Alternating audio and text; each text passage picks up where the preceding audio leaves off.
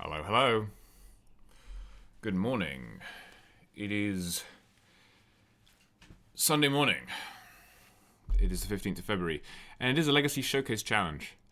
And I haven't been able to play one of these for a long time. Long time. Can't remember the last time I was free on Showcase Challenge Day. So, I'm pretty excited. I feel pretty good about my list. We've got the Mono White Death and Taxes list here. It has some problems. It has some holes. You know, we can't fix everything. But I feel like I have a plan for a lot of what's going on in the format right now. I've practiced a little bit with this list in particular, which is good. And we're ready to game. Bonjour de la L. Bon matin. I don't know if Clarion Conqueror is 25 cents. It's more like $5, I think. But it is a good card. Flagstones is a cheap card. Basic Plains is a cheap card, depending on which ones you get. I don't know how much Peacekeepers are these days. They used to be very expensive. I think I spent quite a lot of money on my Peacekeeper. So they probably still are. I don't think they've been reprinted. Unsleeve and switch the side of the Clarion Conqueror.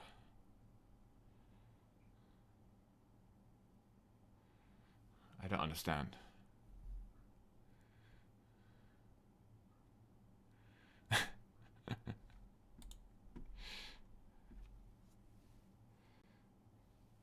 Hi, Mr. Higgins. The Full Art Conqueror is double-sided? Really?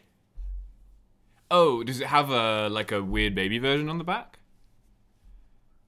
My paper conquerors are boring regular ones, so I don't know.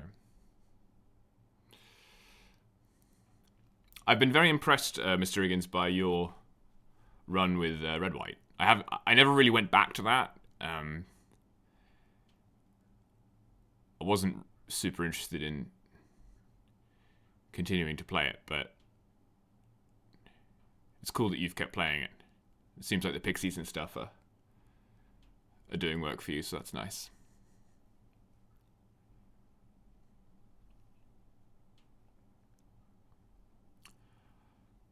I guess I would want to play more Red White if I felt like Blast was getting better. Maybe if there was like a massive uptick in Show and Tell, or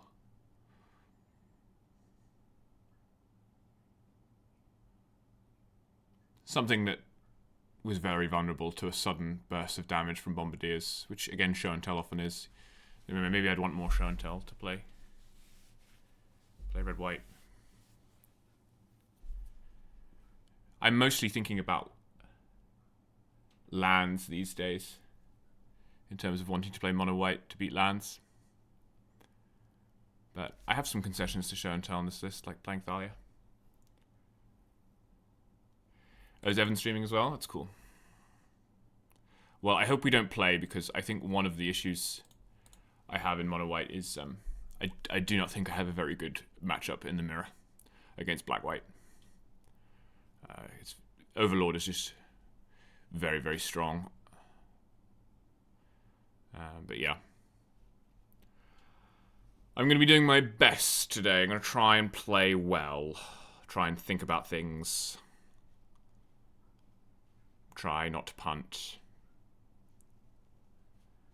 I'm going to try not to let streaming interfere with my play too much either. I may go silent for a long time. I may not look at chat for a long time. Just to let you know, because I want to prioritize. I want to stream because I think it does make it more fun, and I really like the idea of streaming a deep run in one of these because that's a resource for people, or just entertainment as well. But I'm going to try and prioritize the games above the stream, if that makes sense. But I get distracted easily, so we'll see. But yeah, I'll probably be taking breaks between rounds rather than like playing more Magic or anything like that. Although I have a bunch of decks that I've been brewing that I could play Magic with. I got a 4-1 with a black-white energy list the other day with 2 Sephiroth. The changes I made was I added Legion's Landing.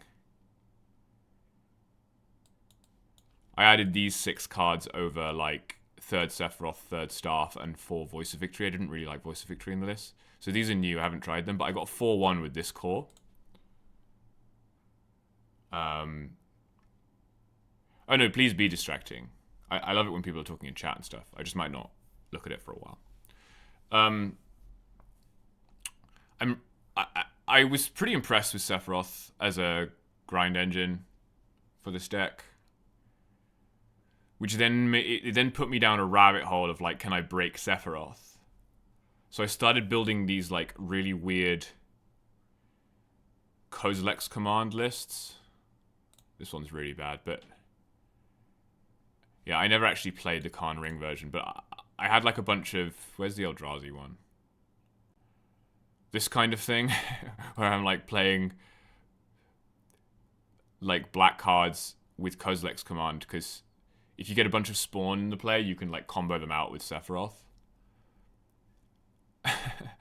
Like, threw a bunch of play points at it, like had a bunch of O2 drop leagues, spent all my tickets on random cards, and never really got anywhere. But I do like Sephiroth in Black-White Energy, I think. Anyway, then I was in like a deck building mood, so I also have a Nick Fit list that I want to try at some point. Because I think Nick Fit might be legitimately good right now, insofar as Pernicious Deed seems like the best it's been in like 10 years.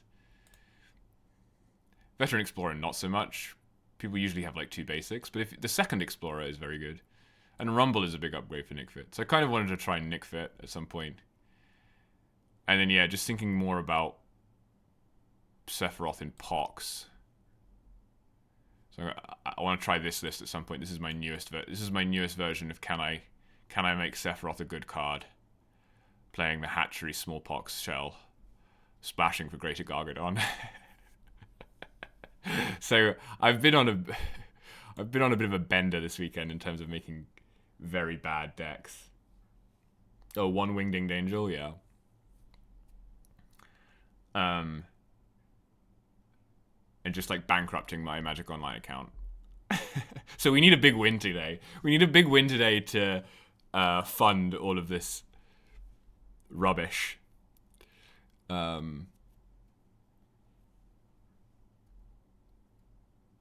Or I should just get a Daybreak account. That would be a better idea. But yeah, if we the good news is if we crash out of the Showcase Challenge, we'll be able to play something strange and fun, because I have plenty of lists in the tank for that sort of thing. Kind of torn between the Pox list and the Rumble Nick Fit. This Lumra is not good. I need to change this for something else, I think. Because there's no like landfall combo. I had a list that was like playing Scythecat Cubs with Lumra, which is kind of funny because you could just kill them in 1 turn if you had a cub in play. You'd play Lumra. But I think this kind of build is quite bad for Nick Fit because you're like adding to the board in a way that doesn't really make sense. What you want to do is like, I think what you really want to do is play basically no creatures down here.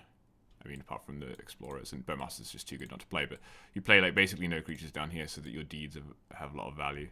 And I think the initiative is probably the most valuable thing to like race to with Nick Fit. And then you can tap this to like cast your even bigger stuff and that kind of thing. I don't know. It is a silly deck, but kind of want to try it, see how good it is, see how terrible it actually is. Like, is this a 1/4 deck or is it a 3/2 deck? You know.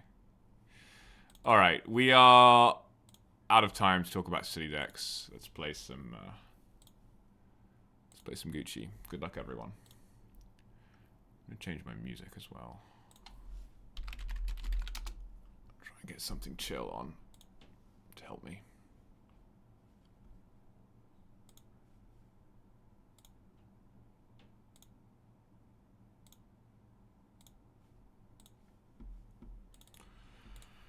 I think this hand is going to be a mull. Sword is a dead card. It only has one land.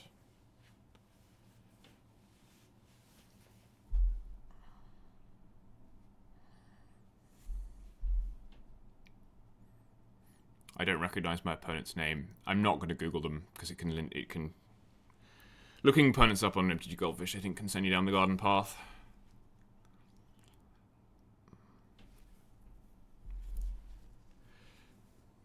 They kept 7. Oh, Mull. They thought for a while, but they may have just been getting to computer. This hand is good. I'm going to keep. I am inclined to bottom the Phantom. I already have a Ghost Quarter to deal with problematic lands, and there is no flagstones. The only issue with that is I then end up with... If I had Phantom in my hand, I'd be able to Violin a 2-drop. As it is, I'm not going to get value out of my Vial. Well, I can actually, because if I play the Recruiter through Counter Magic, I can get something that I can Violin. So I'll put the Phantom on the bottom. I'm just going to let my opponent start here. Meticulous Archive, Starfield Shepherd. That's interesting.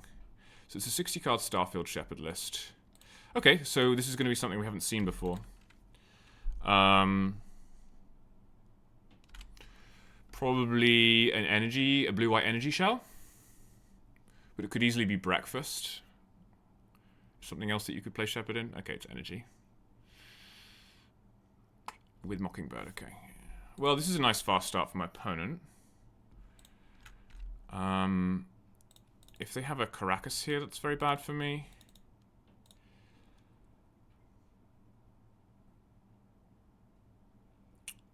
They're going to hit with the Pride. I guess I'm incentivized to try and ambush on the ground.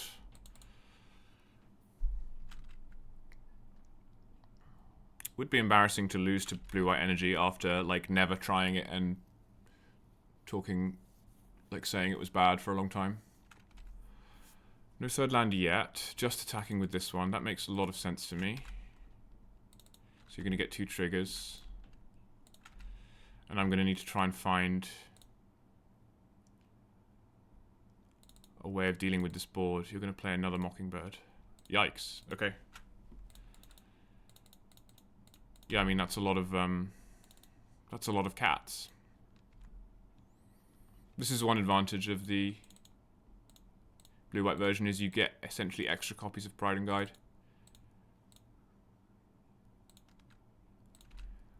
One, 2,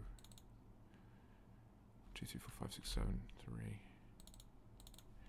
guess I'll cast this. I imagine they will Swords this.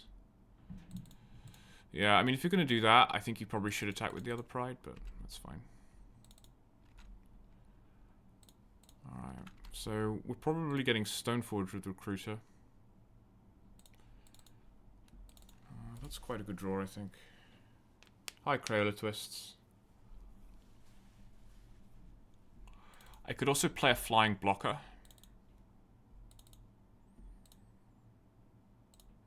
But that's going to be really awkward.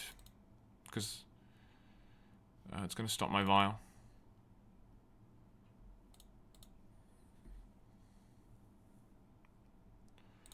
Yeah, I don't really see any alternative to playing Recruiter. We could get a White Orchid Phantom to try and block. Now you have Force as well. Yeah, I'm going to get aggroed out here.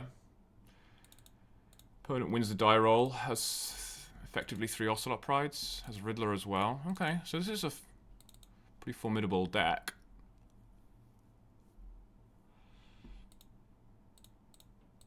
They're going to gain life on their turn anyway, so there's not much point in solitude now, even if we were going to solitude. stabilize here? So you're going to attack me for 6. I'll go to 15. And then you have currently 8 permanents.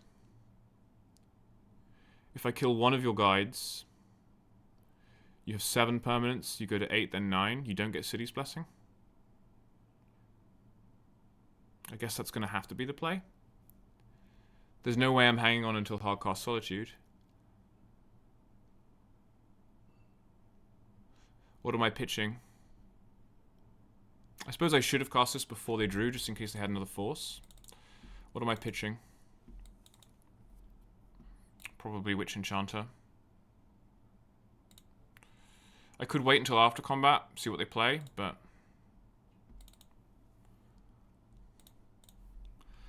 I should probably have killed one of the flyers, actually.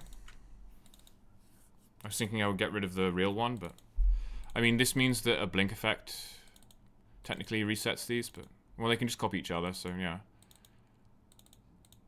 Oh, I see. So now you can avoid attacking with these. That's actually good for me. Because it keeps my life total higher, and I don't have a 2-drop anyway. So, opponent may have leveled themselves there, because if I had a 2-drop to Violin... Oh my goodness, another Pride? Okay, well, that's just unlucky. That means they get City's Blessing. And that means we're facing 7, 8... We're facing 10... 11, 12, 13... Facing 16... Yeah, main deck I don't think I have any outs here.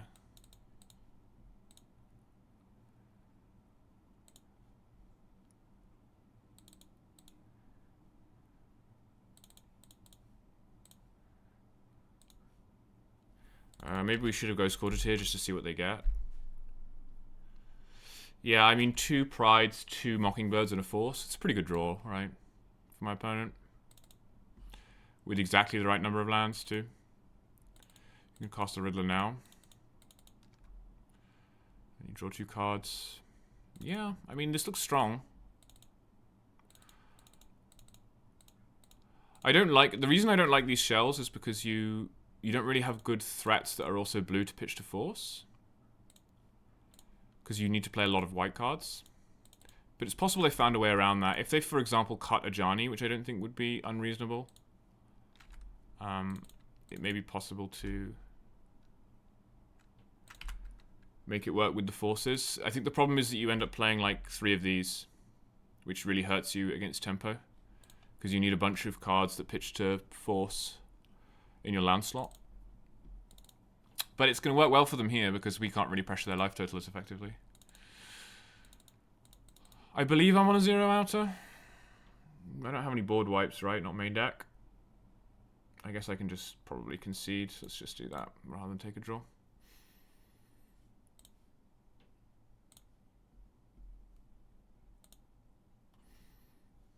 So I definitely want Wrath of the Skies and Path. I may also want Peacekeeper. Peacekeeper is not fantastic, but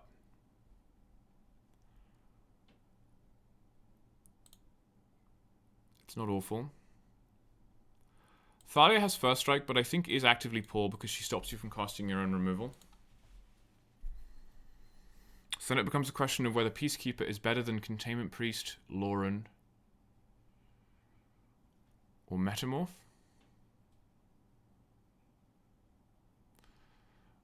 I think I like Metamorph.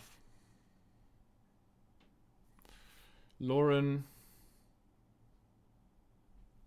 is will likely not have any targets. Priest is a flash 2-drop that they can't Caracas.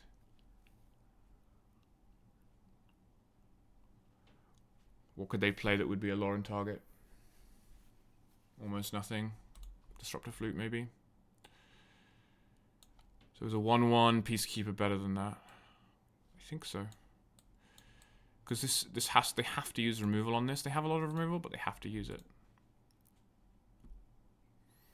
And there's a question of whether I want my own flutes. For example, Ajani. But we've already established they may have cut Ajani. Probably not. They probably have Ajani.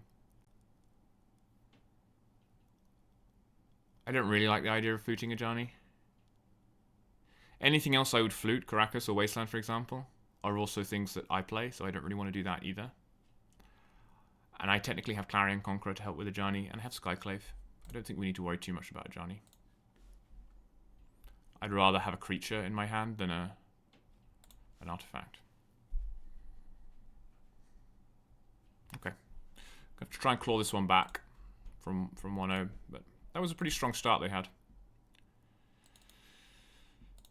This hand is quite poor, but it does have swords.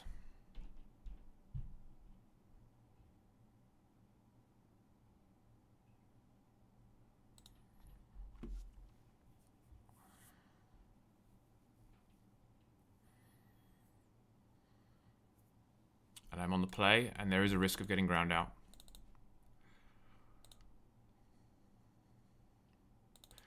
It becomes very difficult if they force my recruiter.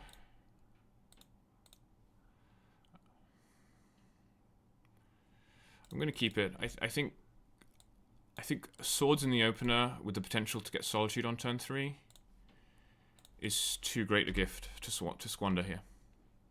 I have a lot of lands, so I'm very happy to lead on a tap land and have them waste it if they want to. Guide? Yeah. Okay, so punished a little bit for leading on the tap land because I now have a 2-drop. There is a question here of what to do.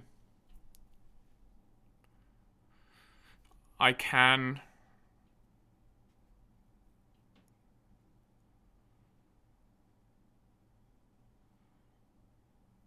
Swords the Guide.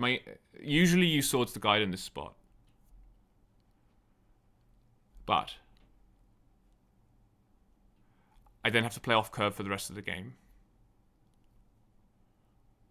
If they play an Ocelot Pride,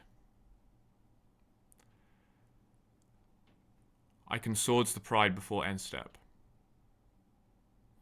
If they play an Ajani, I can cast Felia. If they play a Mockingbird, I can Swords in response.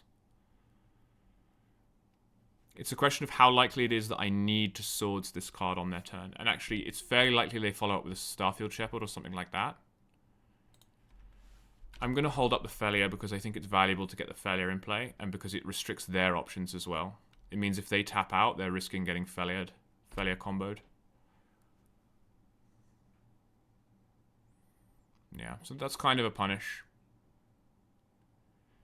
I could still Swords the Guide in response. They would gain a cat in the end step.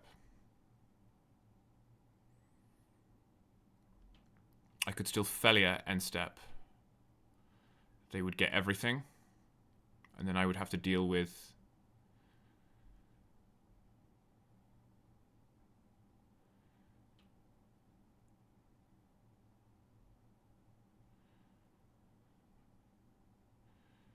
I didn't play a land. What happens if they play land into Mockingbird?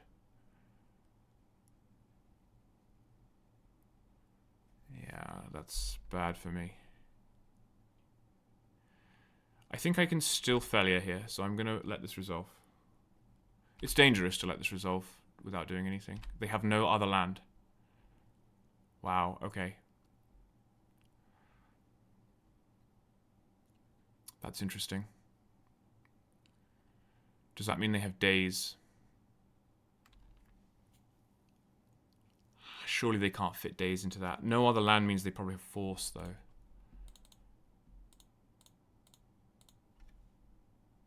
Surely they can't play days in that deck. Alright, I'm going to cheat. I'm going to look up their name. See what the last list they played was. Oh, they're a modern player. They're a modern player. I'm going to play into the days. I don't think they have it. I don't think you can possibly support days in that deck. They might force this. Yeah, that's fine. Thing is, I think the swords is as likely to get forced, so... Wisp, okay.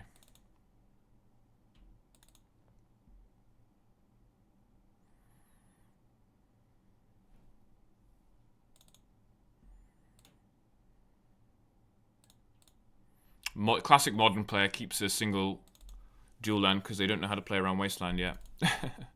I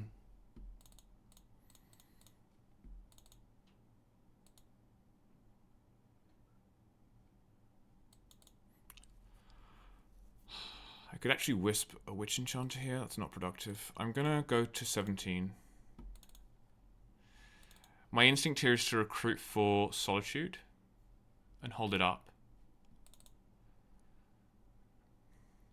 It may be better just to Solitude the guide straight away.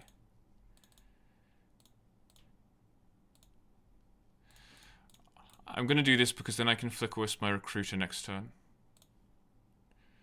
Question is, do I get Solitude? I think I do. The problem with Solitude, this is why this Meteor Sword's such a pain. The problem with Solitude is... what do I pitch? Right, I don't really have the option of pitching anything here. I need all these cards because I need to go to turn 4 land Wisp Swords.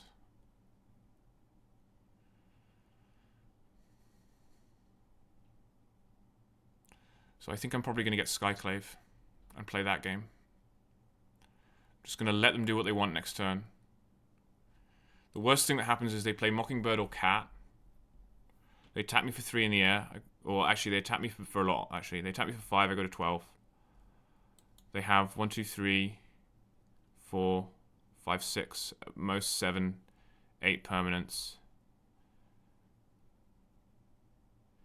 Could get pretty bad, but that's the worst case scenario. I don't think this is a spot where I can Solitude when they have so many cards in hand. I think I'm going to need all of these creatures. But I don't feel good about this spot, chat. I don't feel good about it at all. I kept this hand on the strength of turn 1 swords and I haven't been able to use my swords. Wasteland. You're going to play an Ajani.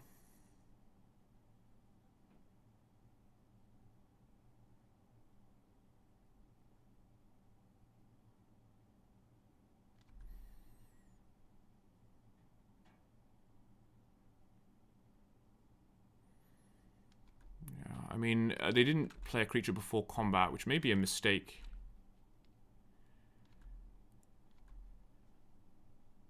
Just passing. Does that mean you have Felia? I'm not sure how to interpret this pass.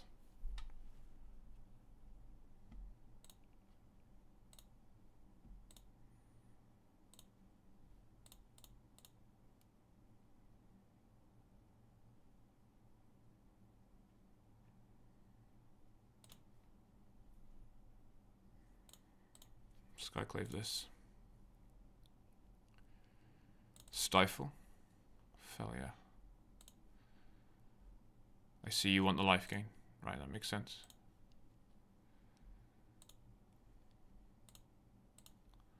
We'll go down to 12.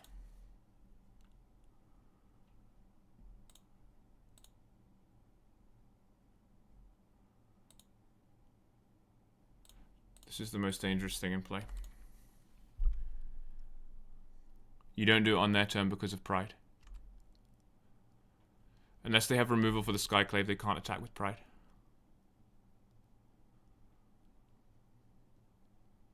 They drew a 3rd land. They have Starfield Shepherd into Mockingbird to guide. And you can attack with the Ocelot Pride. Yeah, okay.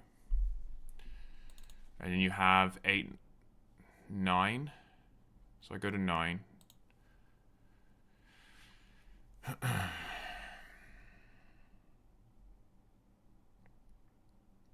Okay.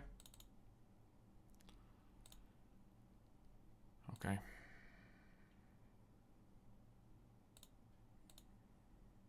Now what?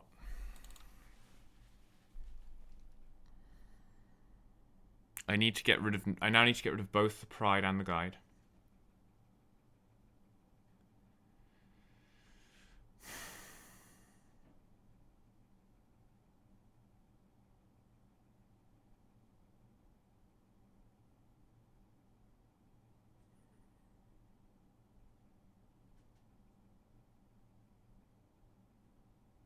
Man, the speed is just really rough.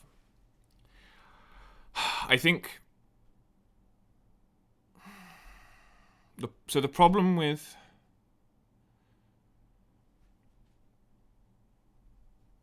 None of my lines look very good here.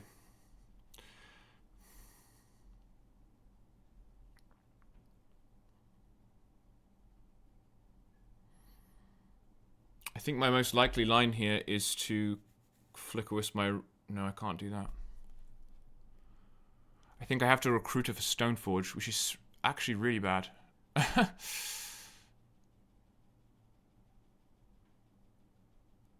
Recruiter for Stoneforge. Somehow survive. With no flying blockers, I take at least 6 in the air.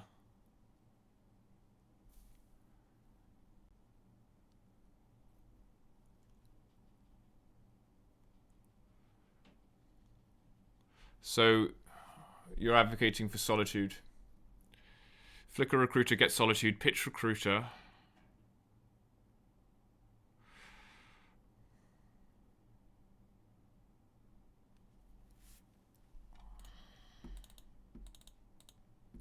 So, the problem I have with that line is we kill the Solitude, we kill the Pride, we have a Flicker Wisp in play. He plays any creature. Which he has 2 non-land cards in hand. He plays any creature, he jumps Guide, he attacks me down to 6 through my Flicker Wisp. I have only Meteor Sword in hand, I untap. I put Yorion in hand. I go to his turn, he hits me for 6 again, down to 3, or I chump.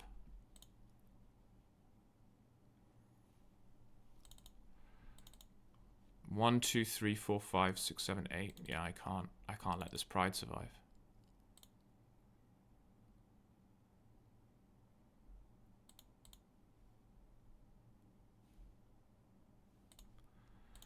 I think you guys are right, but I don't like it. I can also Recruiter for... How's this, actually? Recruiter for White Orchid Phantom. Kill my Flagstones. Go up to 6 lands. Chump. Untap. And then I can... At 6 lands, I can Wisp by Yorion. Pitchcast Solitude. Yeah, he will get a lot of tokens.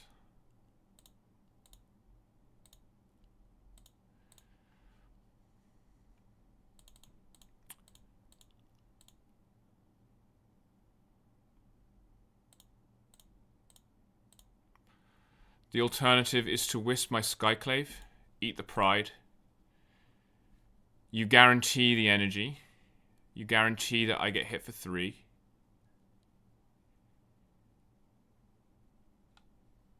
+1 maybe, down to 5. And then next turn I have Wisp. No, next turn I have Recruiter, possibly a land. Yeah, I think this is the best thing to do. I mean, they probably have Force in hand and none of it matters, but... I don't really like this. I don't really like any of the options, but this is the best option.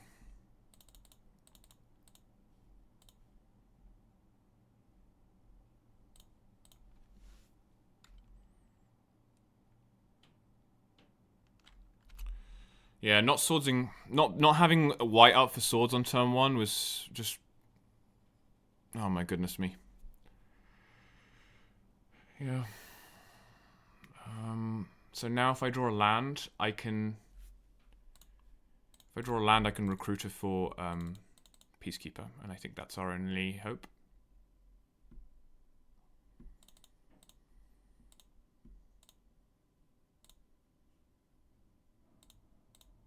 That's pretty good.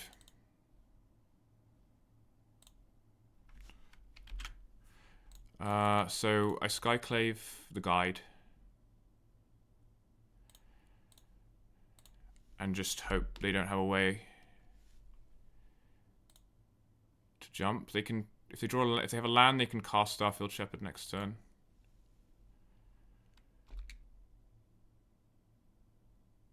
A 4 blockers. You have 6 attackers. I wonder what they keep here. They just keep a land.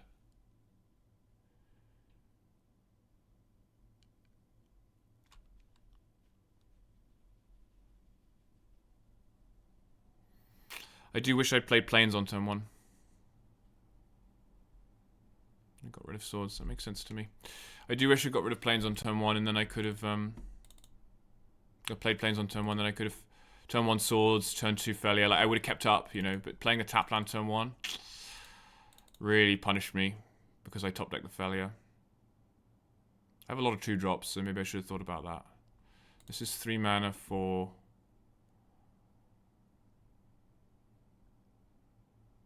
a Mockingbird, copying, Recruiter. You can go and get Guide. Yeah, very nice. Very nice.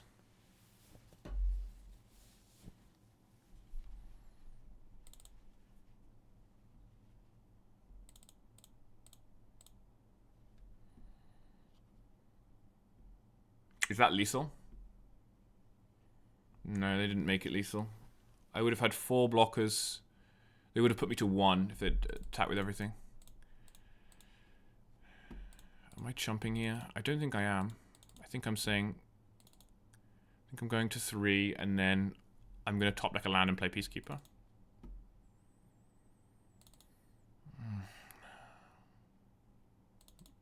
I'm not sure that saves me anymore. That is 2 blockers. I have 5 blockers. You have 5, 6, 7, 8, 9, 10, 11 creatures.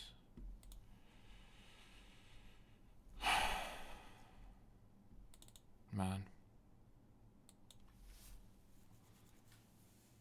You know, I think we could have won this game if we'd played an untapped land on turn 1.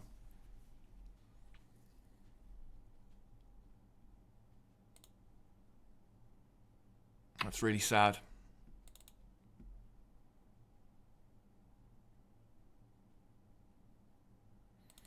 It would make sense to do, because I have a reasonable chance of drawing a 2-drop, and they have a very high chance of playing a 1-drop on turn 1. So holding up swords on turn 1. Holding up swords on turn 1 would make sense. So, that was a big mistake. At the time, I was just thinking about my life total. I was like, I'm gonna have to play at least some of these Witch Enchanters untapped, so I may as well take an opportunity to play 1 tapped. But your life against this version, because they don't have reach in red, your life total is less important than your board presence and your tempo. So it probably would have been better. Well, it definitely would have been better, but I could have predicted that, I think. If I had chumped last turn, I'd be at 6. I'd have 5 blockers. I'd block 1, 2, 3, 4, 5. I'd take 1, 2, 3, 4, 5, 6. Yeah, I'd die anyway. Man.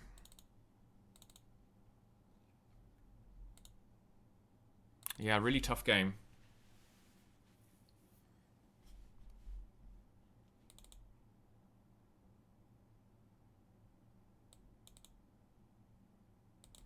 Swordsing the Felia the turn I did may have been a mistake as well.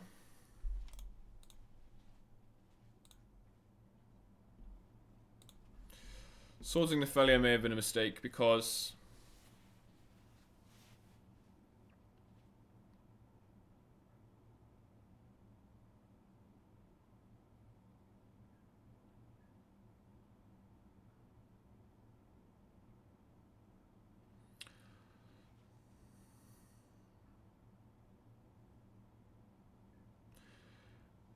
we don't know what they're going to play.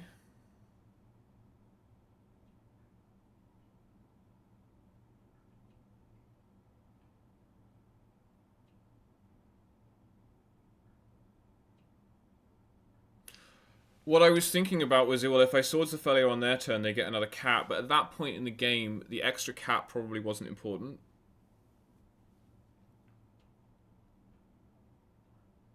Thanks for the follow, Brookie DM.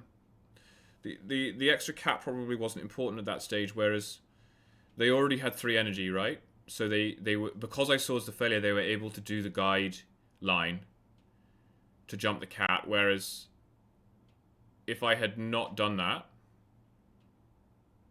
well, I would have been in a difficult position anyway, because they would have done the same line, And then I would have had to choose between them flickering their...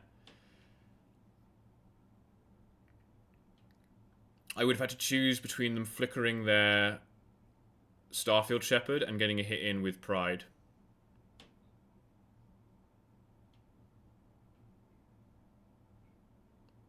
So that one I'm not sure on, but certainly it was a mistake not to play an untapped land on turn 1.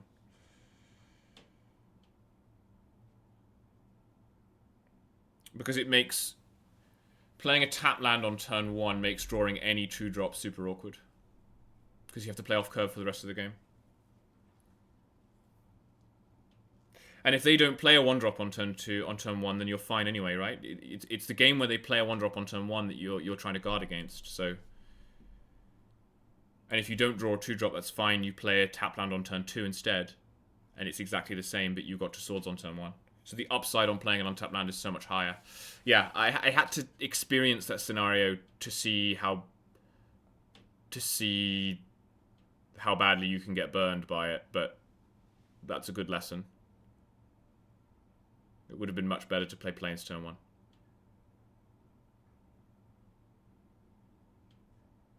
I genuinely, yeah, like, we were always a turn behind. I genuinely think we would have won that game if we had played the first land drop differently. Which is cool. That's a cool thing about Magic, right? I really don't like being 0-1 in a 9-round event. Oh well.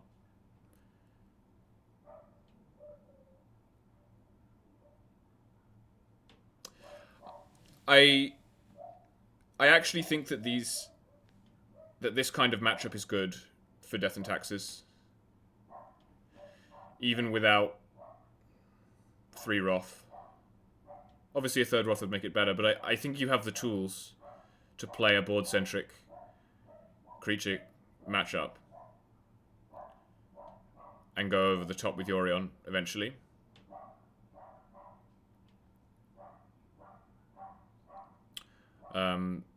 You just have to be careful. Against that version, Wrath isn't even that good anyway, because they can flick it once they flick a Shepherd or Riddler, your Wrath doesn't do anything. So I'm not unhappy with my sideboard at all. I'm just unhappy with the way I played that second game. First game, I don't remember making any big mistakes.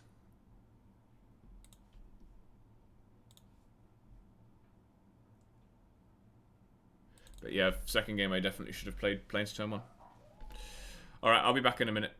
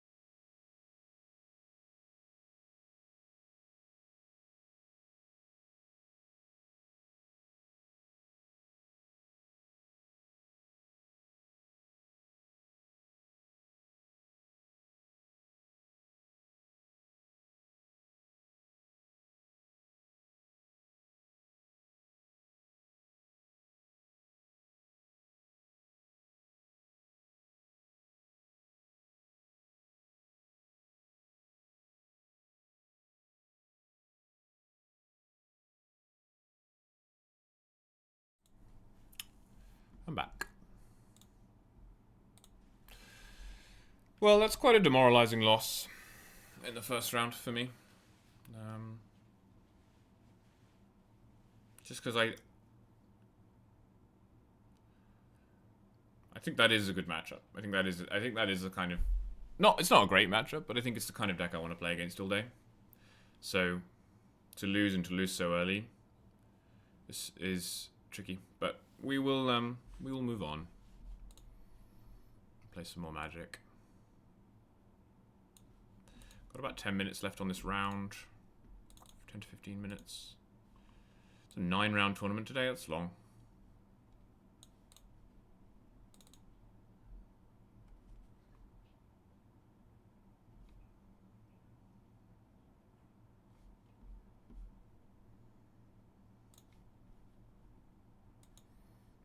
I am very tempted just to play some random stuff in between rounds, but how many play points do I have? 500? Okay. Thinking about just queuing up to a league and being happy to drop the match. But probably shouldn't do stuff like that. Probably better not to play Magic in between rounds.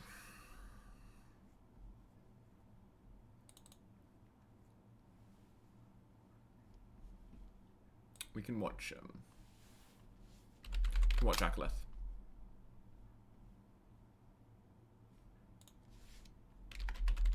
Tony's streaming as well. That's cool.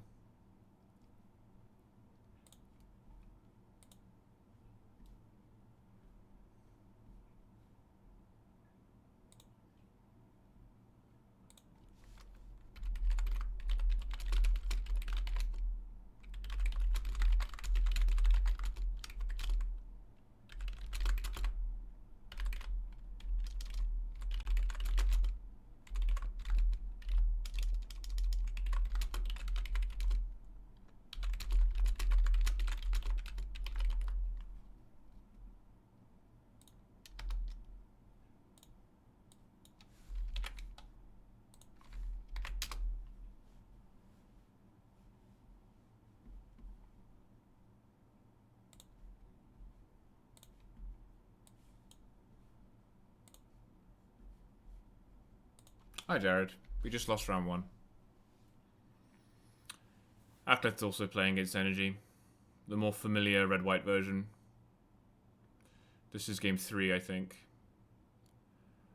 I would say... I would say this is a pretty good spot, actually. Because... Oh, this isn't Blungorius. Whoops.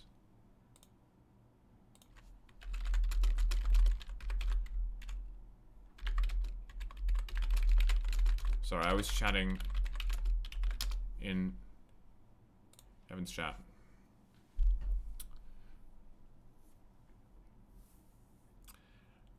But looks like...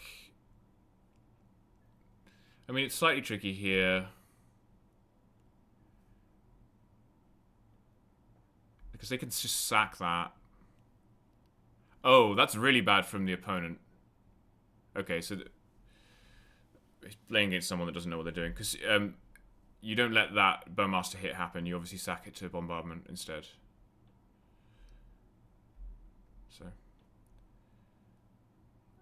Evan easily outskilling his Energy opponent here.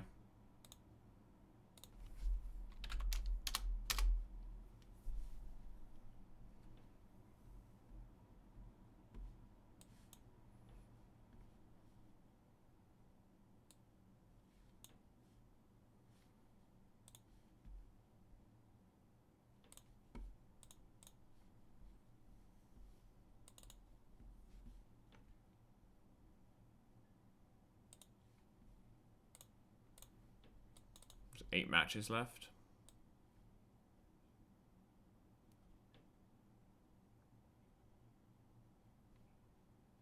It's a long one today, 9 rounds.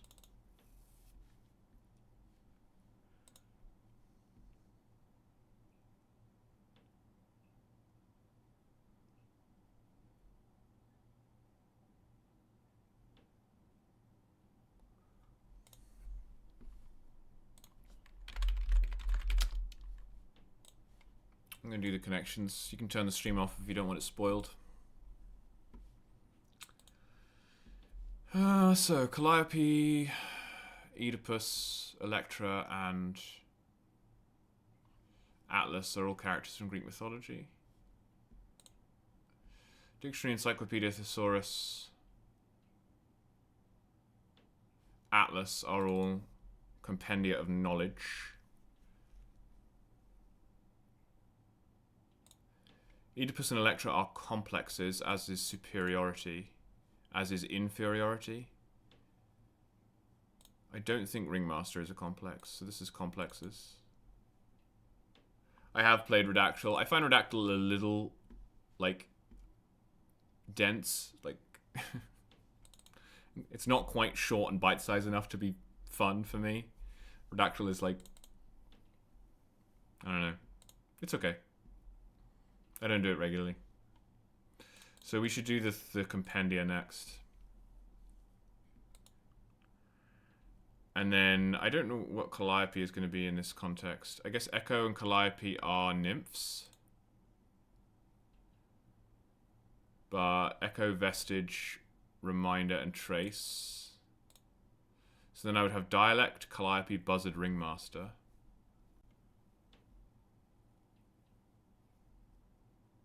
I don't know what those are. Dialect, Calliope, Ringmaster, Buzzard. A Buzzard is a carrion feeder. Oh, dial, ring, call, buzz. Right, the first 4 letters are all words for picking up the phone. Cool. That was easy. Something I discovered recently, which will be of no interest to anyone except me. Well, maybe, I don't know. Maybe Phil Gallagher.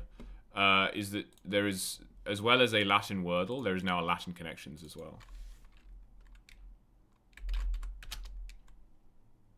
So you can do both if you're learning your Latin.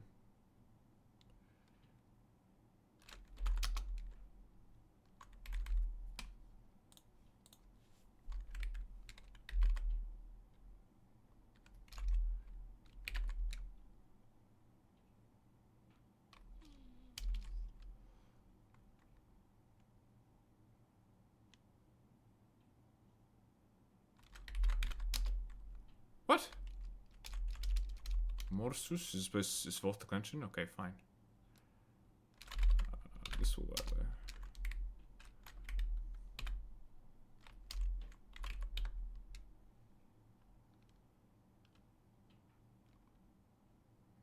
Roscus.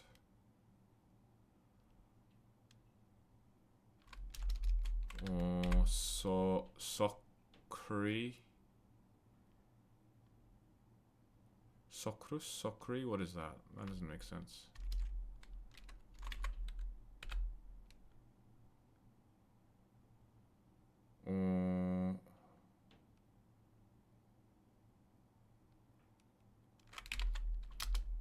That's a word? Okay, fine.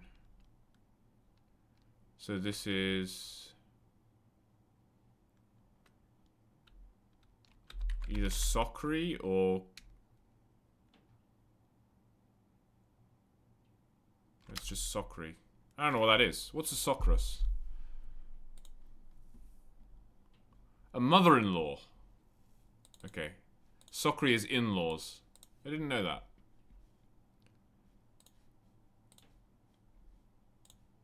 Let's do the connections. Igni, isn't that from The Witcher 3?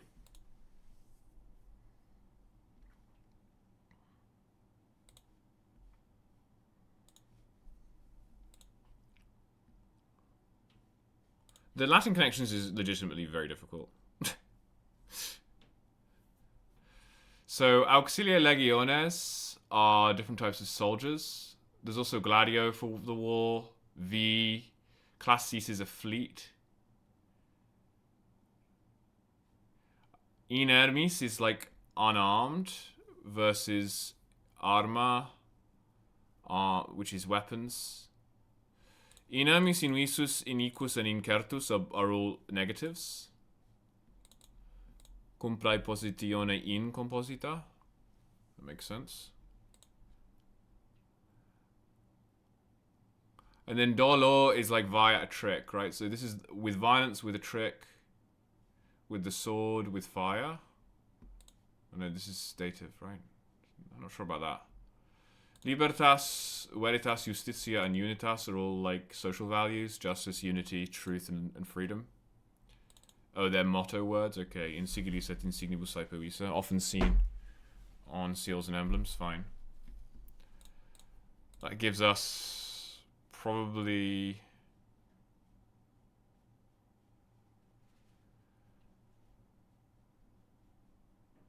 V gladio igni dolo, which is like different ways of defeating the enemy, maybe?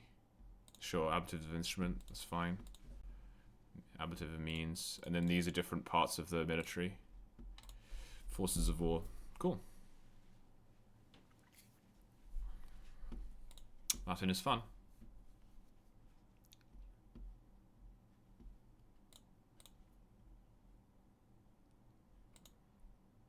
Two matches. Man, I really have to try not to let this round one loss affect me too much. I hate losing round one. My favorite round to lose is like round 4 or 5. Like just one. You put one in the middle of the tournament. I'm like, sure, bad matchup. Let's go. Keep winning. Losing round 1 is like, oh, am I just not able to play Magic today? Like, it gives me a bunch of self-doubt. I don't like it at all. It shouldn't make any difference, really. I mean, it is obviously it is worse for your breakers, but if you go X1, who cares, right? Iron blocks. Soap. Bananas.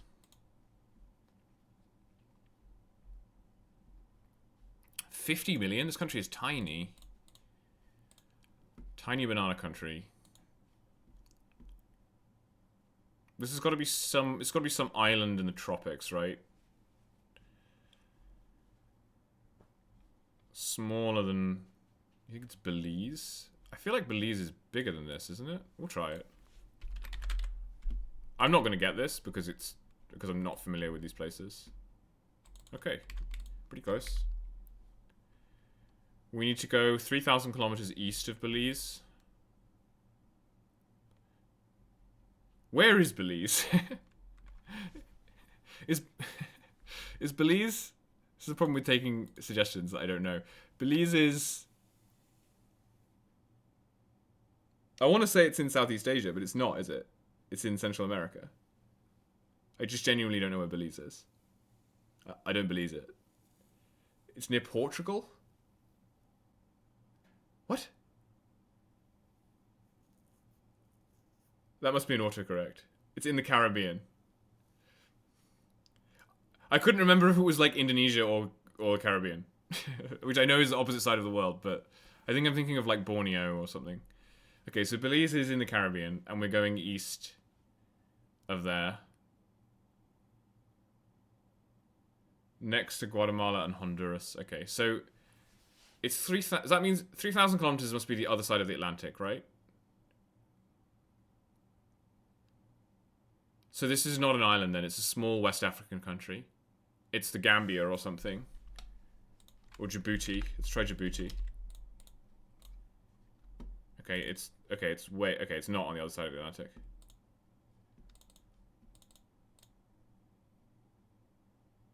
Wait. Am I interpreting the arrow wrong? Is this where we need to go or where this is? Like, am I going east of Belize and west of Djibouti?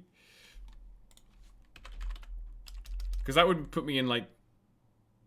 Oh, I see. It's east coast of South America, right? Or is it? I don't know. I'm bad at geography. Is Djibouti in the east side of Africa? Okay. I'm not very good.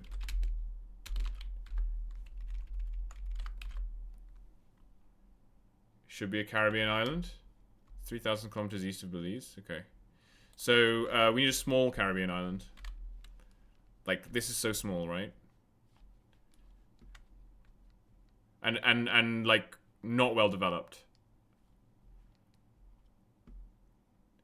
Papua New Guinea is nowhere near any of these places.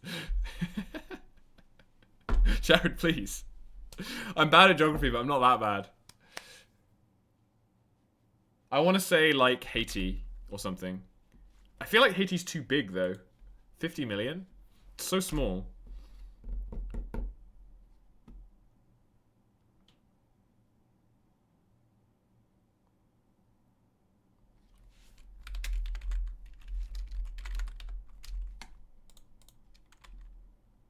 Okay, it's right next to St. Kitts and Nevis. That's a very good guess. It's something that's right next to St. Kitts and Nevis. It's literally 300 kilometers away. It's like a stone's throw. I have no idea what that could be in. Turks and Caicos? You could just be saying... Like, I have no idea. Okay, that's further away. So... Turks and Caicos is up here, St. Kitts and Nevis is here, and then this island is right next to it. Antigua? And Barbuda? Nope. That's even closer. But it's slightly further south. I'm glad I've got you guys, because I would never get these.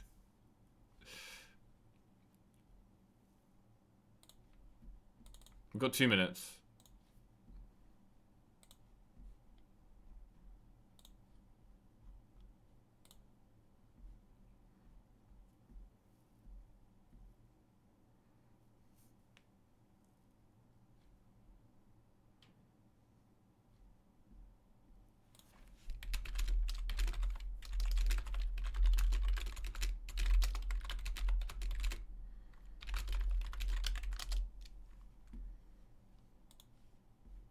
Monsieur? Montserrat?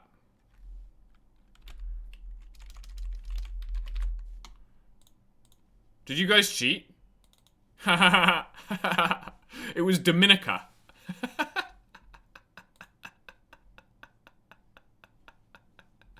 You got closer every time.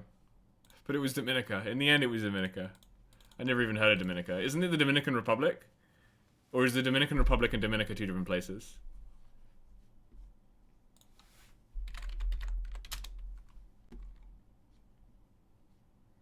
No, Dominica and the Dominican Republic are two different places. Interesting.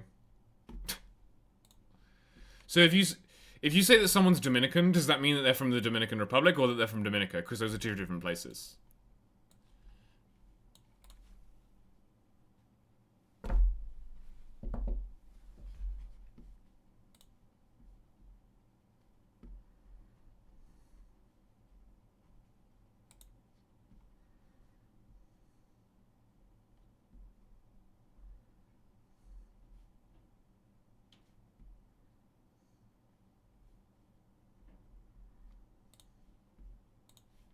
Alright, we won the die roll this time. That's good news.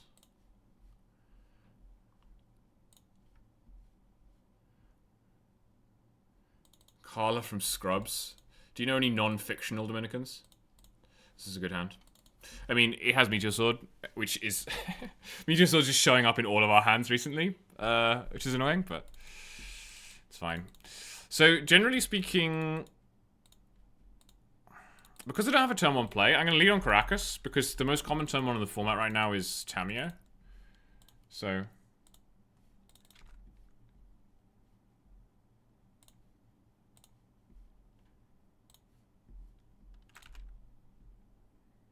Oh, it's Dominica?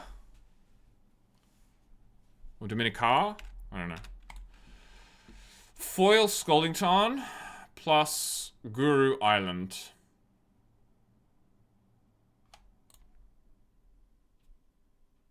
This is Doomsday, right? It's gotta be.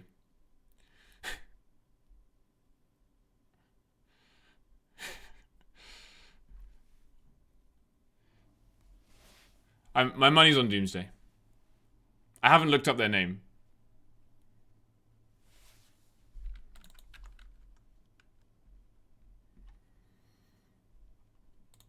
If it is Doomsday, we should hold the Phantom, but...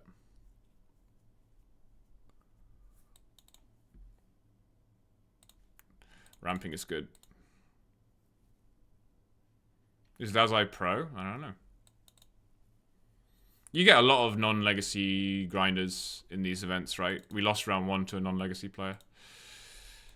Daze, sure. It means my Thalia won't get dazed.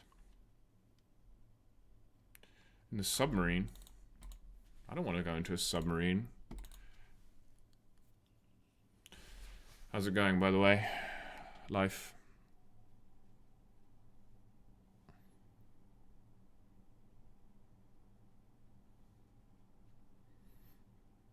So no shuffle on either of these.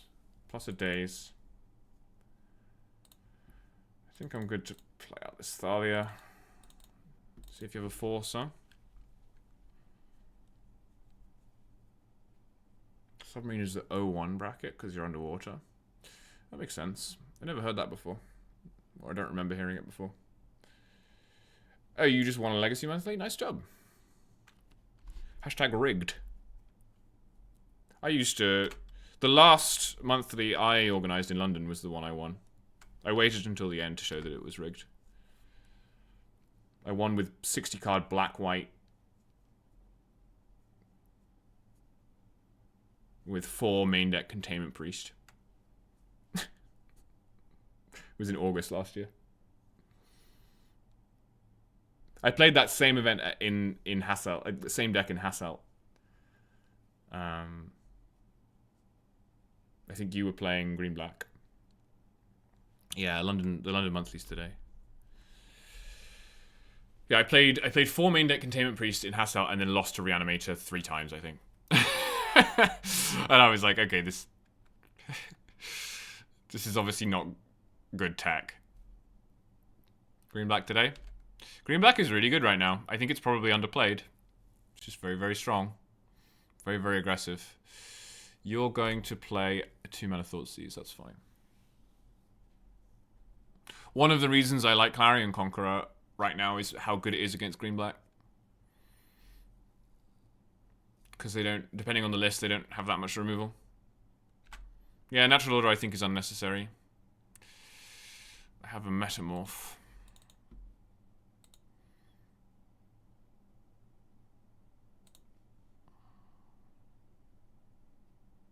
I don't feel like my life total is going to be important here. I'm going to put Yorion in my hand. I might regret this if I want swords up.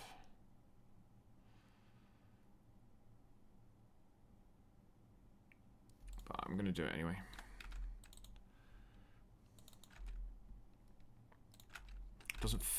I'm not instinctually feeling that I would want to have swords up.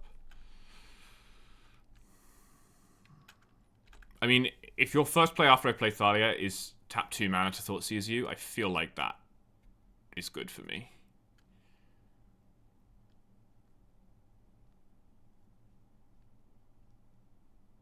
It's also possible if this person is not a regular Legacy player, they would just pick up the best deck in Legacy, which would be blue-black.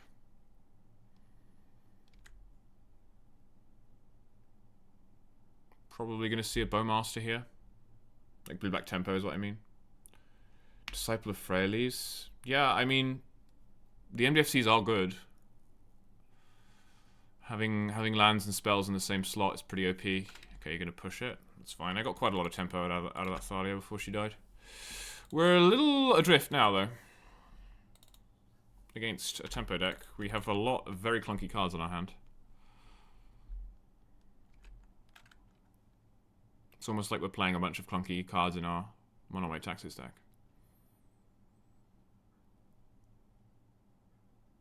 Earthbend and Hogak, yeah. Really good with Hogak, I guess. That sounds cool.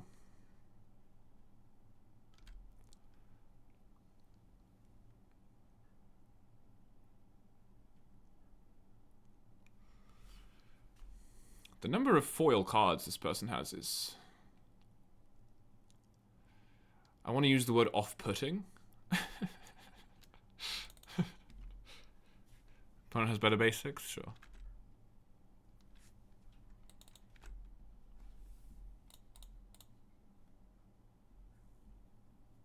I would almost not play this here, just because... Yeah, it's fine. They're going to remove it, and I don't have anything that's worth flickering, but...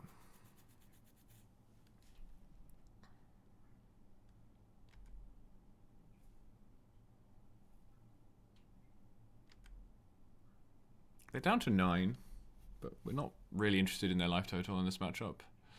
This looks like it could be a Murktide.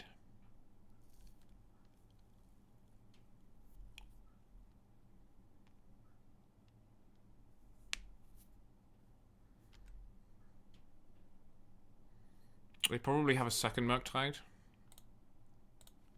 because they left a bunch of stuff in their graveyard.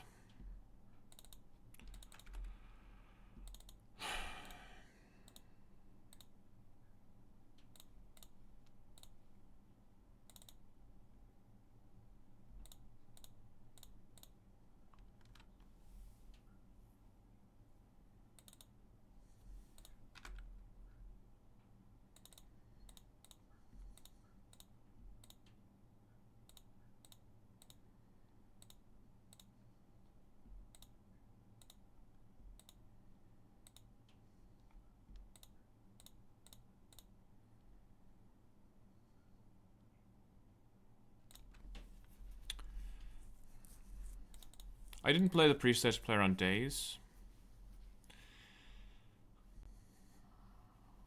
If they have another Murktide, what's the best thing? Their Murktide will be a 7/7. So I can't double block it anyway.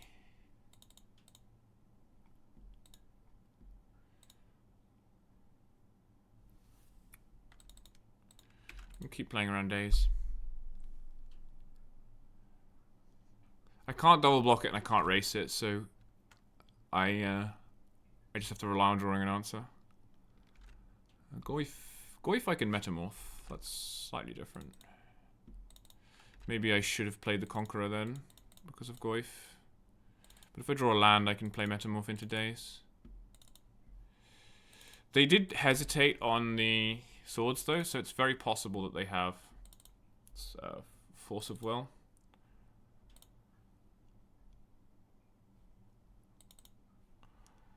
So 3 creatures, 1 land, 2 sorceries. Yeah, it's a tricky one to control.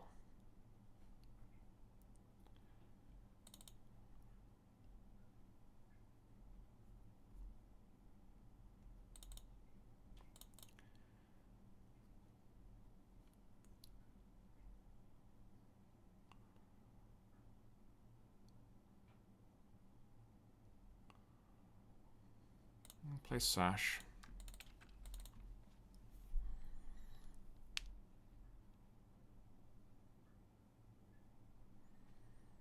I think I'm going to end up taking a hit from this Baragorf, which is not good, but...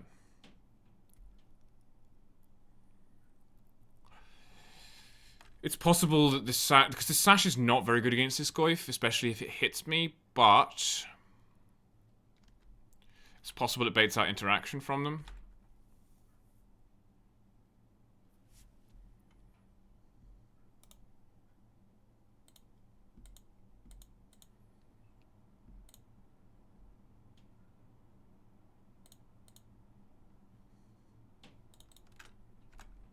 I'm going to activate Sash to play around Bowmasters.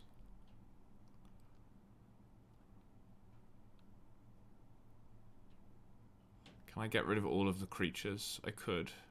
It's easier than getting rid of all of the lands.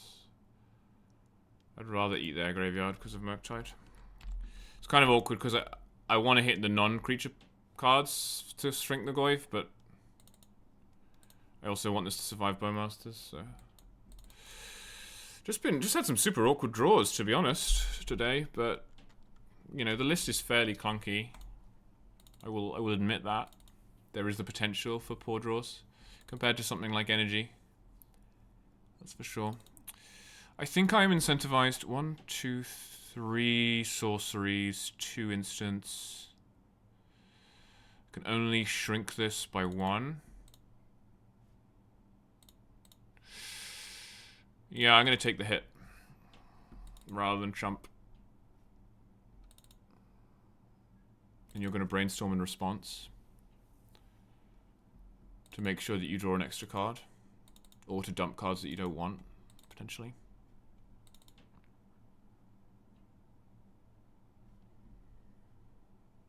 So you can grab a Murktide. You actually didn't have another creature in your hand. That's interesting. You do have a push. And you do have a Murktide. So I'm going to need Solitude here, I think. So that I can metamorph this Barragoyf and then... or I could draw that.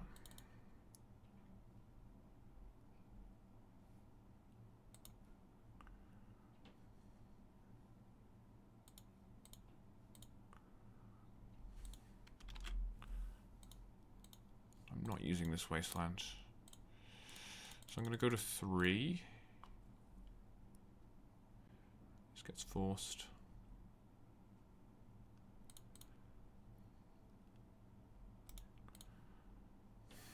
Is there an out? I guess we'll find out.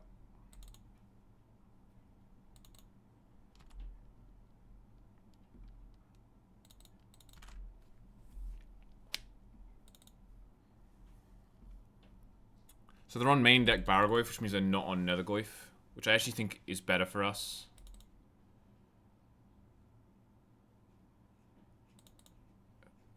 In terms of matchup mechanics.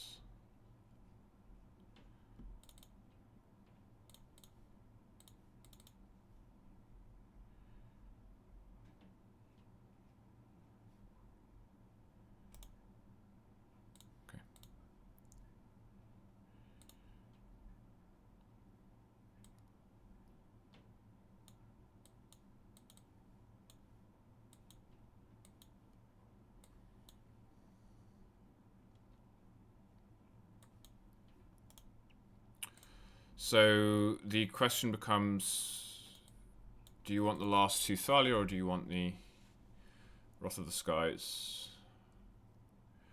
If they were on Nethergoyf, I would definitely want Wrath against this version. It's 5 mana to kill a Barragoyf. Thalia dies to Bowmasters. I have one other card that dies to Bowmasters. This also clears up Bowmasters and clues and stuff. I think it's fine.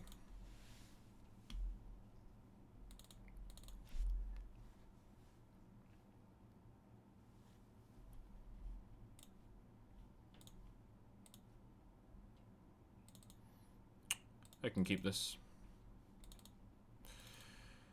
I have enough lands in my hand that I think I'm comfortable leading on Karakas.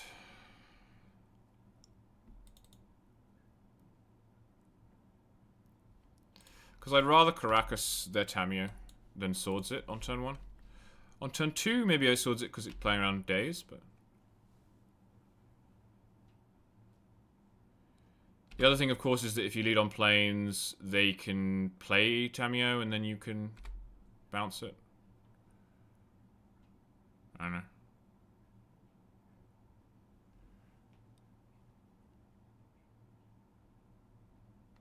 It might be the wrong heuristics at work there. Them fetching basics is quite good. It means that Ghost Quarter will be more effective. Like, if they fetch a swamp here, the Ghost Quarter will just do lots of good stuff. I'm going to wait. I don't want to get my flute dazed. And again here, I think I'm happy to just wait. It's possible I should have played Wasteland there, stop them from getting sewers, but... Yeah, if I play Wasteland... I think if I play Wasteland there, they're incentivized to get Swamp with this, and then Ghost Quarter is really good.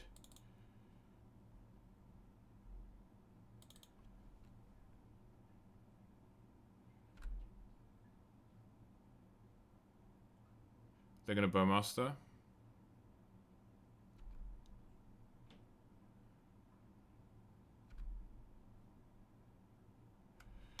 If I play this, you can't use Kaito. I'll wait, see what they play. They have a 3rd land. They go to combat. So they have Kaito. I have two choices. I can Swords the Bowmasters, or I can play Flute naming Kaito. I'm gonna play Flute. I should wait till after they attack, because they might have not attacked to play around failure. Okay.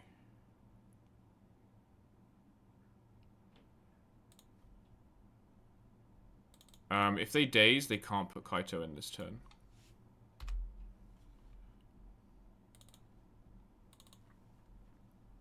I imagine we will see a Kaito here, and then I'll just recruit it for Skyclave. This is going to cost us a few cards. But pretty much mitigated it as best as we could. Could have played a creature, I suppose. Flagstones. Question becomes, do I want to wasteland here? I think I'm not wastelanding here.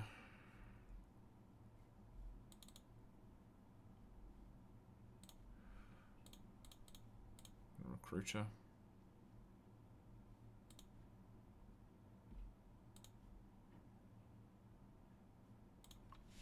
Skyclave.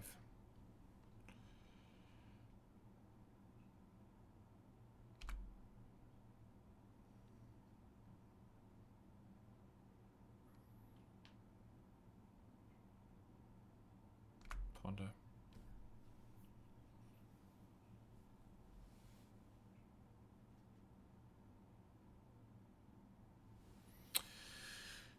Yeah, I mean, turn 2 Bowmasters into turn 3 Kaito is their best hand against D&T, so that's unfortunate. But that's what cantrips are for, right? Is to give you your best hand.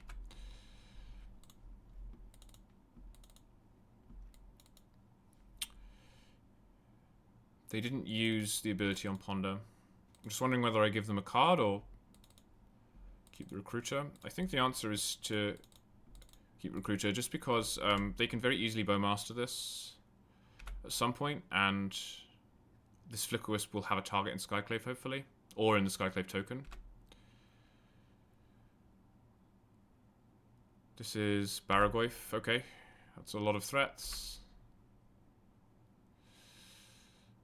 Okay, that's a good draw. So what I can do now is play this Wasteland. They need to have a force here.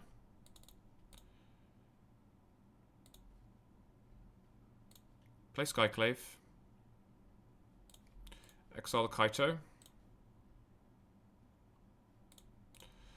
Swords the Baragoyf. Alright. There we go, that's D&T.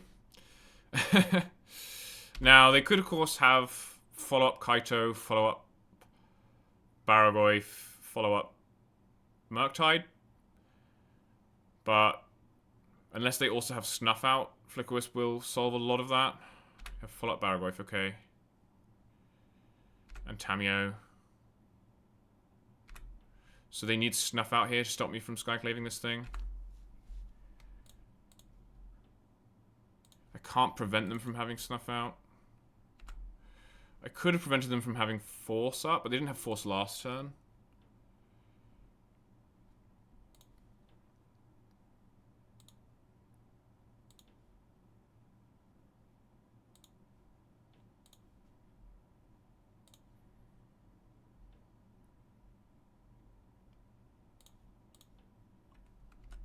They will get a 4/4.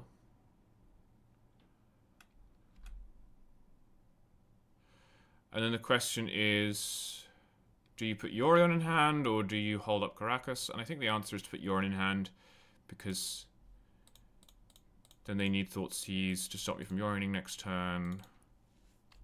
And they... if they flip Tamiyo, the Skyclave can get it anyway.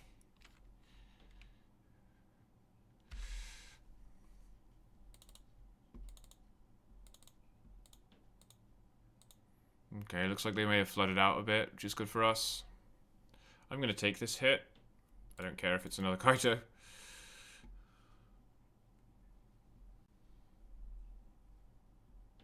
It was. The reason it makes a It's not as bad. Oh, the emblem's good. It's not as bad because I have a board presence, so unless they draw interaction now, I can attack Kaito down.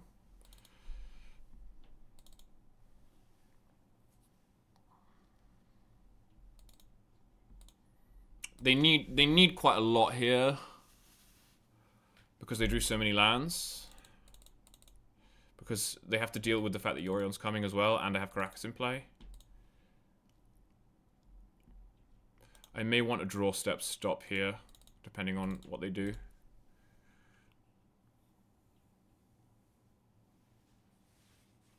Okay, we got it. That's good news. Run it back, I guess. Oh.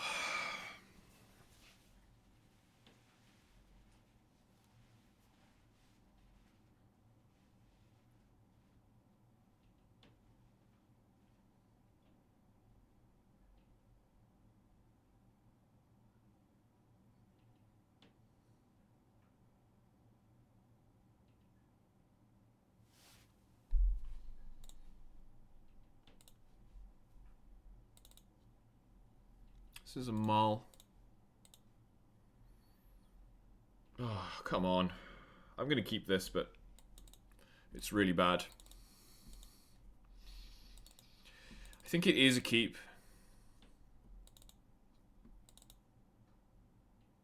On the draw, it's so bad as well, because my opponent's almost certainly... They'll see me play Wasteland Vial, and they're very highly incentivized to counter the Vial. I mean, they would be anyway. But they'll... Like, even if they don't have force, they'll daze it. But I have answers. I can technically cast Flute with these. I don't really like the idea of going 5, so... I think this is better than most 5s. You play Seago.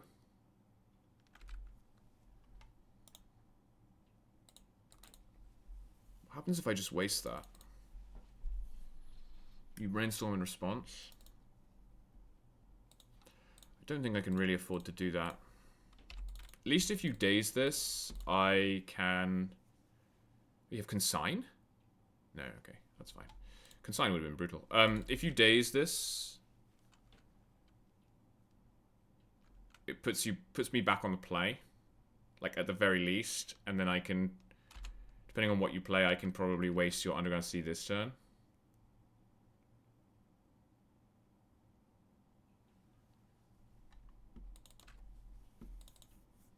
Or not.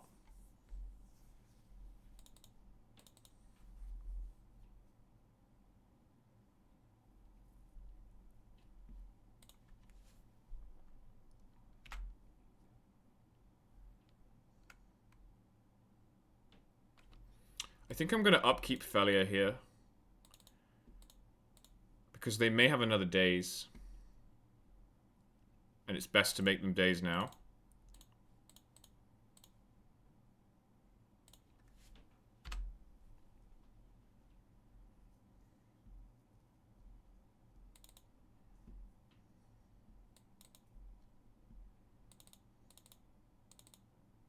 They don't really have any sorcery speed removal to speak of.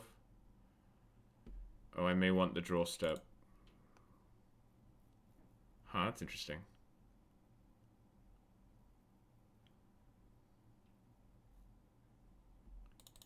I kind of want to play Flute here, huh?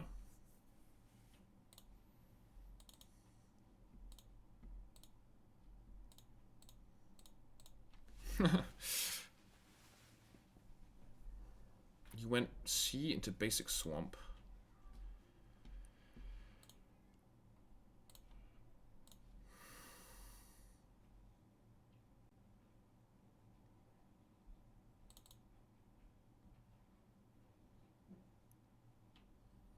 Yeah, that's what I thought.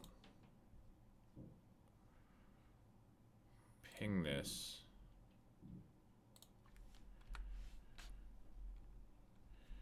And then...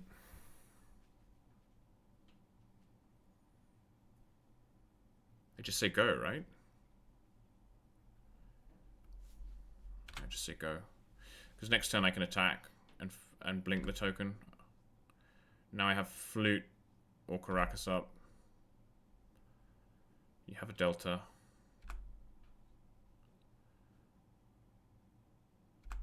I don't want to flute here. These conquerors are so bad. At least they pitched to Solitude. I will play this land. What happens if you have second Bowmaster? It's worth considering, right?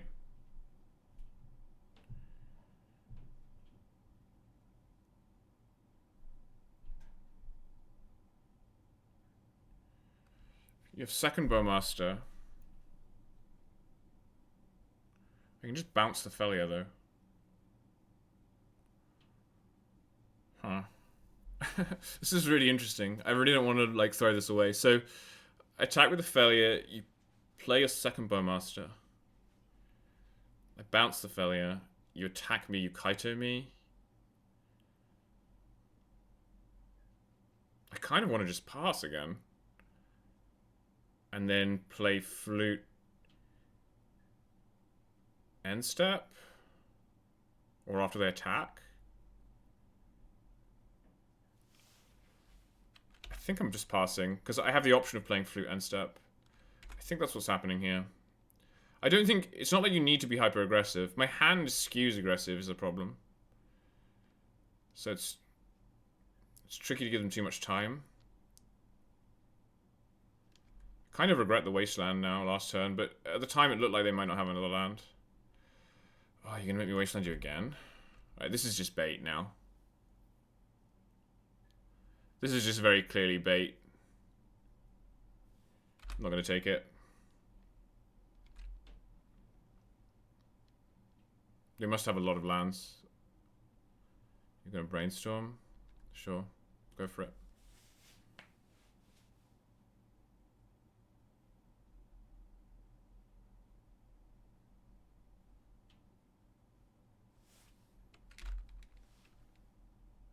Oh, they're just locked?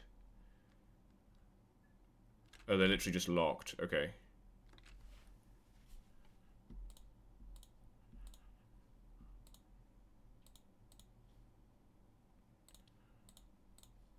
Fine. I am going to flute. I think they have to force it, because I think it's very obvious that I'm going to name force.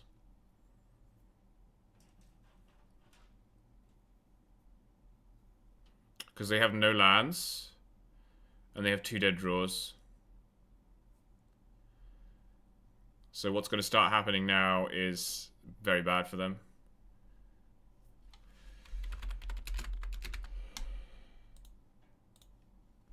I mean, they could have push.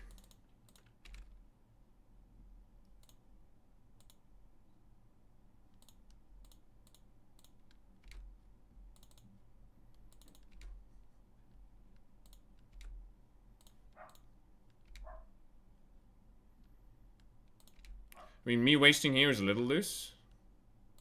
Because, I don't have any lands either, but I think it's okay. It's better than getting dazed.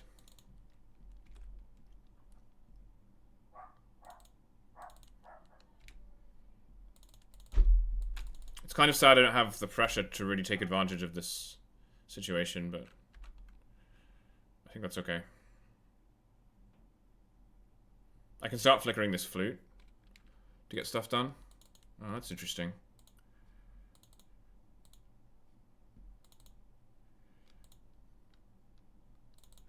That's such an awkward land to draw here.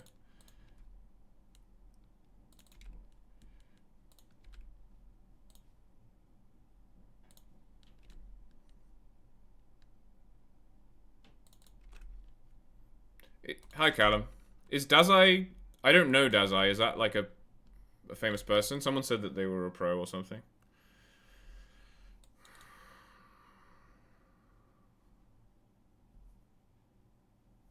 I guess if I wanted to play this Conqueror, I had to do it before combat, huh? Oh, it's Yuta Takahashi? Wow, okay. Well, they're Brainstorm locked, so... They're Brainstorm locked and I'm 100% not punishing them for it. I think it's fine. I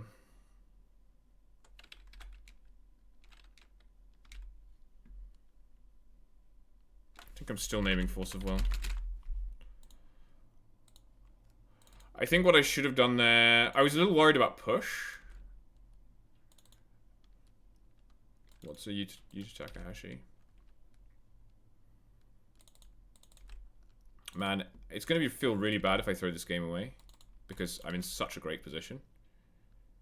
But I'm also having really awkward draws, so that's a good draw.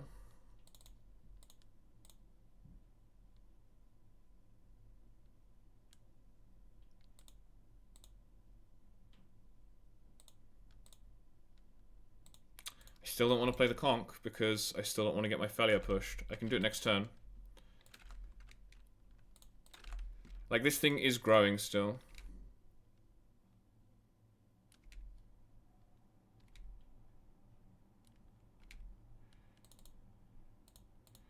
They already discarded a force. I could now name something else. Naming a fetch land is extremely tempting. They have a new draw next turn. Their best draw is Island or Underground Sea. They have 3 more seas. They have 3 more deltas.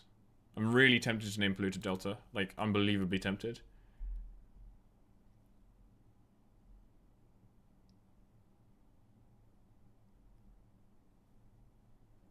I could also name Push. Or Snuff Out.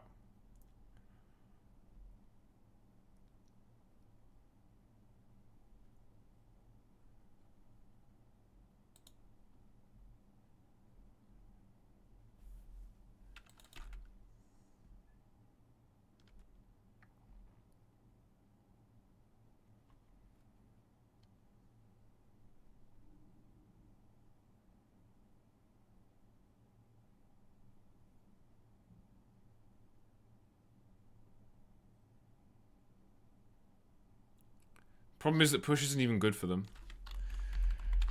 I'm going to do the thing you should never do.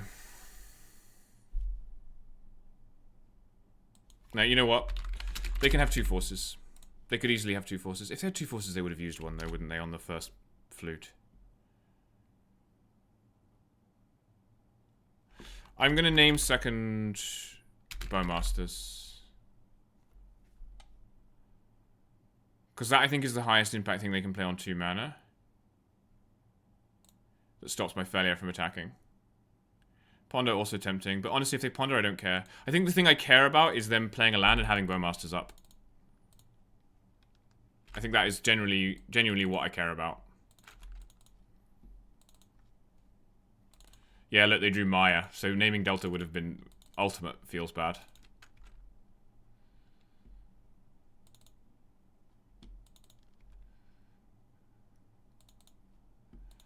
Why are you keeping this back? What do you have? Can't play another one, so what do you have? I don't know. Oh, I see. They think I'm going to flicker this again. Huh.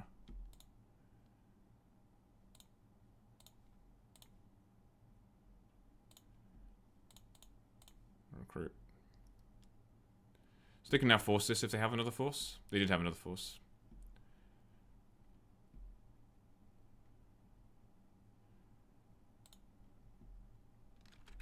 Exciting timing. I think that's fine. So I'm just going to attack and not flicker.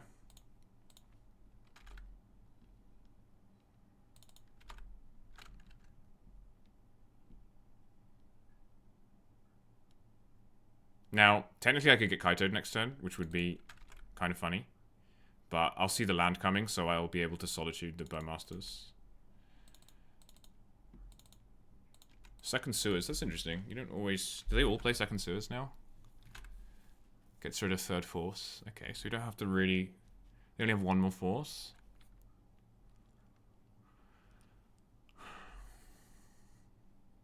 They got really unlucky here to get Brainstorm locked. They're going to attack. They don't have Kaito mana, so I'm just going to let this through.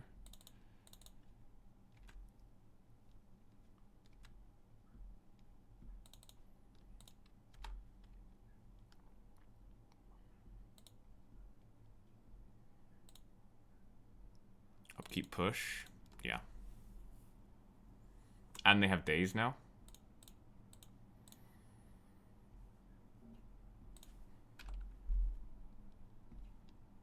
drew planes, so we don't care.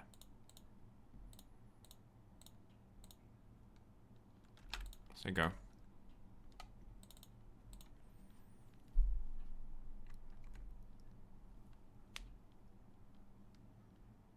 Brainstorm. Sure. Get locked again?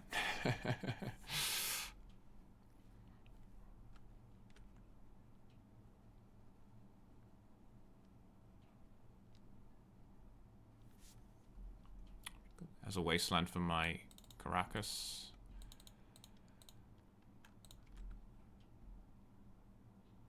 It's not attack.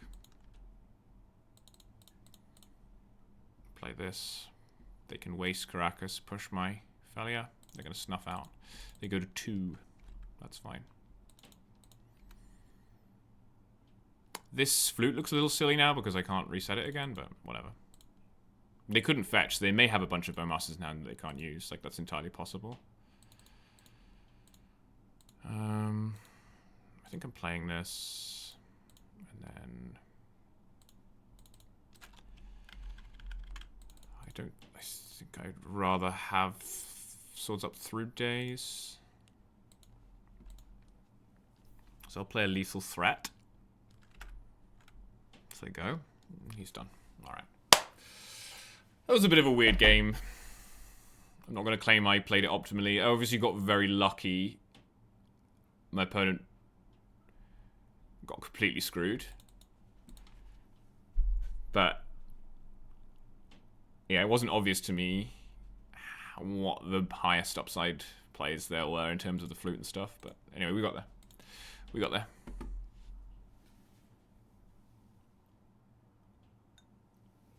One and one now. Losing to energy in round 1. Winning against blue-black. I'll play it.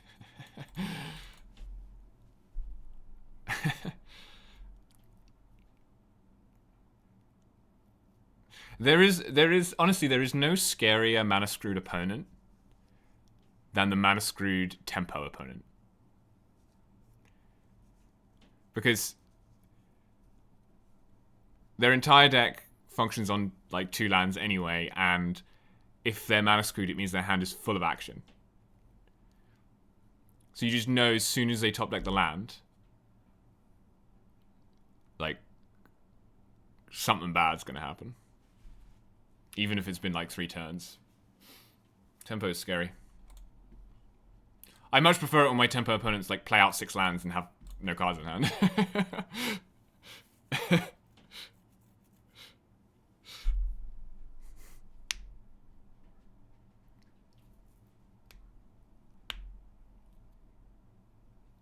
Mana Screwed Oops is...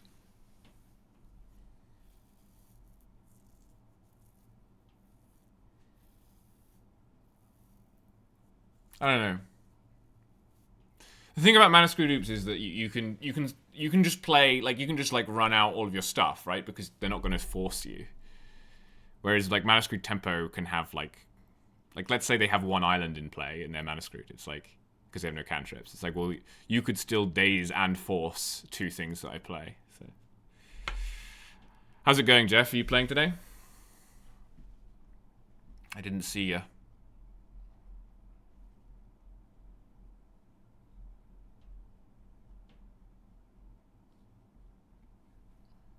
No event for you?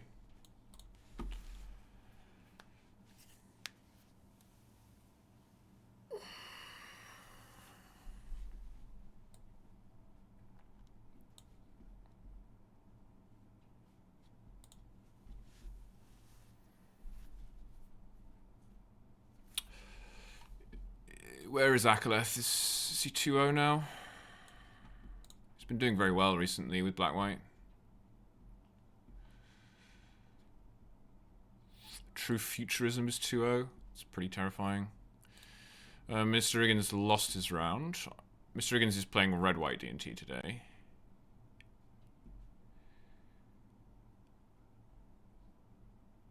Oh, Isolated Systems playing. That's cool. I don't know if he still plays D&T.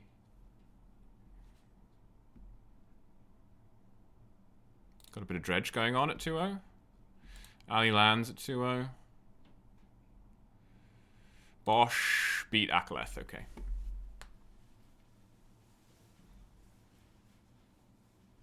I wonder what Bosch is playing. I can't imagine he's still playing that.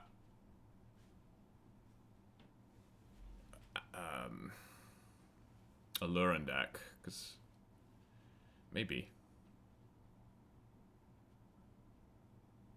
Sam.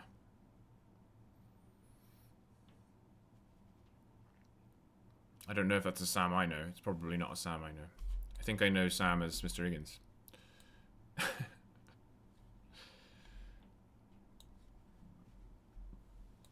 Affinity, yeah. One of the things I've been really enjoying about Mono White Energy is how good the Affinity matchup is. You just gain 40 life and they can't do anything.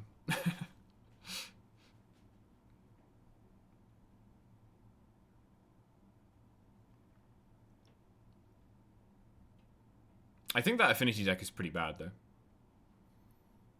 Like, it's obviously a powerful deck, does powerful things, but the way the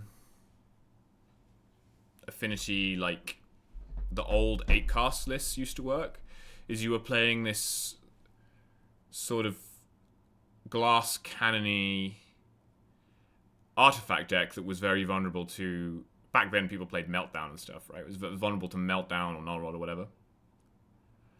But you had 6 forces and you had 8 divinations. So you could fight through a lot of hate because you could just force it. The problem the modern Affinity deck has is that it is as vulnerable to sweepers, essentially.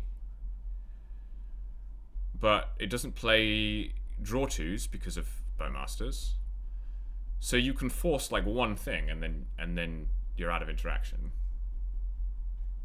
So it's like, I don't think you really get to do that, right? You don't really get to play a very linear deck that's vulnerable to certain hate pieces and have the minimum of interaction. Hello, Eli. Because I think it just means that you will lose to people who pack hate. So I guess Affinity is like more like a sort of dredge type deck where it's going to be good on a weekend where people aren't ready for it, but I think at the moment people are ready for it. Round 3 against Schmeckles. Love to see Canoptep Scarab Swarm in my opening hand. This is going to be a keep on the play, I think. Has a nice basic plains, has a Caracas, has a Thalia.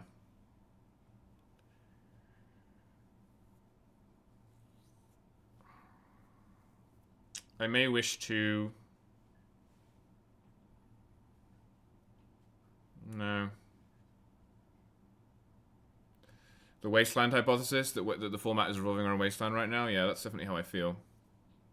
Oh, I have a bunch of follows that I didn't call out. Thank you to Dandry2000, Transmaniac, and Pastrata for following over the last hour or so. Appreciate that. So, having lost round 1 to playing the wrong land on turn 1, I am now terrified of which land to play here.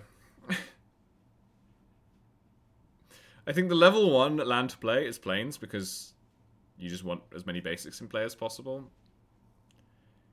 Level 2 is like, play Caracas in case they play Tamiyo or have Tamiyo on turn 1. And level 3 is like, play Tapped Witch Enchanter, so I don't have to shock myself later. I think that's the weakest option, because it also makes Recruiter for Solitude on turn 3 much weaker.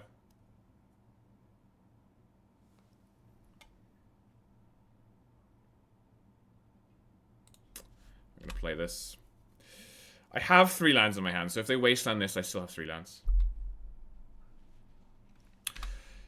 I guess it always revolves around Wasteland, Eli, but Wasteland stonks are, I think, the highest they've ever been.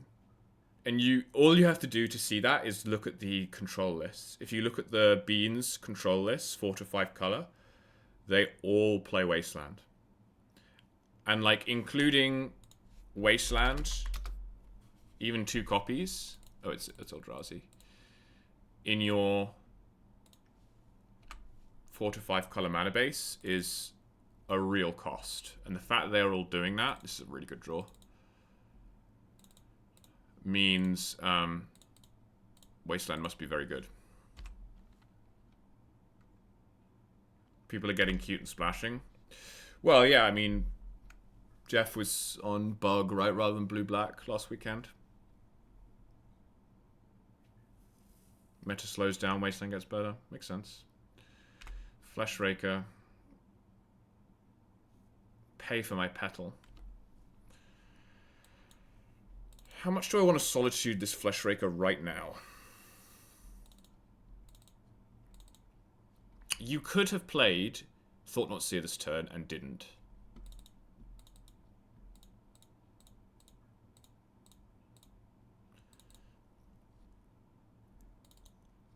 I do want to Solitude this right now.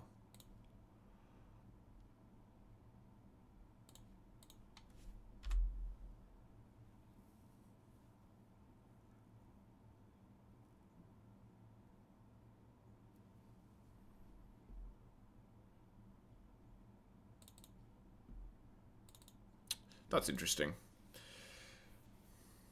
That gives me the option of Ghost Quarter, Stoneforge. You still have 2, 3, 4 mana after the Ghost Quarter, so that seems pretty bad. I think I will play a Recruiter. What do I Recruiter for?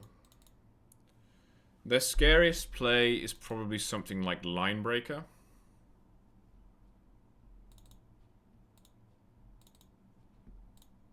This is just doing stone nothing in our hand. Maybe this should be in the sideboard. I wouldn't hate that, actually. To put Scarab Swarm in the sideboard. It's a lot... the floor on this card is a lot lower when you're not running fetch lands, so... anyway, Recruiter gets Skyclave.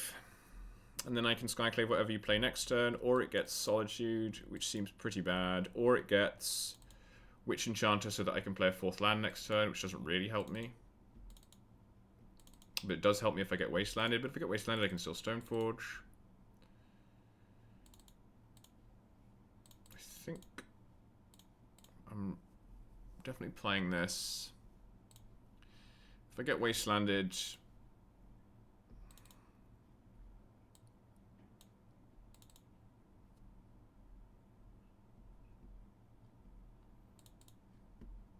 I almost want Felia here, actually.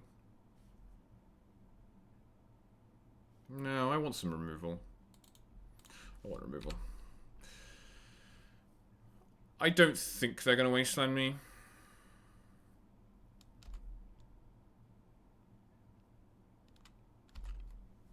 I don't know. Maybe I'm supposed to get a land there. Yeah, okay, Cavern. Can you play this? What is this? This is a Thought-Knot Seer. Okay. That was kind of... Maybe they drew that. I kind of thought they would play that last turn if they had it.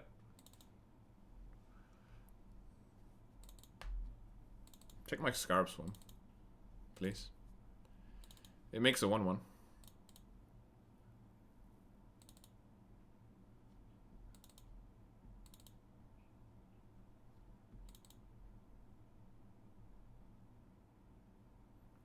Okay, that makes sense.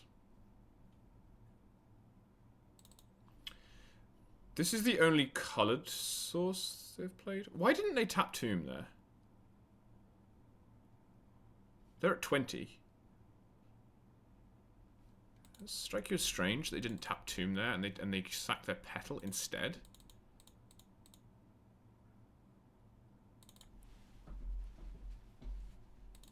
What does that mean? What does that mean? You sack Petal, you leave Tomb untapped. You have 3 mana. You're not going to cast Kozilek's Command. Hand is all lands. But you wouldn't want to keep the colored source? Seems... Is it less relevant than 2 life? I don't know, man. Seems very odd to me. I'm going to play a Stoneforge.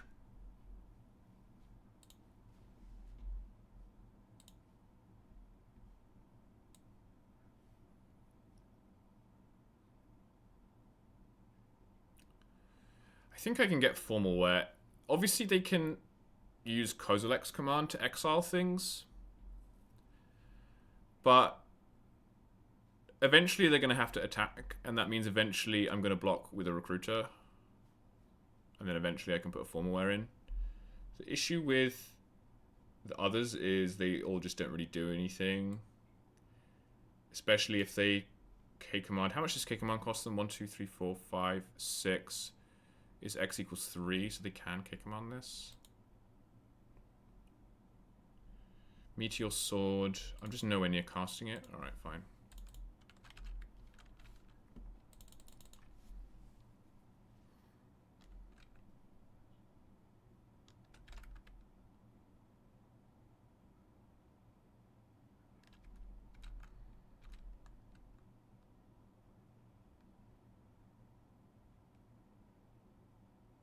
I mean, I feel pretty good about being against Eldrazi on turn 4. And I'm at 20. Generally speaking, I'm more like at 5 by this time. I think the game kind of hinges on how many Kozilek's command they draw. So this is interesting. I could chump with Recruiter here in order to activate Formal Wear. I could also block with Thalia and bounce it. I'm going to do that now because I have the mana up. And I kind of think bouncing Thalia will bait out some interaction here, which is potentially good for me. Like, if, for example, they remove Thalia, which would be insane, I would be able to play another one. Cool. That's kind of what I expected to happen.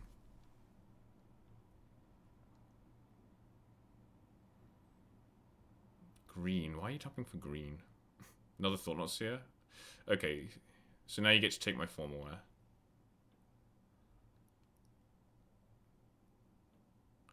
They're playing the long game with these Thought-Knot Seers. The good news is that as soon as I draw a removal spell, I start drawing a lot of cards. So that's nice, I guess.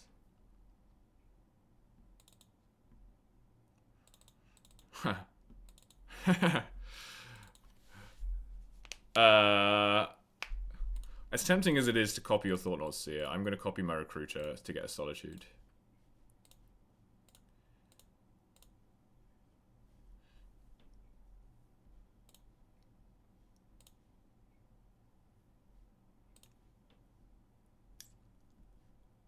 And I think I'm good to do this now.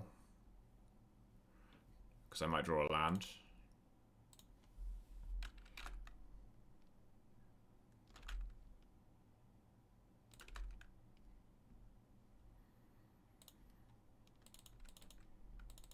You very clearly have a lot of mana, so 2, 3, 4, 5, 6, 7. Yeah, I'm not going to go score to you.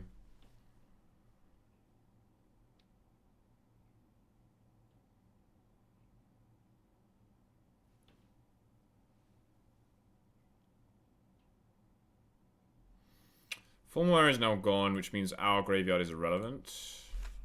Except for Scarab Swarm.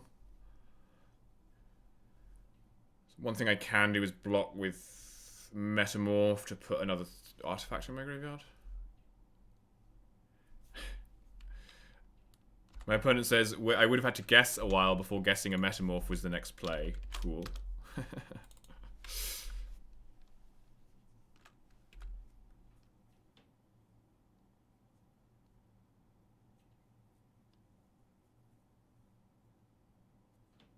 Abundant Countryside. They can actually start using this to make changelings. 2, 3, 4, 5, 6. They need another land. It looks like they've kind of flooded out, which tends to be what Eldrazi does. Am I chumping?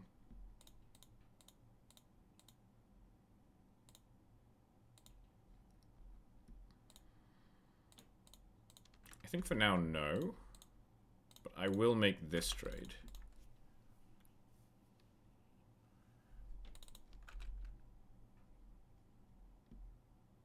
Because I have infinite chump with Thalia Caracas in this situation.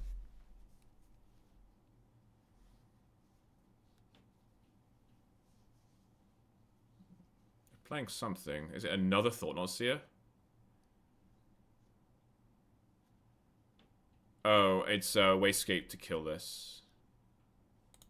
Huh. That's kind of interesting. I guess you should do that before combat, right? Alright, I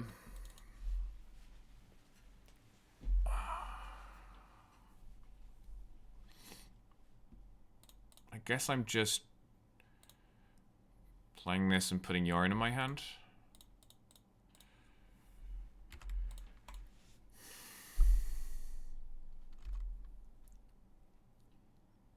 Taking 4 and going to 10.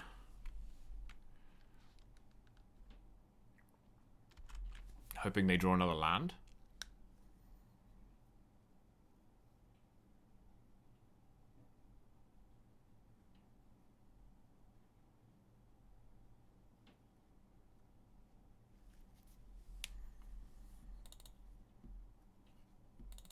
I mean, that's pretty good. It means this Thought-Knot Seer can attack past my Yorion. It means if I don't want to lose either of my creatures, I'm taking... Is that the last card? It is. If I don't want to lose any of my creatures, I'm taking 8, going to 6. That's pretty low. Goblin. Because they have Bombardiers. That's kind of a tell, actually.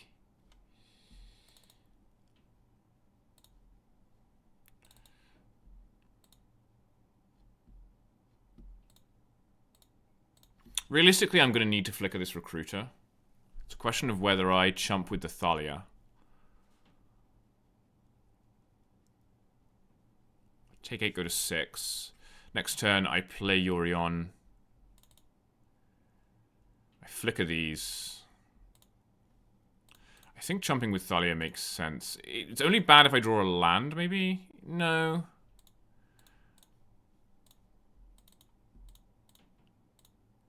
That's probably still fine. I draw a land, I flicker, I put Solitude in hand.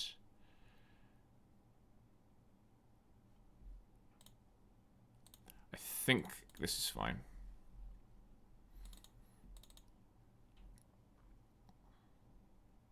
I think having a life buffer to work with is going to be much more important here. Okay.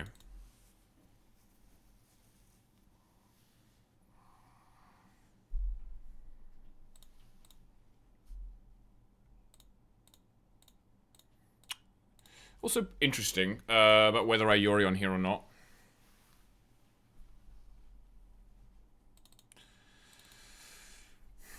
I think I don't. I want to draw something.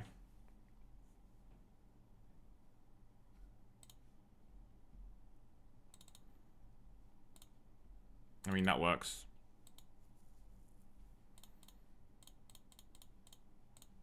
Play this.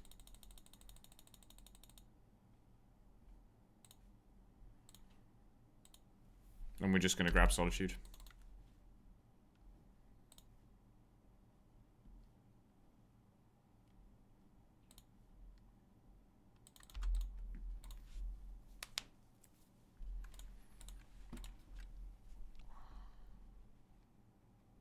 Yeah. Classic Eldrazi game where they just draw a gajillion lands because they have no card selection. Not that we can talk.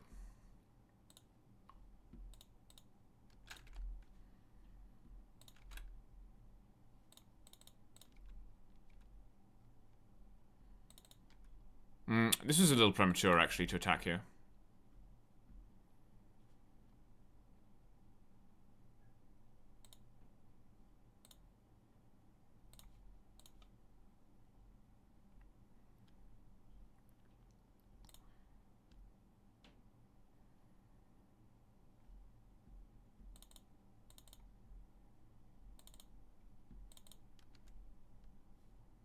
He gets a +1/+1.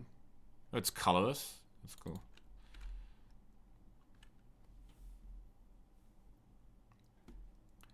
You do have a basic mountain. That's good to know. So you're on the Bombardiers list. That's very good to know about.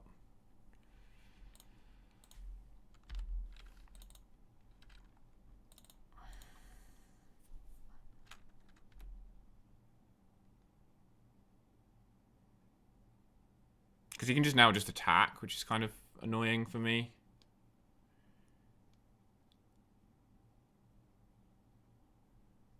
Five mana for a Reality Smasher. Yeah.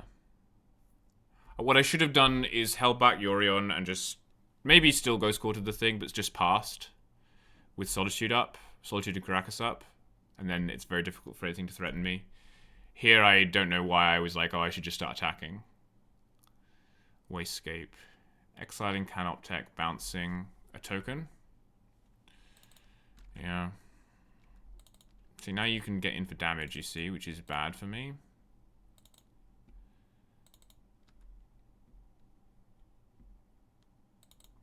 One, two, three, four, five, six, seven, eight. I don't want to pitch cast this Solitude. Yeah, this is a little premature. What I'm going to do here is double block and take quite a lot. 4, 5, 6. I got a 5, yeah. So I just have to be ultra wary of Bombardiers now. Yeah, that was a big leak. We'll probably still be fine, but it was not good play.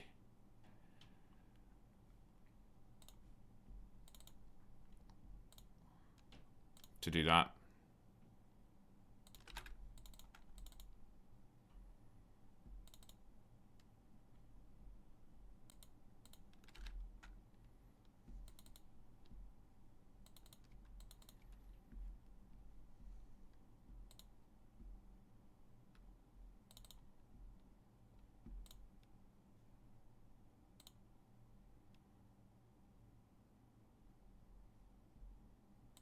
Seven mana, 8 mana, 9 mana. Okay, so you drew K Command. You can do a big K Command. The thing about K Command is it only draws one card, and whatever that one card is, Solitude should answer it. So this is still, I think, fine.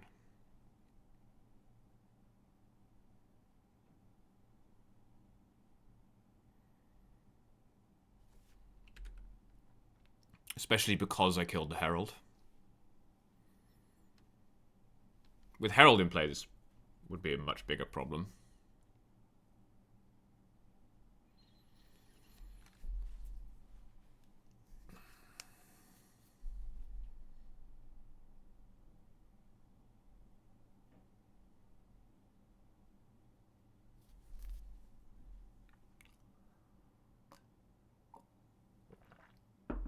So, good blocks from me after bad attacks. Sounds about right for a D&T player.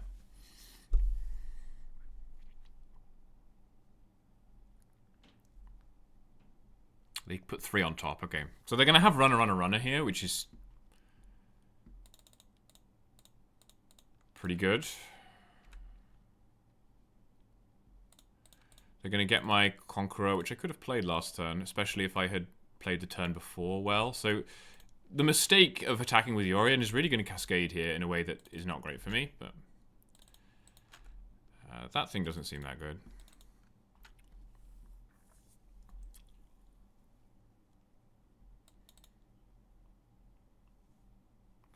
So if the next card is Bombardiers,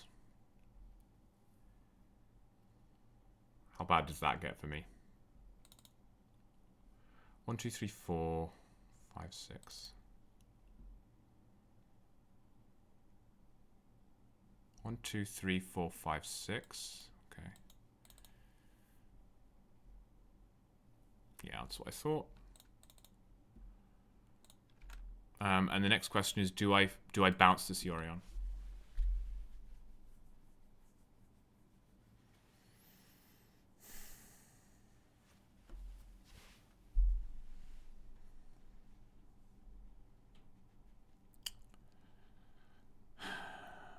I think the answer is no, because I think it cuts off... Well, hang on. Why not? Because if I draw... It means I'm locking into replaying it on my turn.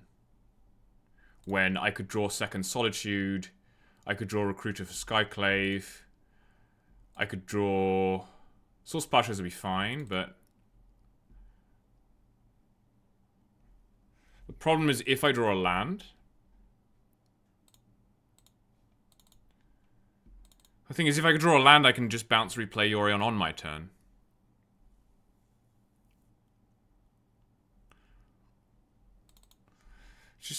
It's not knowing what's on top of their deck that's hard. They have 2 cards on top of it. Can we just untap? Yeah, I think I am just going to untap. Because I don't want to be locked into playing Yorion next turn. Yeah, okay.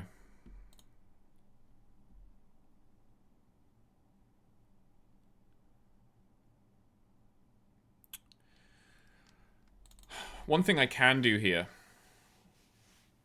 No, that would be bad.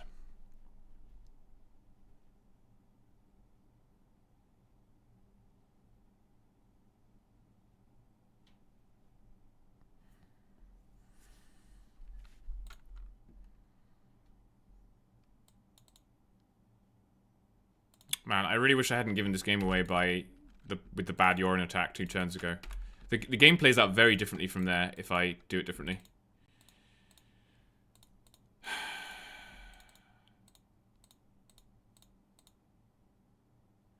So let me see. You have Bombardiers on top. You attack with everything. You sack one of these to kill Solitude. I take 5 and die.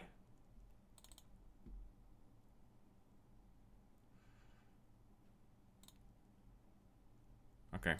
But if I kill this, I take 3. 1, 2. No, I take 3 and die. I take 3 and go to 2. Okay. Yeah, I'm not too worried about the time. I can play fast against Eldrazi if I need to.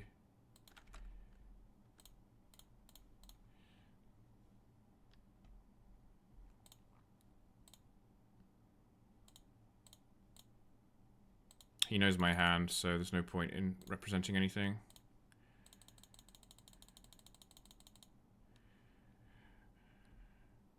Is this a forced shuffle? No. Forced shuffle would be kind of gas here. I don't think we do die to Bombardiers. I think we go to 3 life. Well, hang on. You attack. You put me to... I block. You put me to 1, I go to 4. Or you put me to 3, I go to 1. I believe I beat Bombardiers, but only just. The question is, do I Ghost Quarter? Does that do anything?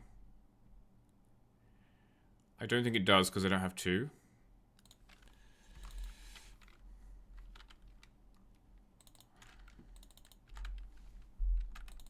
Reality Smasher could be interesting. Okay, well, I'm glad I kept this Ghost Quarter. So what you can do now is tap I.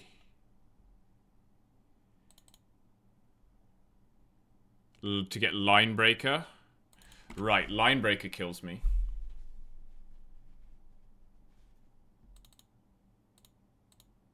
The Line Breaker kills me. I think. I guess it doesn't, right? It just kills both my creatures. Because you have 7. That's 10 damage.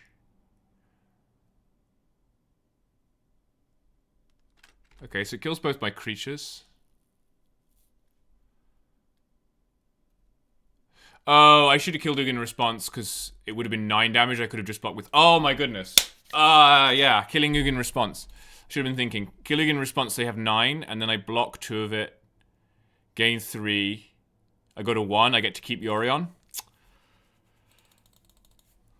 Now I have to double block with both. Okay. Yeah, because they would have to sack an extra spawn. Wait. This attack doesn't make sense, right? I block 5. I take 5, 6, 7. I'm at 8 life. Yeah, they shouldn't have attacked with these 2, because now I get to keep Solitude, I believe.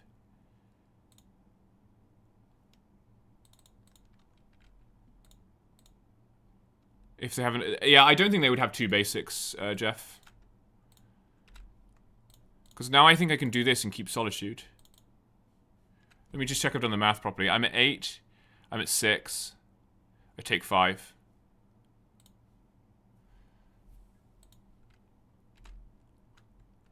I'm going to go to 1 and keep Solitude. I guess I don't need to do this right now.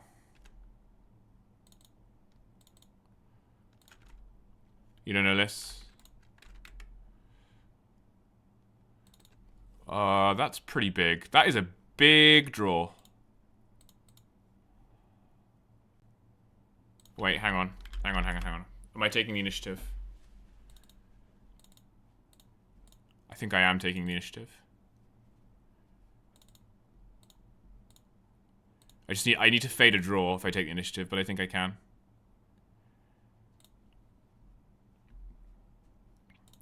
The reason the Conqueror is such a big draw is because it means they can't block and sack with Spawn, so I can gain life. I am gonna break the eye.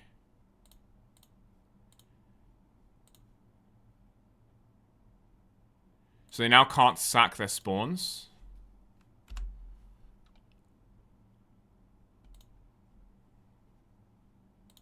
So I think I attack. I have a block here, and I just need to fade a draw. Then next turn I can forge onto the Solitude. Conqueror big here. I need to be really careful of my time now. I'm gonna try and play fast. You know, you do another one? Come on.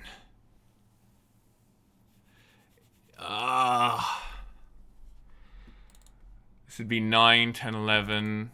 I'm at 7, 8, 9, 10. Could I have blocked? If I'd blocked... Let me just concede so I'm not using my time, but...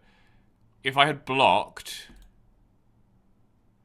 I take 7 from this, which is taking 4. It's exact lethal, right? No, I block the solid... I block here. I block here. I take 6 and gain 3. I go to 1 again. But I wouldn't have drawn anything. And he would have taken the initiative. I threw that game away by attacking with Yorion, like, really needlessly. That's so bad. That's really bad.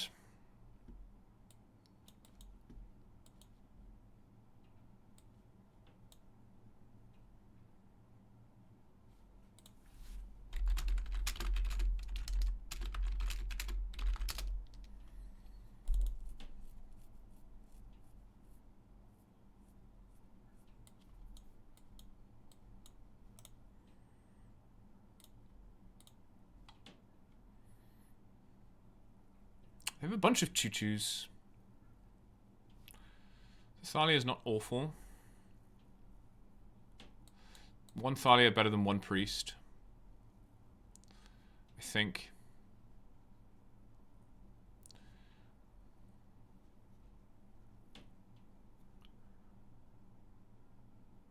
I was at 1 if I didn't attack. Oh yeah, I'm dumb, Knight Rider, thank you.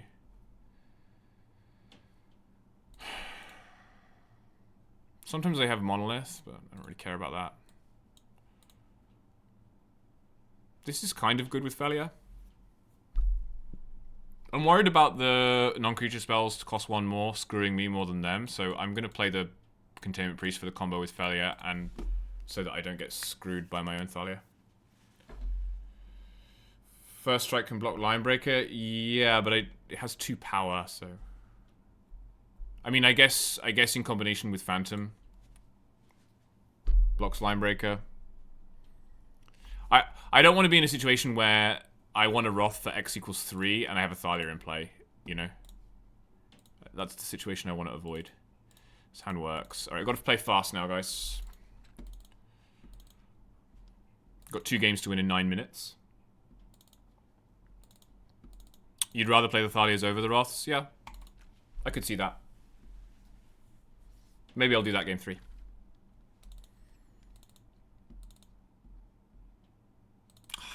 game.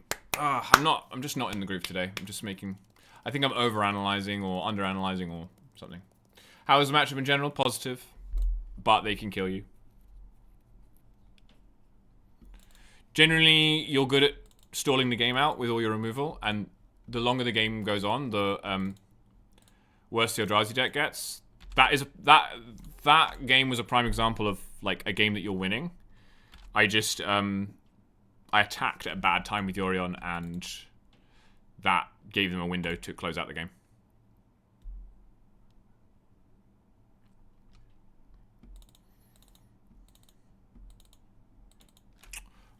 I don't mind this at all because it's not a threat, so...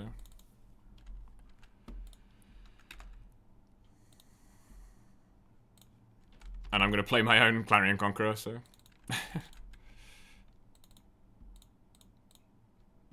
See, like here, I would rather have this bear than Athalia because I have swords in my hand, if that makes sense.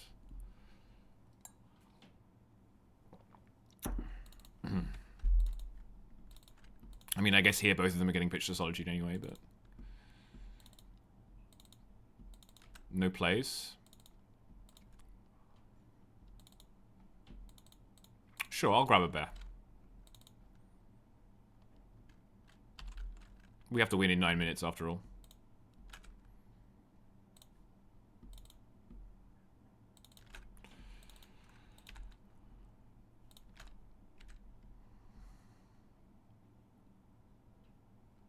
Wow, they used the Dismember on this. Okay, well then now it's fantastic.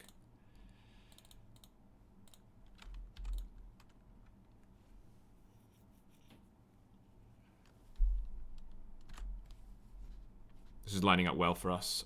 I should not F6 because of Thought-Knot Seer.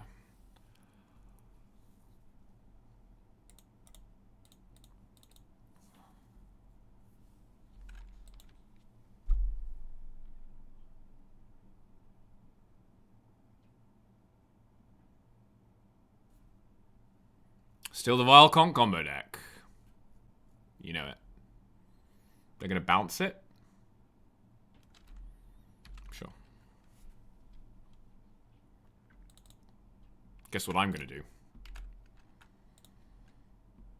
I'm going to replay it.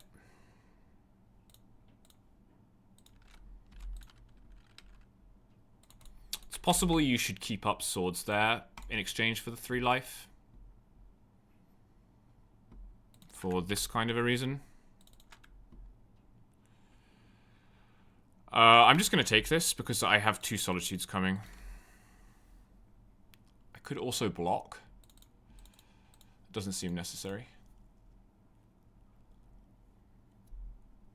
Oh, we could... No, we can't Violin. There's this flute on. Okay.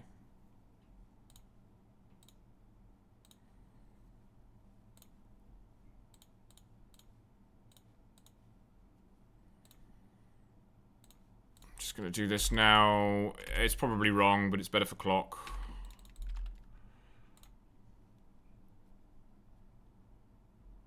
They're at 1 card. They have another one. They have Spirit Guide, sure. Apes together strong.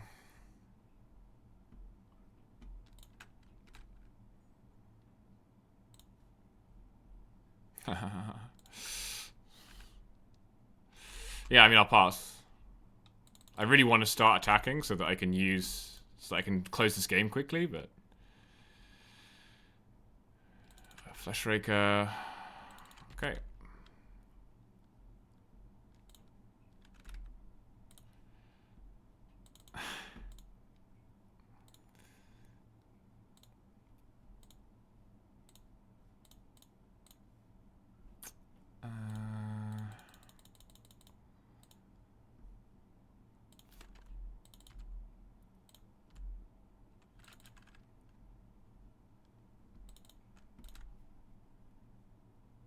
You can't do always yes or no for Vile anymore. They changed it. You can do always yield to the trigger, but you can't do always yes or no. Unless it's changed from what I last knew. I should have killed this Fleshraker earlier.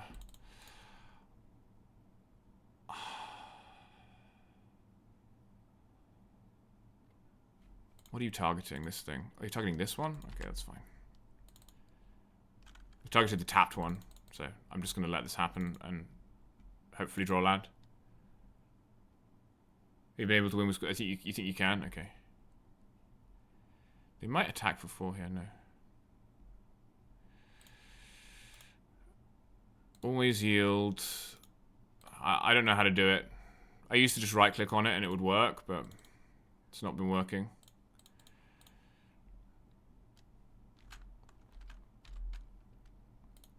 I'm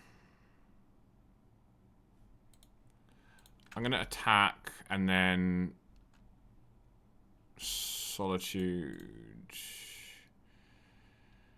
I don't have time to win a game with Peacekeeper, so I'm just not going to bother. Screw it.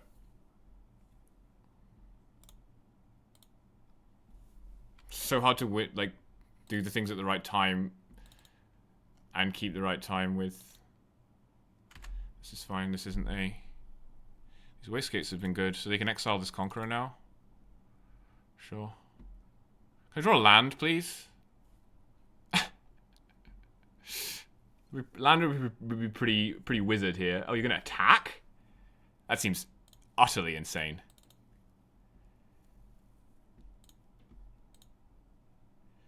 I guess they're feeling the pinch on... Wait, I have a vial. No, I don't. I don't have a vial.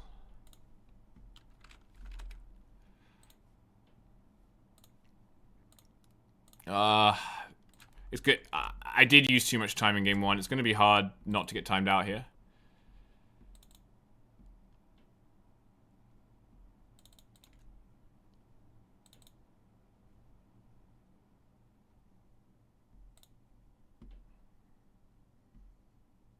Five mana for... what? 7 mana? Don't Sire 7 Deaths me. That would be so brutal. It's a K command. Sure.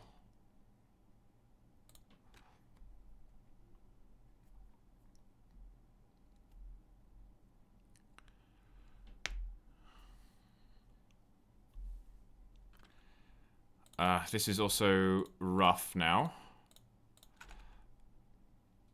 I think I can take it and go to 4. How did I let the game get to this point? This is also a game I was handily winning.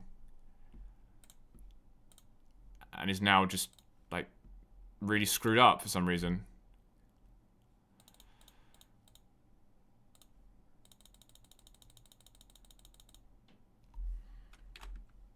But it's because I was rushing. I didn't want to think too much.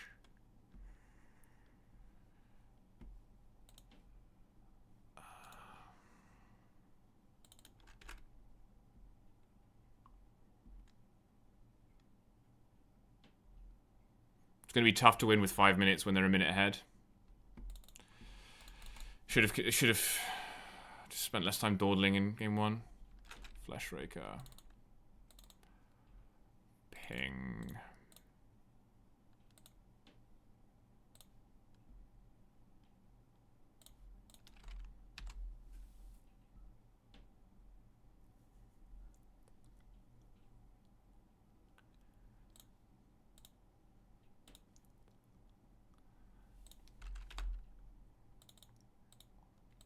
I was going to say go flash in Solitude end of turn and then start attacking.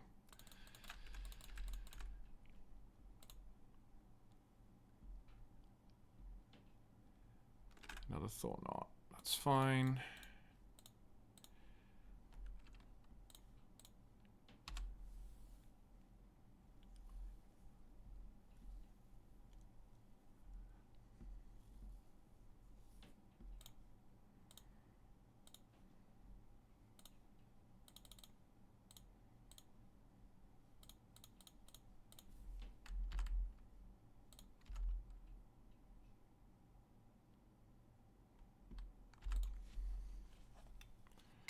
Five minutes. It's not a lot of time to win a game of Magic with D&T.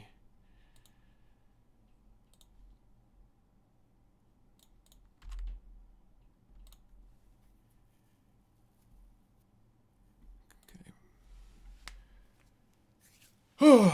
So, Got about 6 minutes.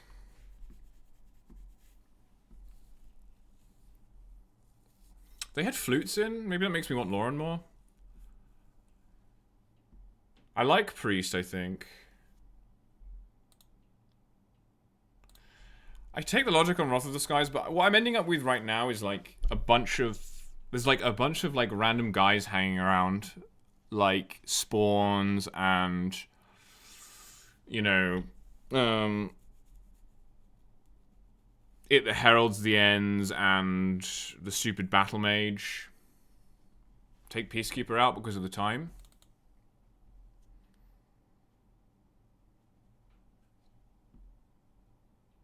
I think it's too good.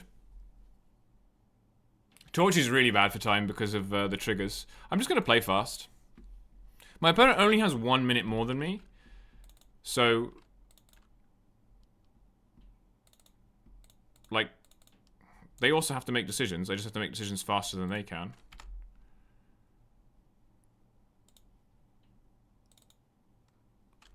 I'm going to shut up now.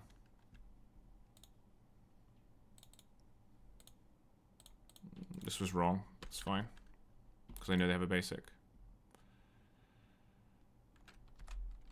But it was fast.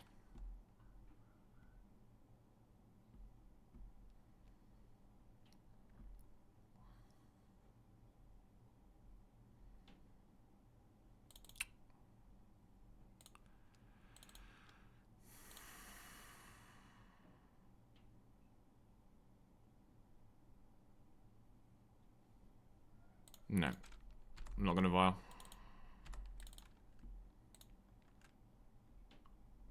You have another one? That turn one Ghost Quarter, huh? Come on. Solitude? No.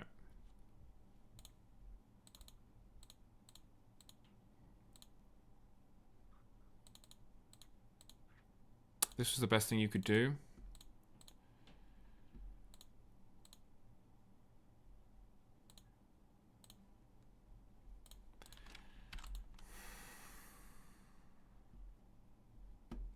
The Ghost Quarter was really bad.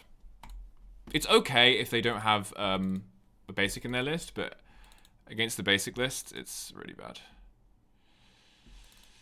Oh.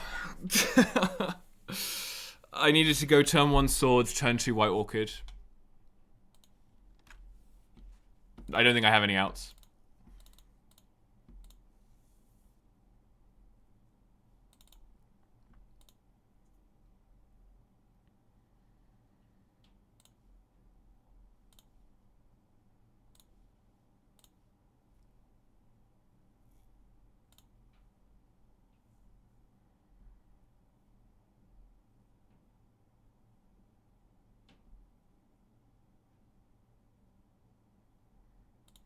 Play Vial.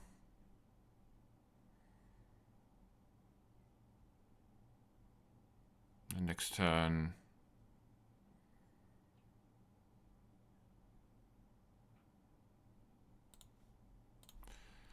Next turn, Sash.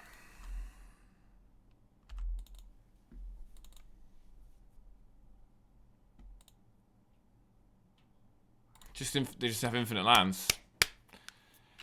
Of course they do. Because I tried to do Mana Denial, which means they have infinite lands. That's how that works. Solitude? It didn't play anything.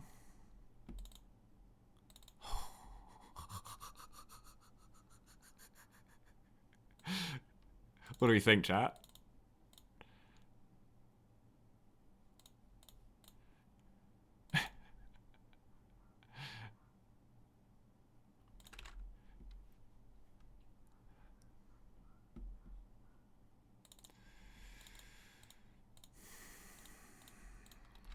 The reason I get rid of this is because they need double wingdings to K-command this.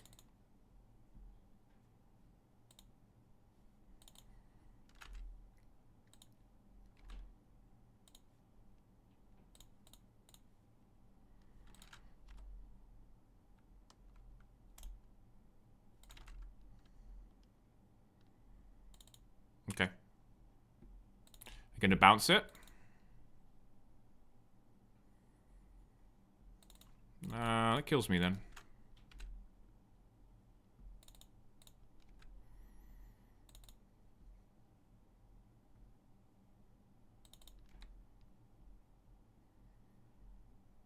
You gotta attack with both, buddy. Oh my god. Why wouldn't you attack with both?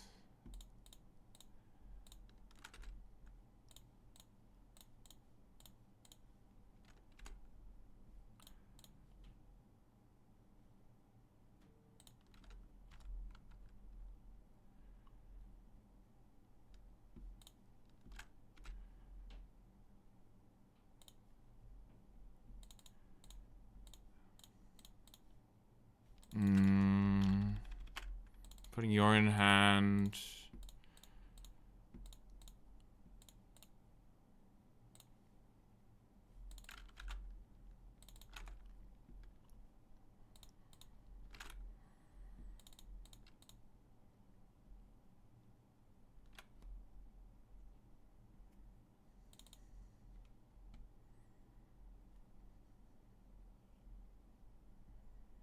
Kick him on this thing.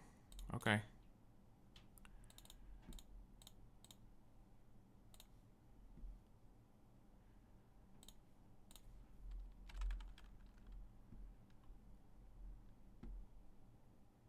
Oh, you've just remember. You have a red spell? What is this? Oh, you have another K command.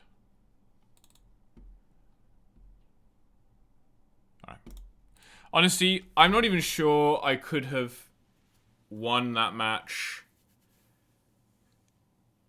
I'm not even sure I could have won game 3 with a normal amount of time. They had a really good curve out there.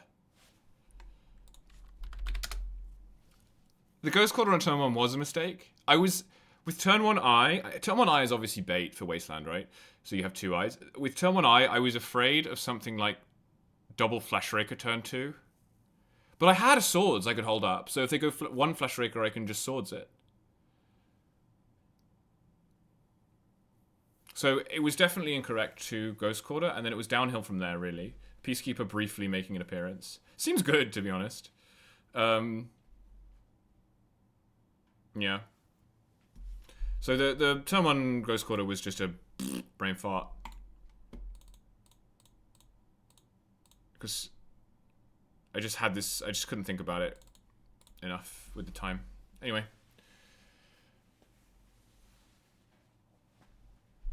Pretty brutal matches today. I don't feel great about how the deck has been running. I don't feel great about how I've been playing either. I think I've been playing pretty badly.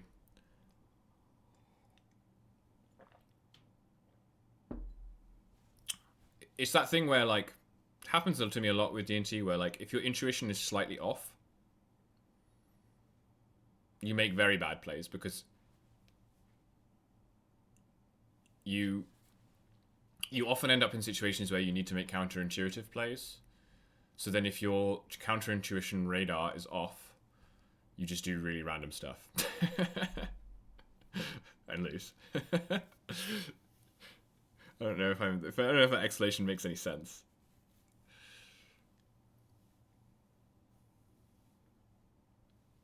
Whereas I feel like when I play something like Energy, I can autopilot more because the intuitive play, i.e. just like putting more crap on the board, is just almost always a great play.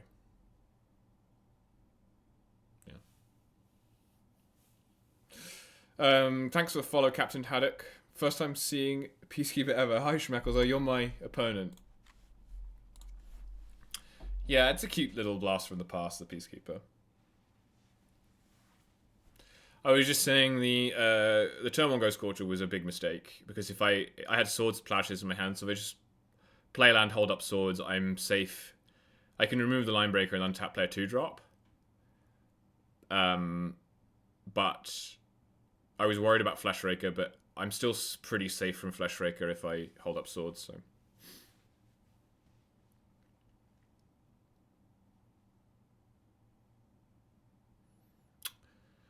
The Ghost Quarter set me behind. You had a good hand though in the third game, for sure. Like the right mix of lands and spells.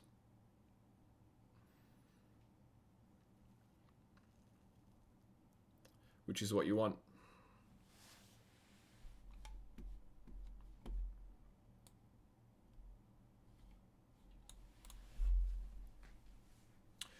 I think if it's a wasteland, it's defensible. But with Ghost Quarter, when you've already shown me the mountain, it's not really defensible.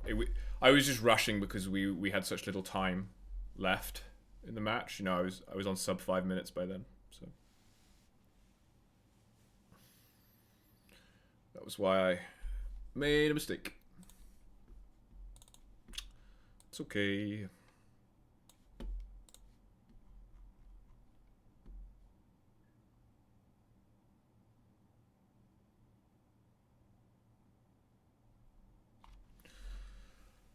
So, with 2 losses in round 3, where is our first round opponent?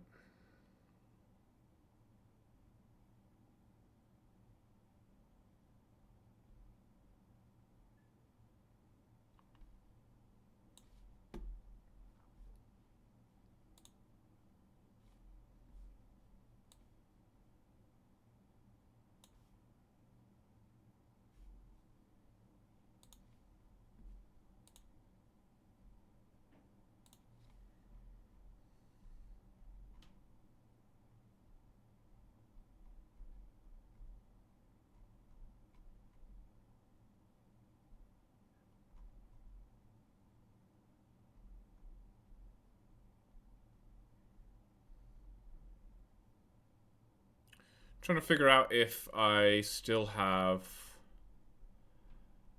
any chance of top 16ing at X2.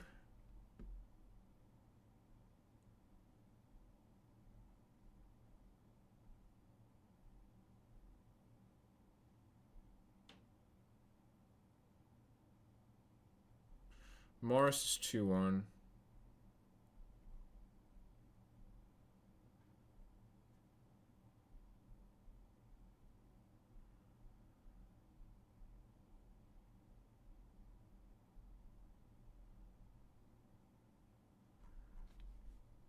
Like, I'd have to have very good breakers, I think, to top 16 at 7-2.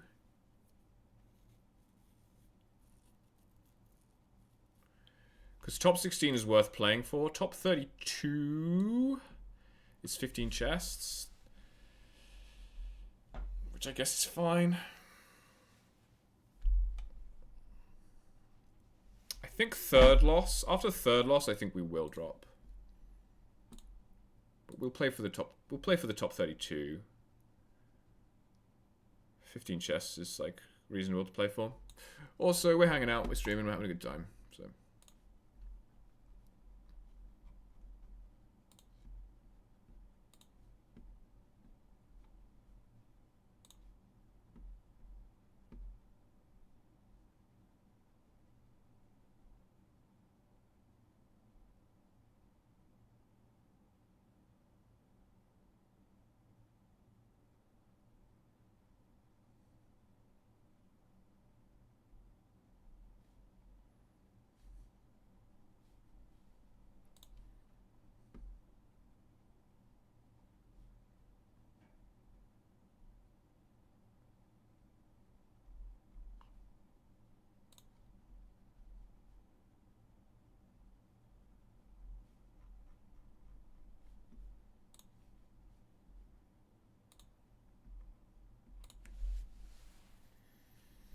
I'm just going to pop to the loo.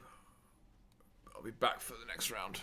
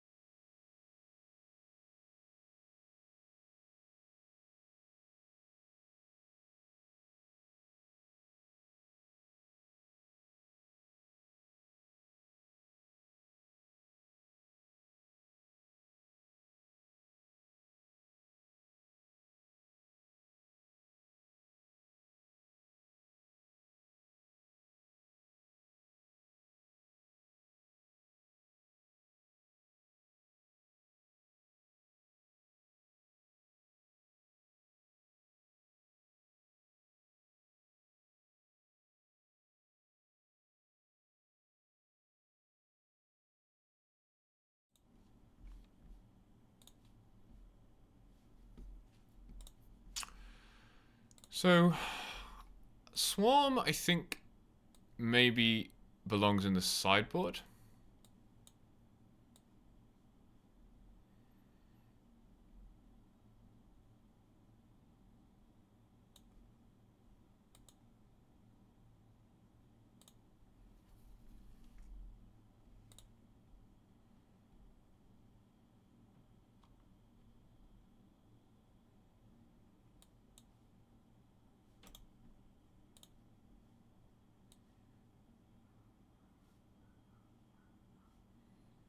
It's a pretty low impact sideboard card though, isn't it?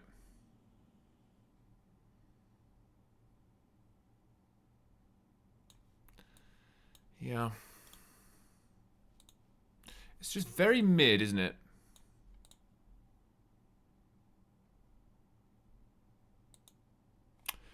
I think realistically,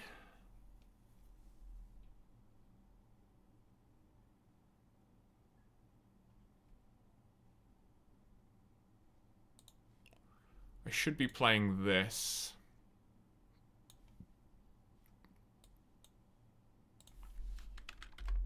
I think I should be playing Mr. If I want to play D&T, I think I should be playing Mr. Riggins' list.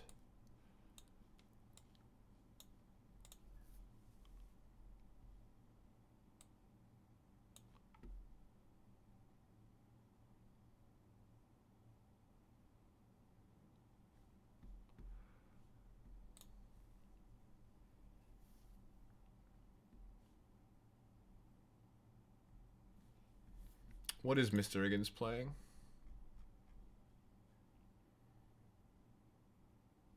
I know he said he cut Magus.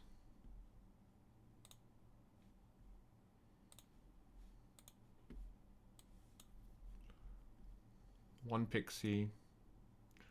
Lauren.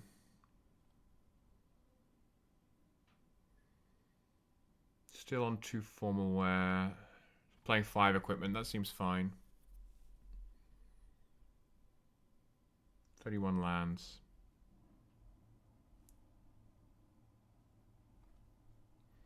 Yeah, I think your deck is better than mine. I think you basically get... You get about the same benefit from playing 5 planes as you do from playing 10.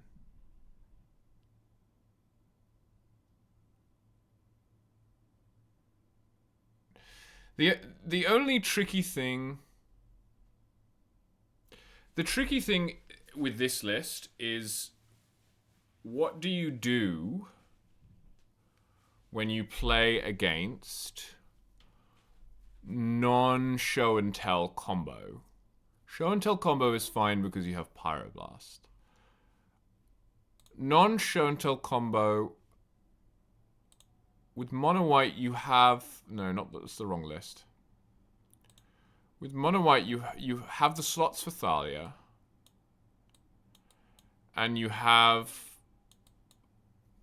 the slots for Phantom, and you have flagstones for Phantom. And Phantom is really good against Forge.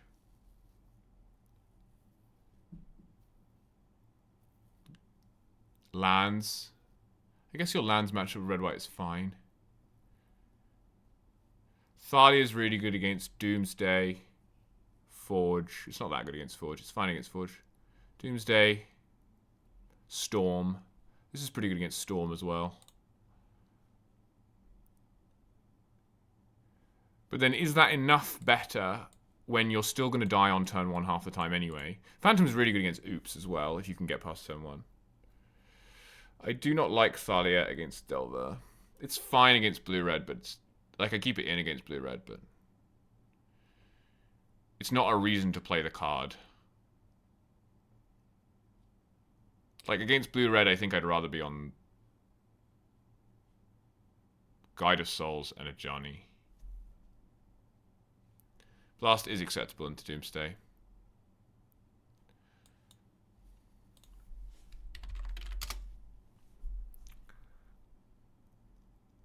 Yeah, I guess maybe you can just lose. combo.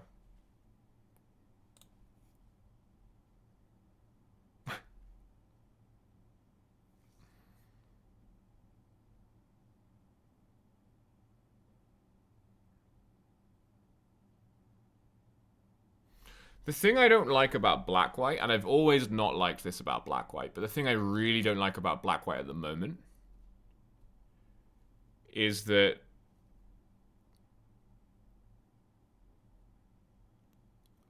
a large number of hands, in my experience, require you to fetch turn 1 scrubland.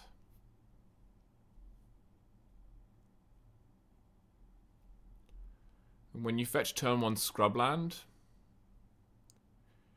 you make Wasteland really good against you. Or better than it has any right to be against D&T. That's kind of in a nutshell why I'm very anti-Black-White. Even though I acknowledge that it's very strong. This splash list is better because you don't have to fetch turn 1 plateau. Unless you're like priced into... Thing is, you don't even need to Pyroblast Tamiyo on turn 1. You don't even need to Pyroblast Tamiyo on turn 1 because you can just let them plus it and then Pyroblast it later. If they flip it, which they often want to do.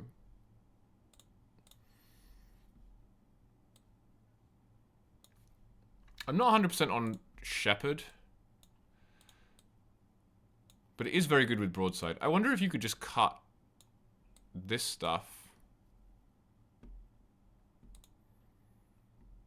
You know, the cards that I added last year.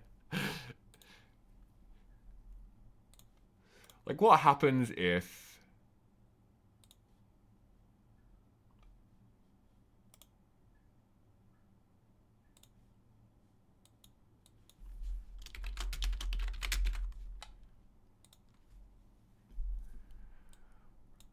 I know Guide is good for the life and everything, and like good for jumping Broadside, but what happens if you cut these? It makes Felia quite a lot worse, actually. Huh? Felia's still fine.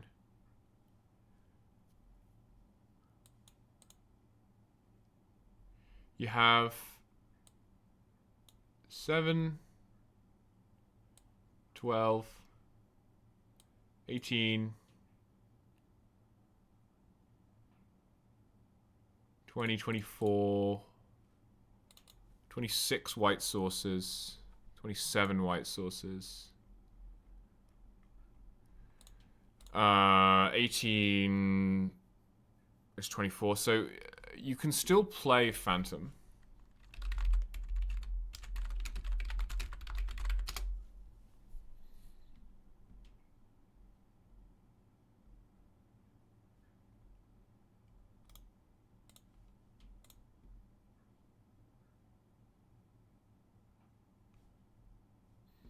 You probably want another land.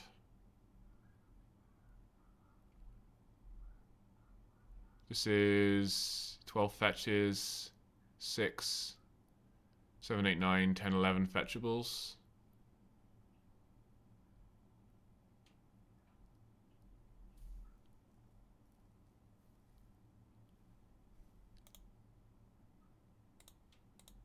Add 4th plateau.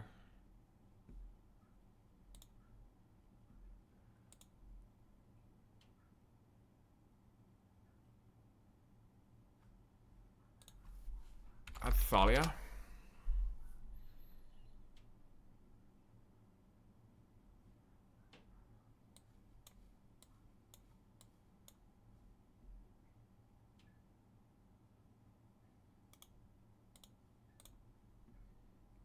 Is this insane?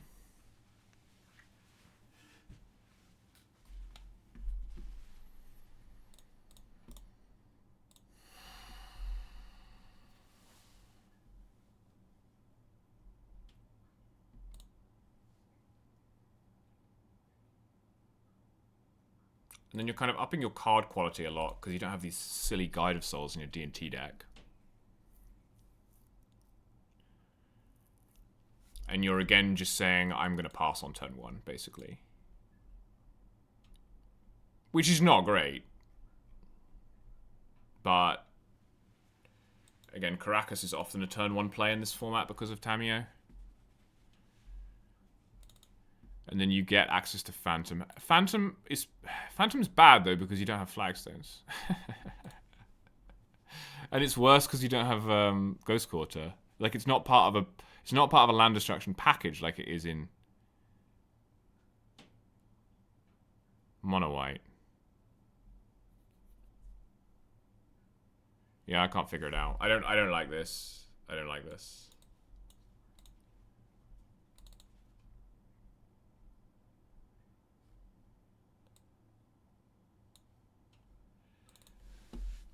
I also liked Mother of Runes back in 2024 when I played it. I do not like Mother of Runes now. There's so much stuff that ignores Mother of Runes. There's like Kozilek's Command and I don't know, Wrath of the Skies. All the Eldrazi, attack through it.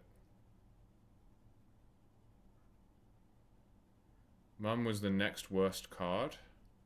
I don't know how to interpret that. Like, it's the card you would add back in, or it's the card that got cut from D&T because it was the worst card?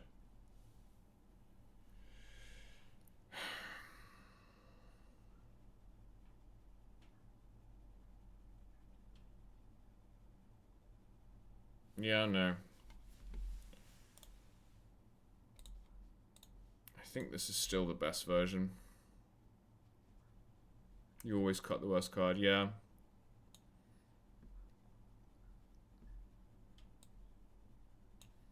I think I still like the Magus.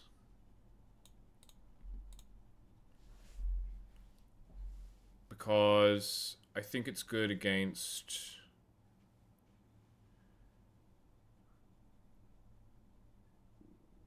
Affinity, Forge,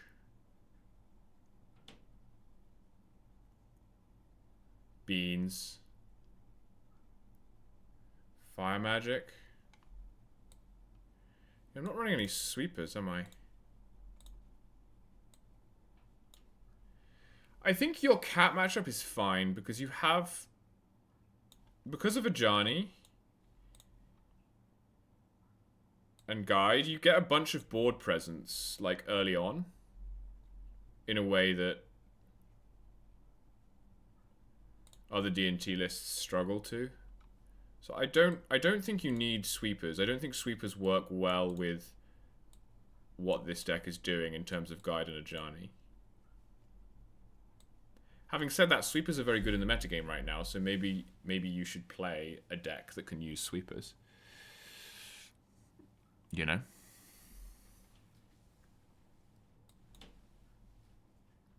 What other changes do we have here? We have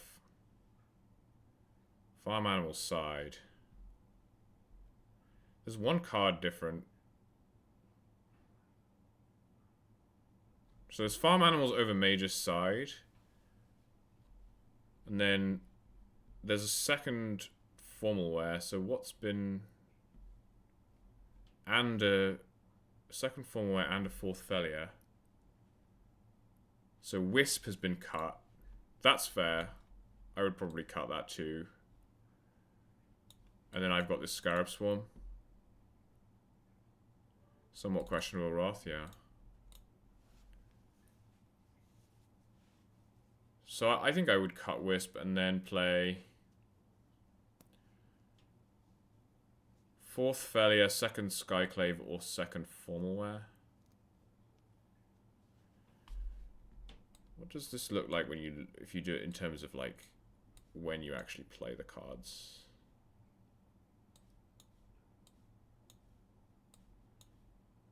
Like this.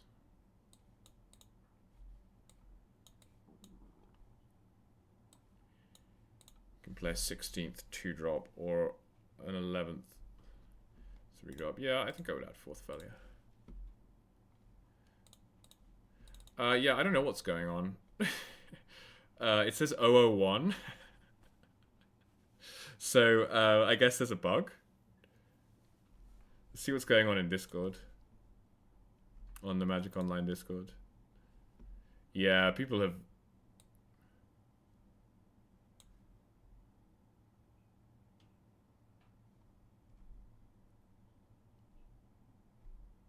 reported it in the Discord. I guess Daybreak will fix it eventually. That's funny.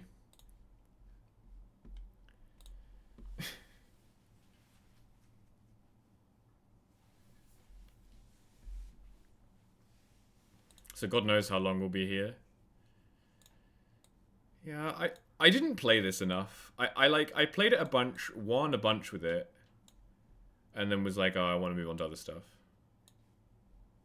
And started brewing up mono white energy instead, which was really good. But this deck is really good too.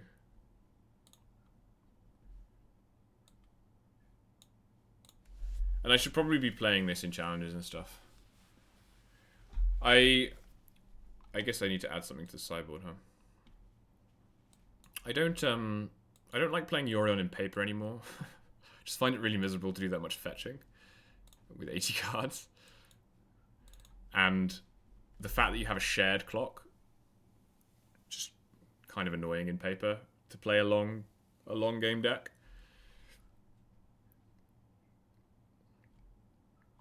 But I don't mind playing it online. Whoops.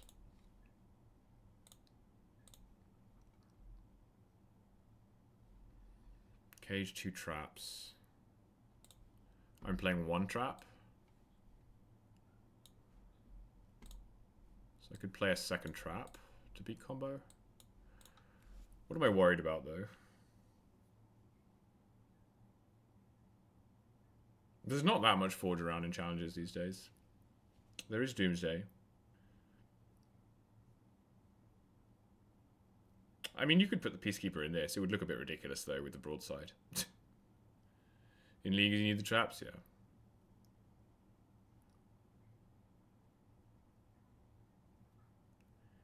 You could just play Flute. Flute is a good card.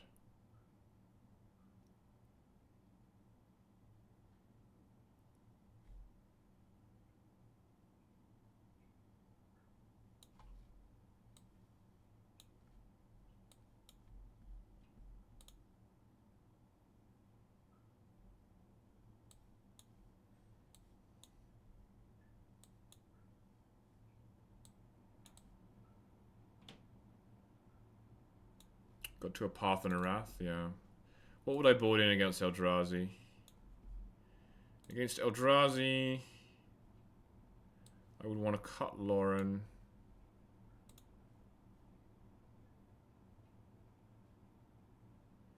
And I would want to keep...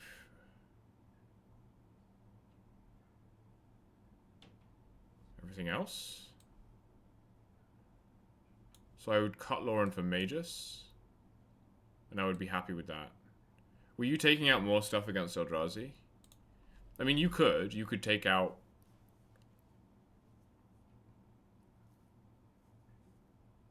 You could take out Broadsides, but I think Broadside's actually good because it's removal. It's really good with Solitude, which is a card that you're playing toward anyway.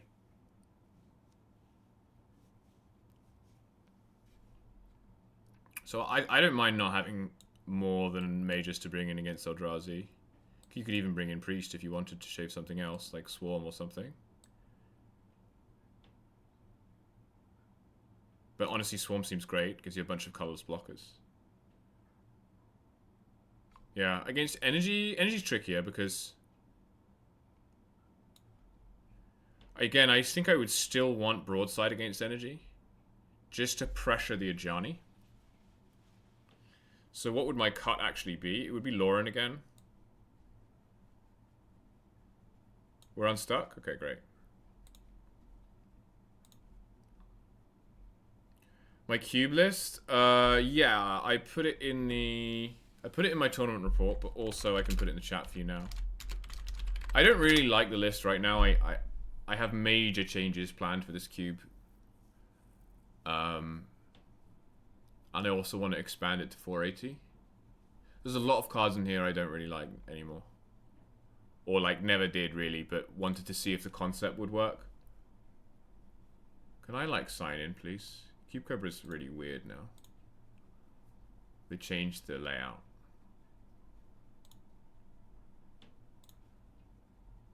Yeah, I mean, there's a lot of cards in there I really like, and I would keep it the same theme, largely. But I want to take out like a bunch of gold cards and stuff and have it be a bit more freeform. At the moment, it's very on rails. It's like, okay, pick a color pair and then draft that deck. But I want it to be more mix and match. That's the list for the cube that we played.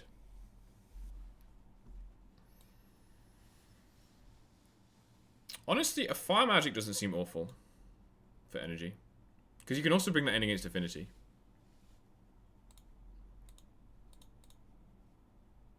And all of your creatures survive Fire Magic. Yeah, I really like a lot of the cards in Pauper. This hand is fine.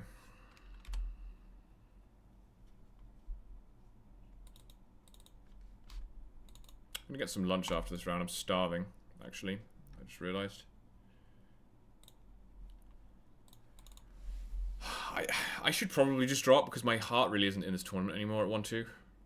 I can technically 7-2. I don't know. I cannot visualize myself winning the next 6 rounds of Magic. With this list that I'm now like feeling lukewarm about, you know? It's like I have to believe in a list for it to work.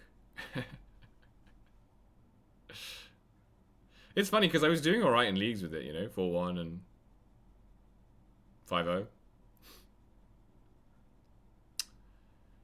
What am I doing here?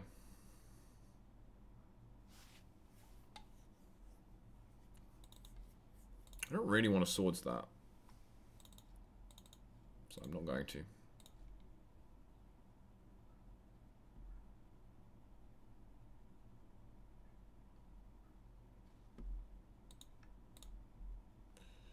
Yeah, I like this, I think, because I think I'm going to get wasted.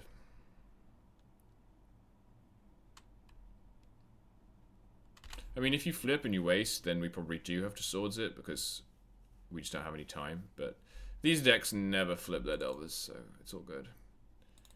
Well, 2 Delvers that you can't flip.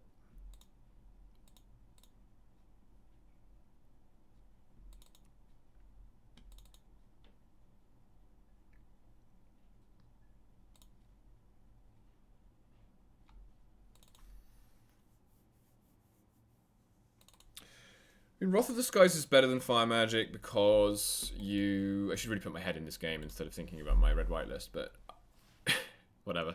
If you Wrath...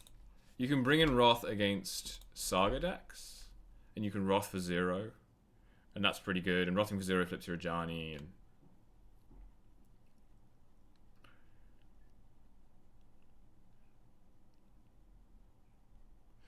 I don't know. If you're gonna play one card in a slot,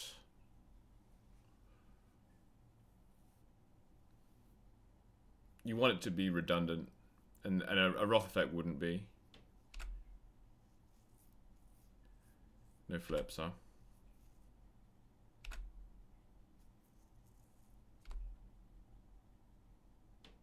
I think I can continue taking this damage. Like, I should probably swords for tempo, but I don't know. If they, like, fetch a Volk and play a Dragon's Rage Channeler here, I'll want to swords it.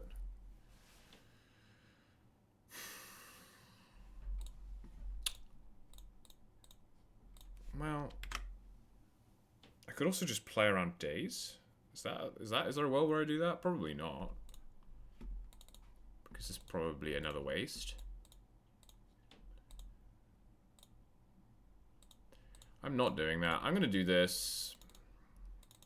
I think it's fine to do end step instead of before attacks, because they could have played another creature. I kind of want them to daze this so that I can untap and play Stoneforge. Brilliant.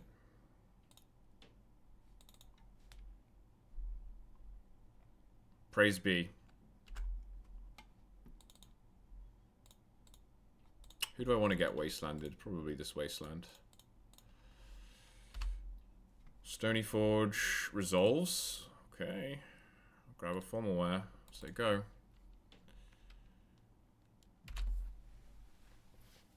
So now you get 2 chances to flip. It's an unholy heat. Okay. So you get to kill my Stoneforge, hit me down to 11. Which is pretty spicy.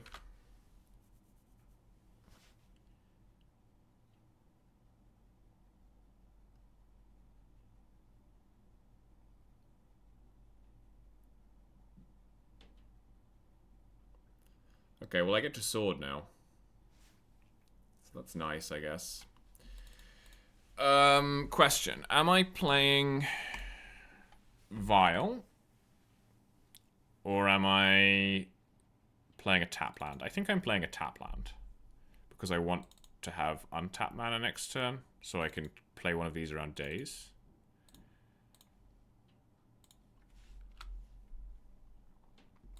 There's no chance they have a main deck stifle effect, right? I don't need to be careful about the timing here.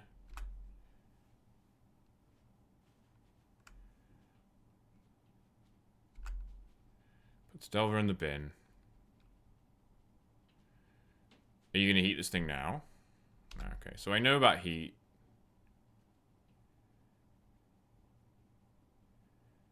Brainstorm's fine.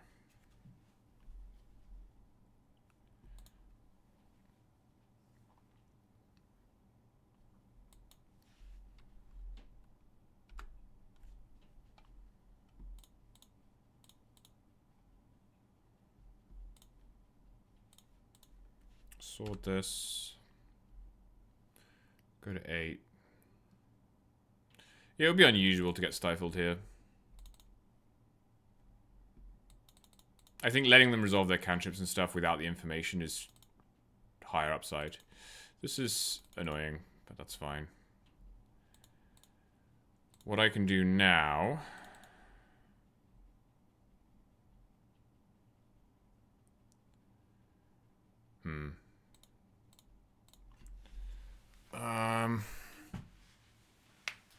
I don't really want to take 5 from that Murktide.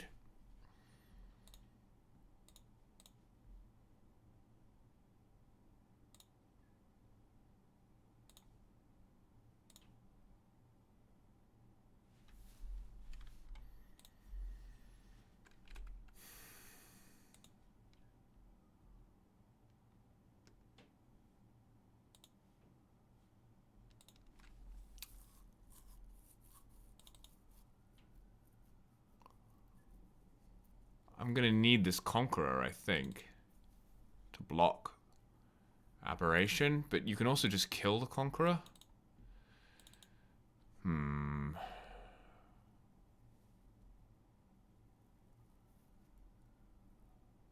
Unless...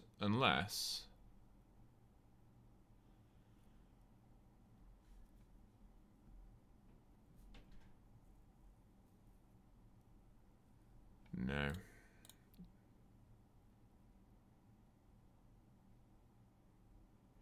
Oh, I messed up.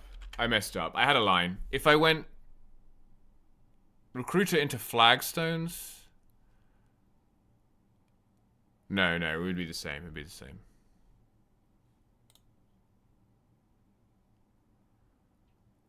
I feel like this Conqueror is less... The Conqueror is just going to die. But maybe they got rid of their heat? I don't know. They won't have got rid of their heat, but... Like, technically the Conqueror blocks this thing, so... I guess I'll play around Cutter. I just don't have a way to save it from heat. Oh wait, heat only deals 2 damage. I'm tripping, as they say. Heat only deals 2, so I can technically block with heat. What is this? Seek the Beast, okay. Well, I mean, maybe they do have Stifle then. 2 heats. Bauble. Wait, you play 4 heat in your list, or what? Oh no, I see. Sorry, you revealed heat twice. You have a heat in your hand. The exile cards are the ones from Questing Druid. Right. And you're gonna bolt me. Sad. Land from hand, go. Alright. Draws a card. I drew nothing.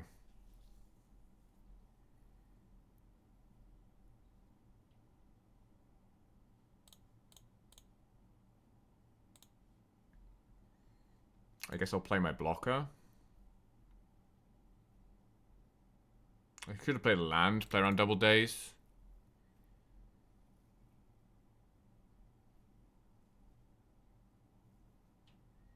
I guess I'll thin my deck.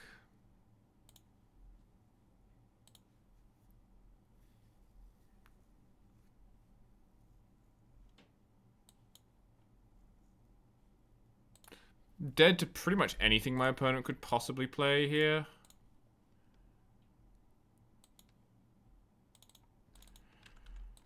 I think I'll keep my 6th land in play in case I top deck Recruiter. I'm gonna bolt this Conqueror. Bolt me.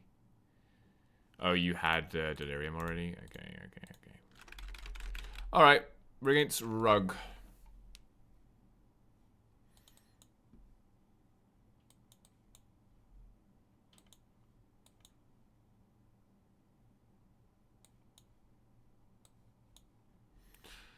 Lauren is okay against Cutter, but you have other ways of dealing with it. So I'd rather have cards that aren't dead. Similarly, I can cut 1 Conqueror or 1 Thalia, probably. Or 1 Felia.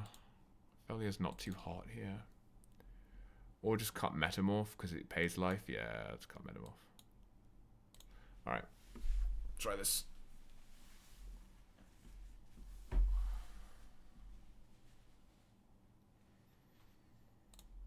I think, honestly, for this red-white sideboard, I would just play another Trap. Trap's good in your worst matchups. So.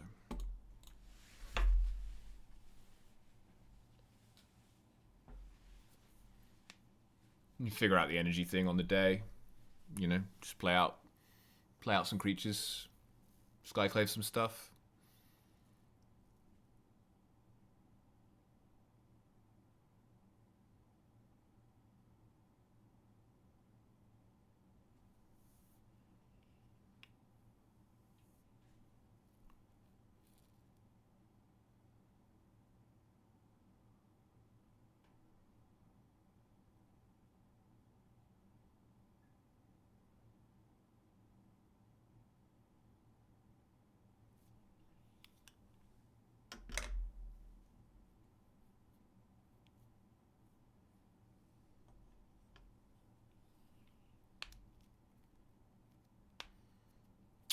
I missed your follow, Matt59La, but thanks for following me half an hour ago. Appreciate that.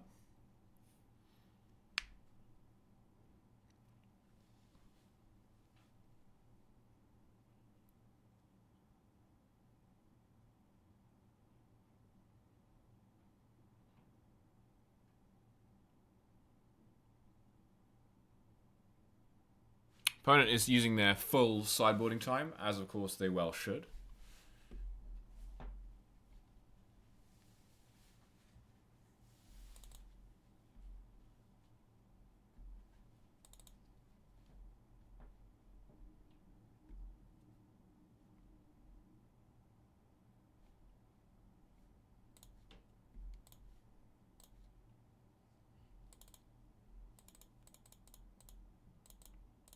This is fine. One thing I can do with this hand is, if I don't draw a basic, I can Orchid on turn 2 and get 2 basics in play. Stop them from wastelanding me. Or I can just play Thalia. A few options.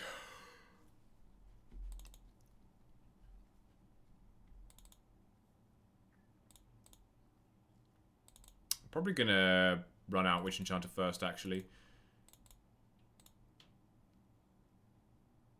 The only way I get Mega Punish for that is if they go turn 1 drop. Turn 2. Like turn 1 drop, daze your 2 drop. Turn 2 Wasteland you.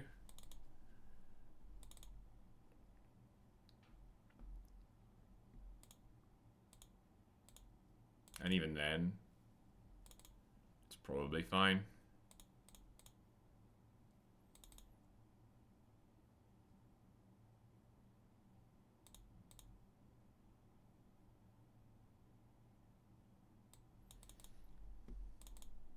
Well, that's interesting. Still gonna do this. Sure. It's kind of the least valuable thing to run into days, I think. They actually blew the Wasteland. Does that mean they have another one?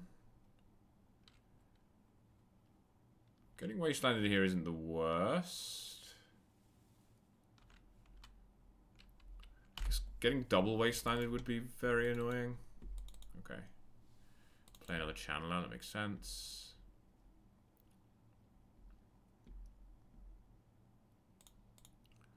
So I have a choice now between Vile Thalia or Skyclave. I think if I Skyclave, I'm getting forced and maybe losing from there. Oh, that's interesting. That's interesting.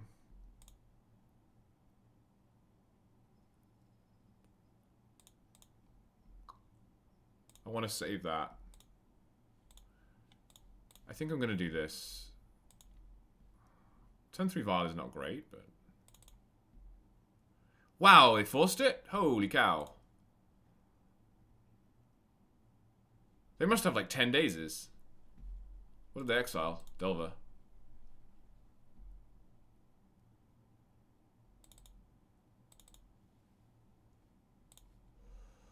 Well, do you have another daze?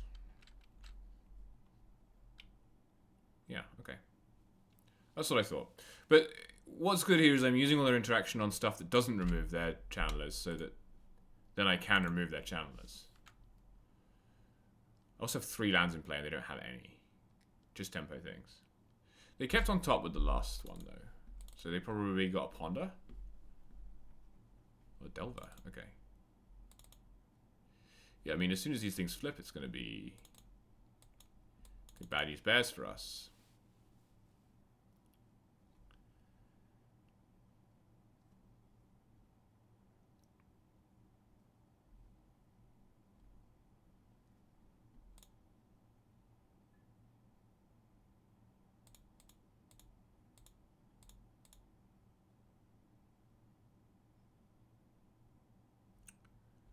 Here's what we're gonna do. We are gonna pay the life. And we're gonna Skyclave. Eat one of these. It looks very much like they do not have any more counter magic.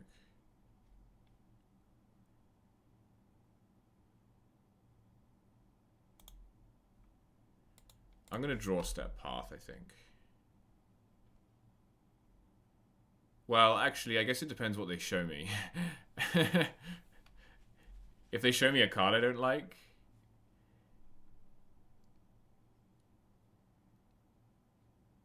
Okay.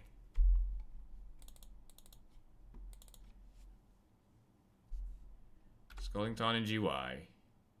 Brainstorm resolves.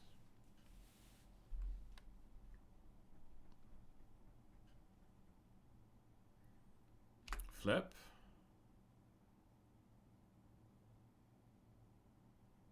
It's a Brainstorm. Do I care about that Brainstorm?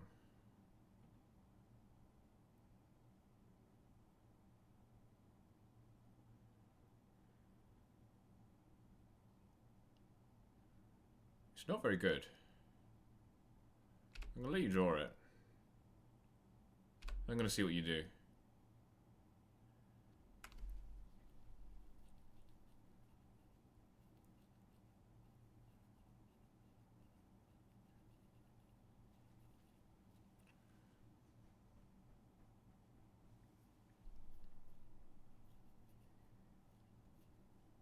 Go to attacks.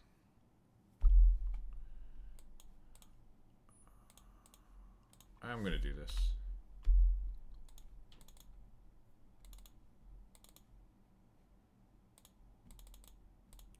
Like, it unlocks the Murktide in their hand, fine. But they would need Murktide plus a removal spell, because I'm gonna get Sword here, I think.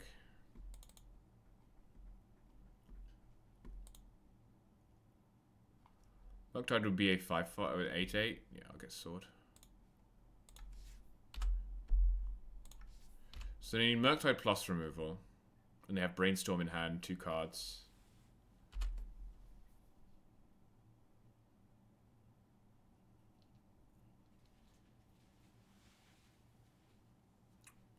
Cast another Brainstorm. Land in the bin. Artifact in the bin.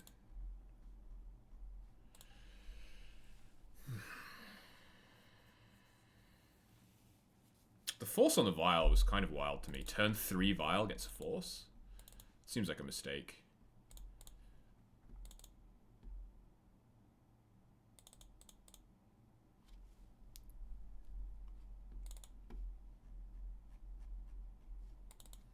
You have a Bolt?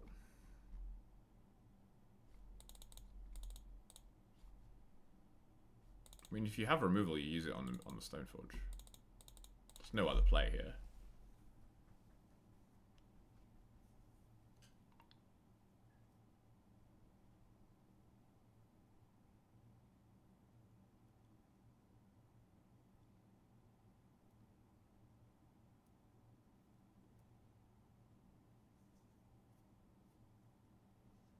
Ponder. Oh, you're wondering about whether to attack or not, maybe? Because if you ponder now, you must attack. I don't know. Surely you're always attacking. I'm at 14.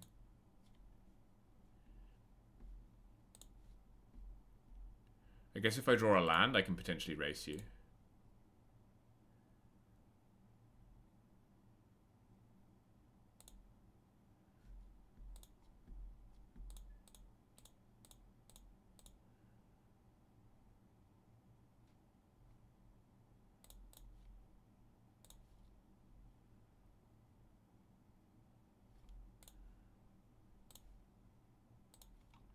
Destroy this.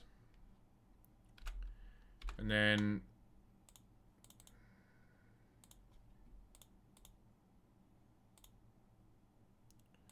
if I attack you down to 13,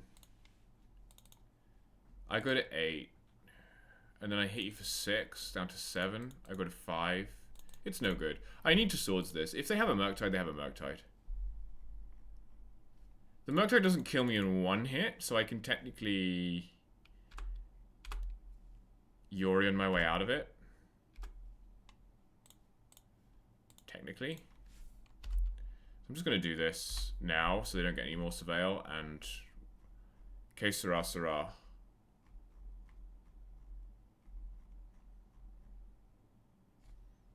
They just don't have anything. Tight.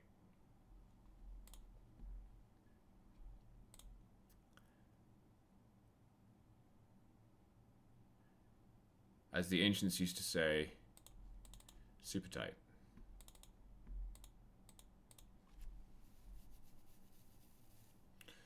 So am I swinging or am I Yorioning? I've got to be Yorioning, surely. I mean, I could just, if I Yorion, I just run it into Daze next turn. I guess I could draw a land. I'm gonna do this. I'm gonna say go. I guess I can attack with the Skyclave, technically. Yeah, I'll attack with Skyclave.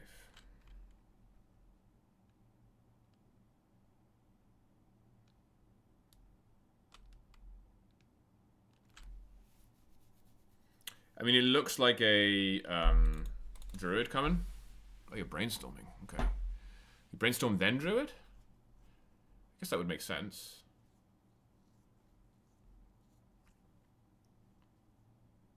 Nothing? Holy cow. Our tempo opponents are Not making a case for Legacy's most consistent shell today. Alright. So that's a big problem. They probably do have a bolt in their hand that they've been saving so they can one-shot me. With 3 cards in hand, I cannot imagine resolving this Yorion. I simply cannot imagine it.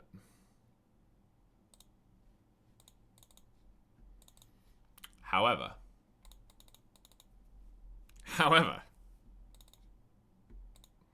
who needs to resolve spells? Well, I do still, right? Because I don't have any white cards in my hand, so I can't... I mean, I can beat Daze. Right, that's how this works. I can beat Daze, but not... Well, hang on.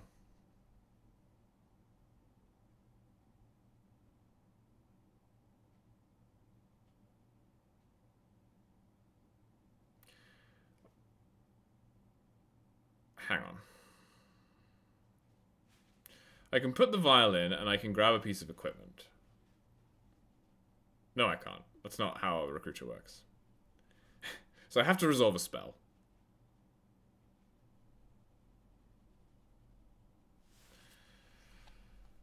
Okay, I will attempt to resolve a spell.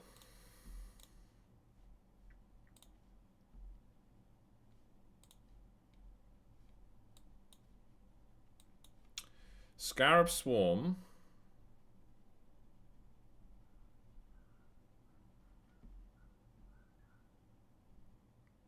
Or Flicker Wisp.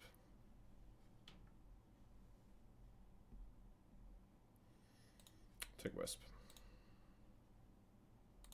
Is there any card? There's Stifle, I guess. It's like Stifle versus Double Daze. You've used 1 Daze, no Stifles. But then I won't be able to cast Jorian next turn if I want to cast Jorian next turn, but then I've got Vial ticking up, so maybe I don't need to cast Jorian next turn. If you had Stifle, you could have just used it on the Recruiter.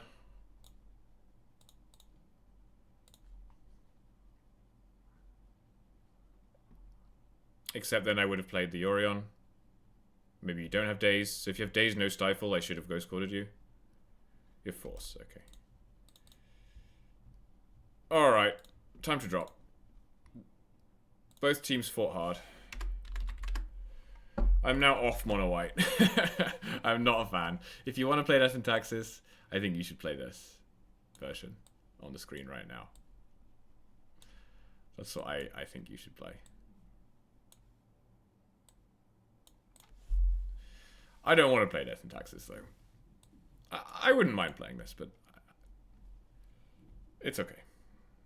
I'm going to play something else. I'm going to go and have some lunch. I'm going to come back in about 30 minutes, change the stream title, and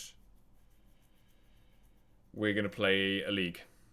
Probably with Nick Fit, although I'll put a poll up, actually. I kind of want to play this Pox deck. I kind of want to play Nick Fit. I think I want to play Pox because I want to play some Sephiroth. I want to do some Sephiroth stuff. Do I have anything else in the tank that we could play? Oh, we could play Black White Cats actually with Sephiroth. I wouldn't mind testing this. So let's run a poll and then I'll come back. So new poll. Which deck for the league? And you have 3 options. Nick Fit. 2026. 20XX. 20XX Nick Fit. John Pox. Or Black White Cats. But we're going to call it Aristocats because it's got Sephiroth in it. And you have 10 minutes to decide while I go and eat some lunch.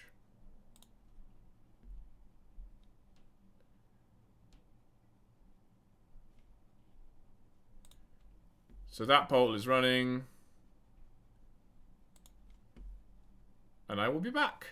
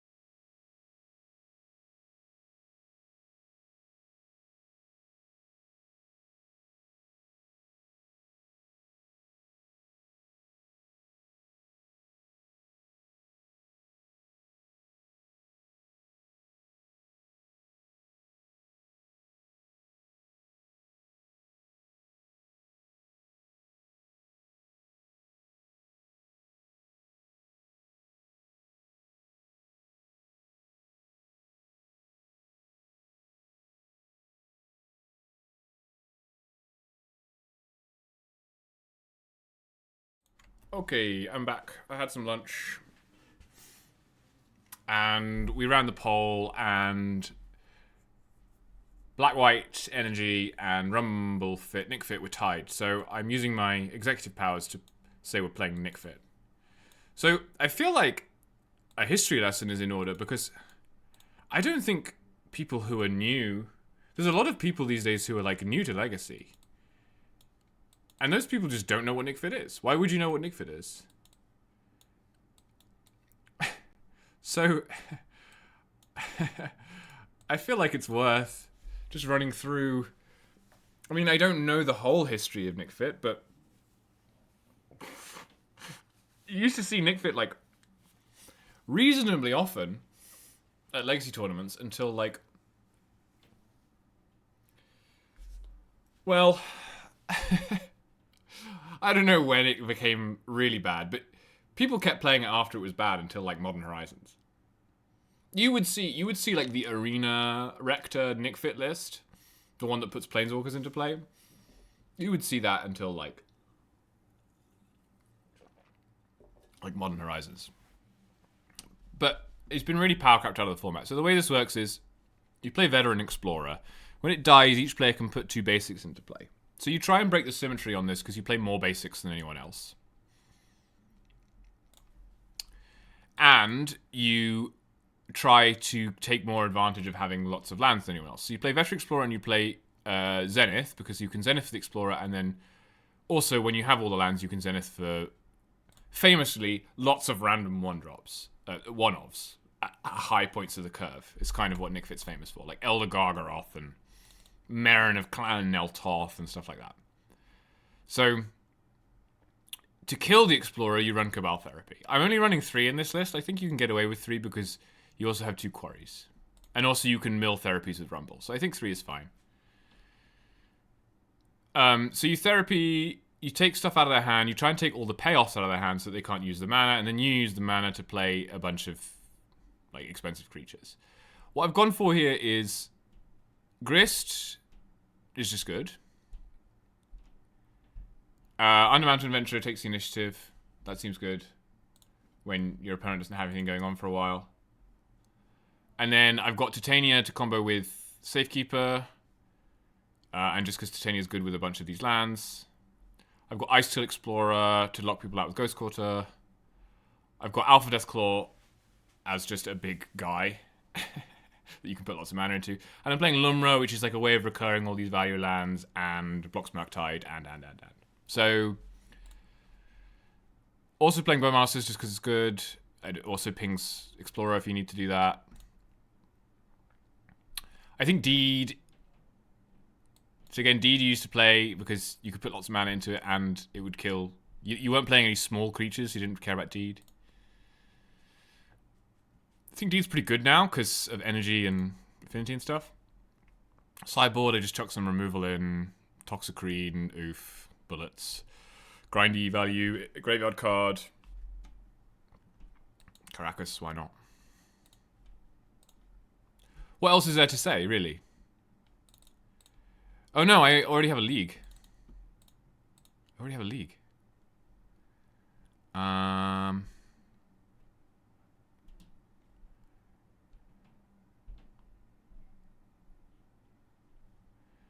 I'm gonna drop. I want to play some Nick Fit. I'm done with Pox for now. Oh, wrong deck. Change deck to Rumble Fit. I drop from a lot of leagues. As long as you've got play points, dropping leagues is free. Isn't that how it works? Okay, Caracas is... It's a little bit too much Caracas for me. Okay. Alright, let's play some Nick Fit. Let's have some fun. Let's blow off some steam after getting rolled this morning.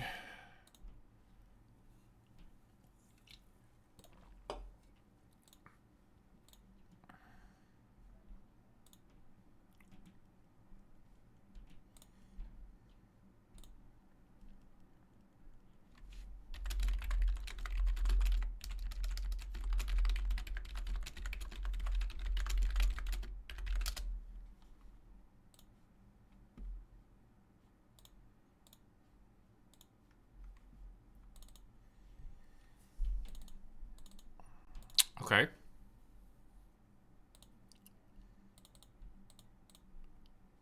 This seems like a very reasonable Nick Fit hand.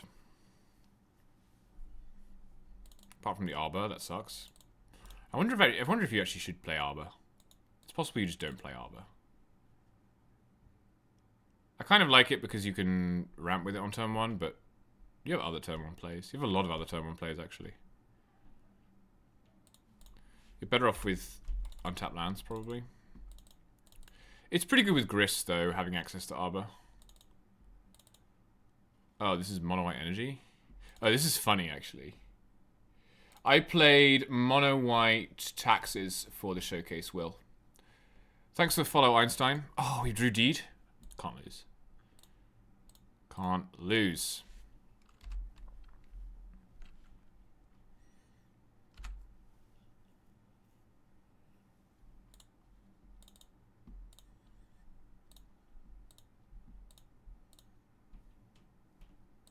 Chromox into my Deed? Chromox right in front of my Deed? Oh, you didn't even reveal Chancellor? Okay, so this is the weird Dominique Tutor mono white list. Well, actually, it wasn't Dominique Tutor, was it? It was someone else. Oh no, they're Peacekeeper. They top 8'd, or won even. Was in the split the finals of a challenge with Windbrisk Heights. Was what happened. So do you just not attack here? You have to name Deed, right? It's really funny because, like, if you attack, I get to play Grist. This is exactly the kind of matchup I was hoping to queue into with 3 Deeds in my deck. Oh no! You have Exile. Okay, probably lose now. We probably lose now.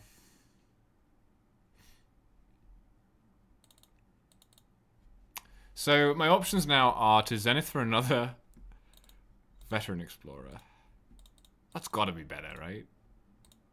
Because I could Dryad Arbor. No.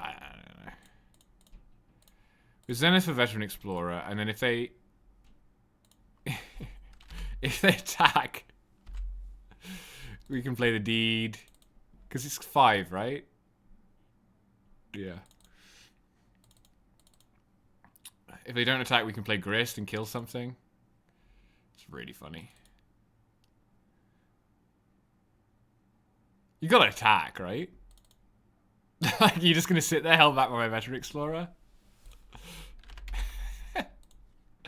Oh, I miss this deck. This deck is so much fun.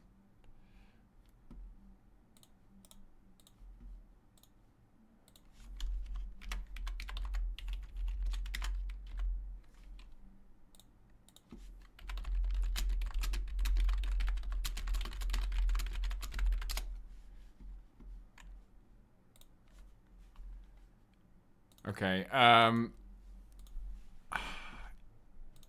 gonna block.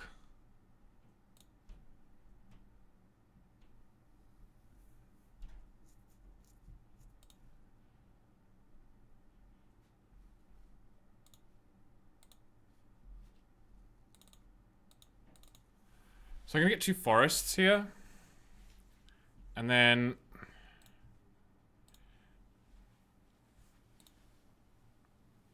I guess you get City's Blessing. That's funny.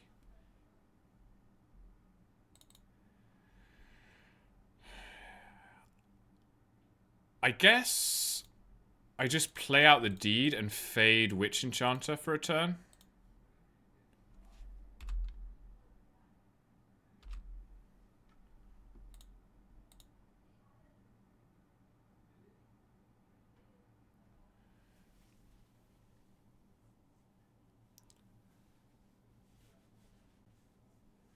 Lumra.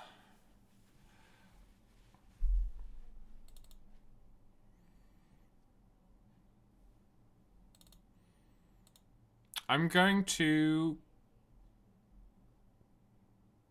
Could keep Peacekeeper in play. No, I'm going to crack Deed because I want to play out the Arbor. So I'm going to crack Deed for X equals 3. Hi, Patrick. This is... I said Deeds is like better than it's ever been. Play Dryad Arbor. You have 2 cards in hand. You have a bunch of mana.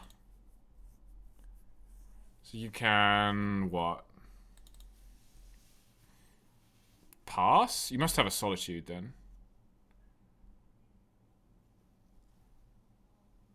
Because you know about Undermountain Adventurer.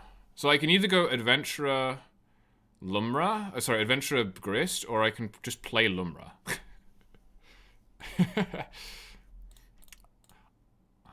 I want to therapy them, because I want to name Solitude with the therapy. I feel like Pass with 5 is just like always going to be Solitude.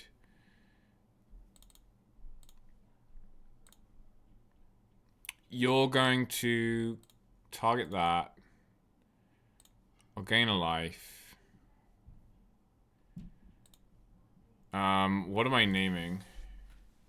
Something that you wouldn't have played. Just name Second Solitude. I'm gonna name Swords to Plowshares. Oh no, because this was a card that you kept in your hand when you attacked. But then you drew it and you didn't play it into the deed because it's obvious I was going to deed. So could be Guide of Souls, could be Ocelot Pride, could literally be anything. What's bad for me? Swords is bad for me. Solitude's bad for me. You've already used a Solitude. I'm gonna name Swords to Plowshares. It's Archon. Okay. So I have 6 mana.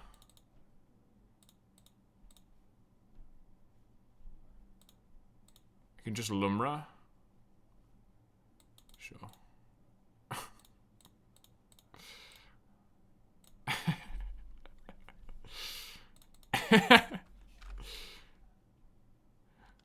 Surveil 1.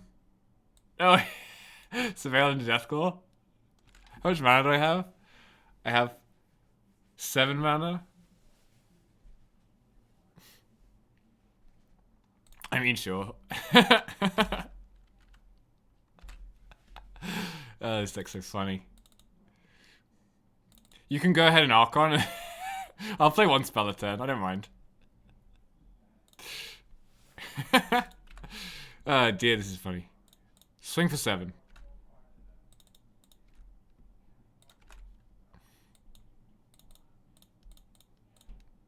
Alpha Deathclaw. Destroy this.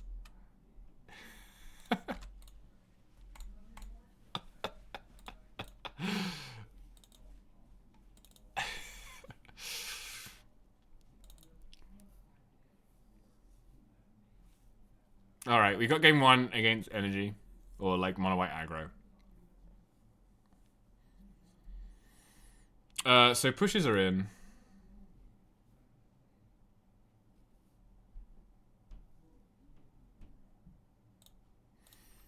Fallout Season 2. Yeah, the Deathclaws were cool. I thought it was weird how they just attacked that guy 1 by 1 though. That was a little bit weird.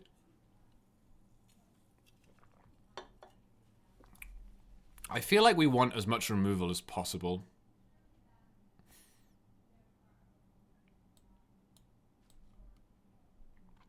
In this matchup.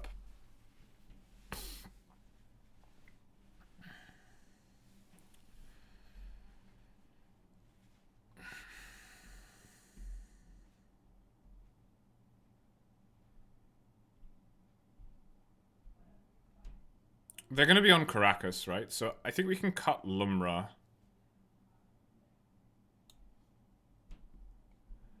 Or possibly Titania.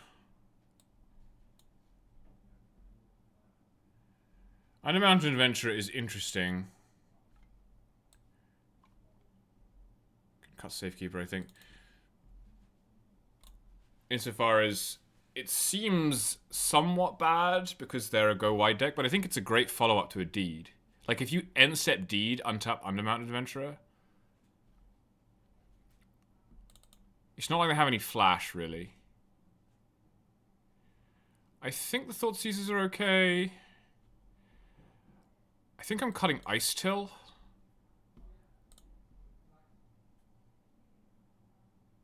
I think Explorer's great to chump.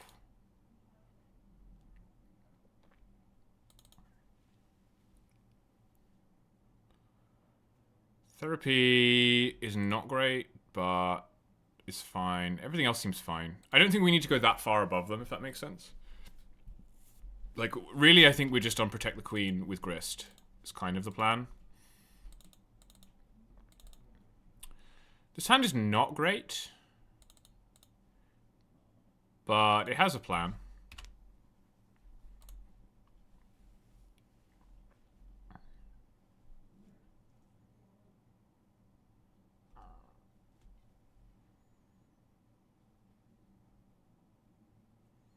Like, I get to play turn 2 Undermounted Adventurer. Oh, you revealed Chancellor. That's annoying. Land go. Okay.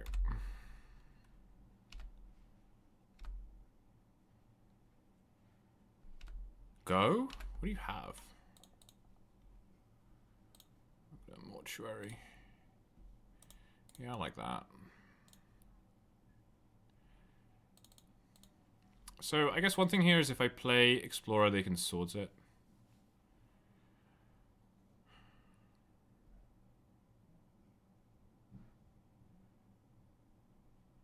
I guess that's fine.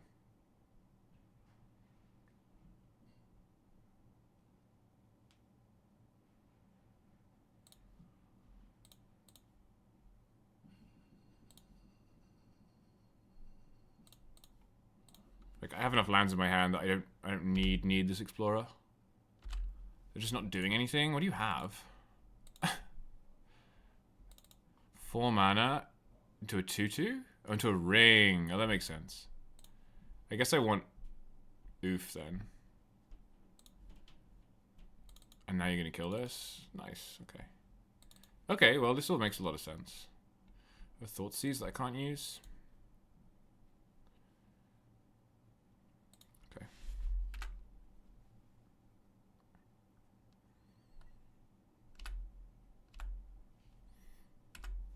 Okay, so this is slightly different then, because I think the deck I was thinking of did not have Ring in it. The Windbrisk Heights one. This is like mono white initiative. Oh, this is really funny because I'm going to get to take the initiative back with Adventurer. It's actually very funny. Okay, so you take the initiative. You search.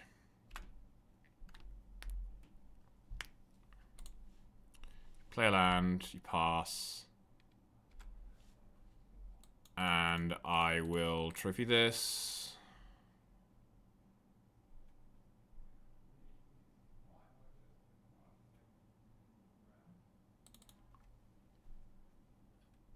I guess I don't want to draw a land. I don't want to get Arbor either, though. I'll get this. Zenith. I guess we'll save that. I will Undermountain Adventurer to take the initiative back from you.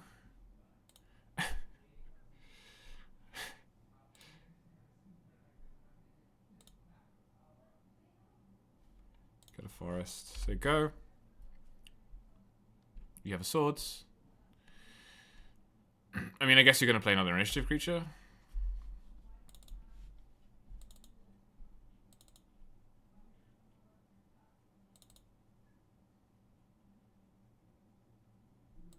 Another Dungeoneer. Yeah. Yeah. Pretty good.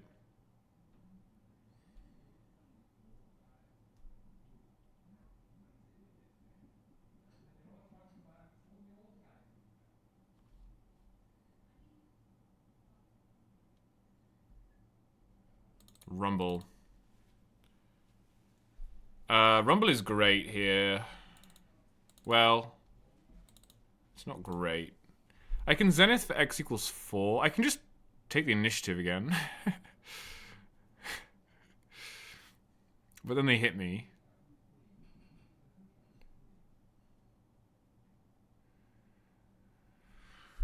Or I can Zenith for Grist. And the next turn I have Eternalized Grist. Kill your guy.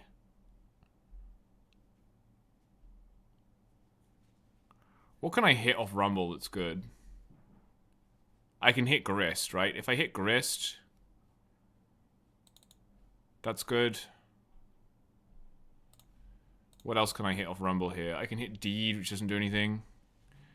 I can hit Skyfisher Spider, not quite. Bowmasters doesn't really do anything. Well, actually, Bowmasters is quite good.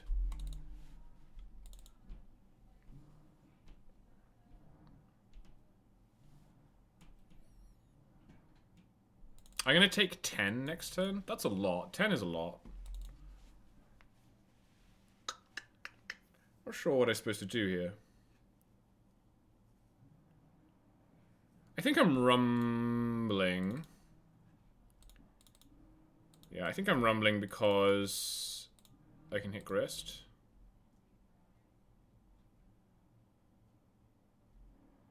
I hit Alpha Deathclaw.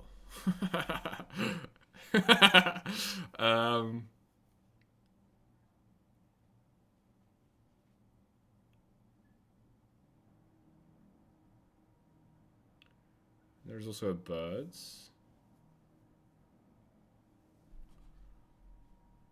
I'm going to take the Alpha Deathclaw. And then I'm going to...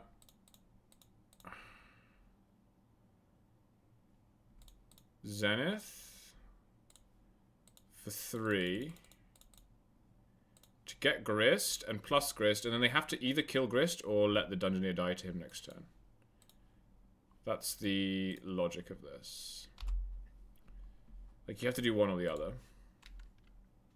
So this is like a gain 5 almost. And then if you kill Grist, I can still Deathclaw your guy next turn. I'm kind of hoping to kill them with their own ring here. So I'm at 17. Wow. They're going pretty low. They are going to kill the Grist.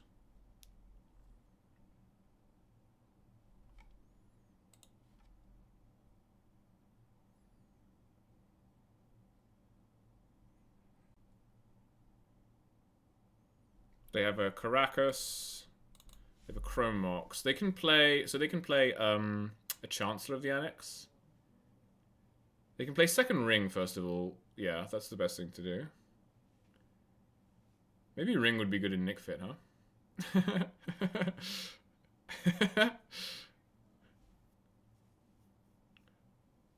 Are they going to prison that? Okay, so they have Static Prison. That's interesting. I can't... Okay.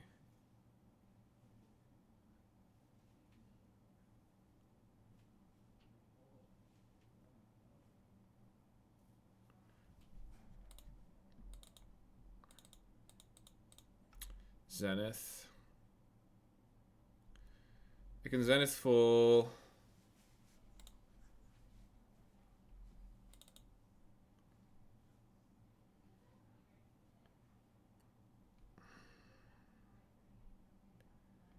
I guess what I want to do is next turn Zenith for Undermountain Adventurer.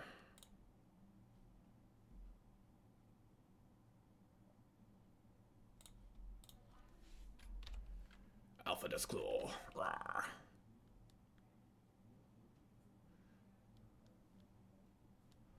So this is going to get like swords,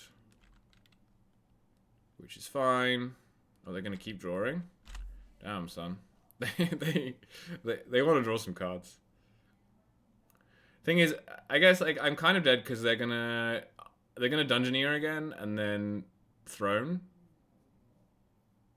for a bunch of nasties.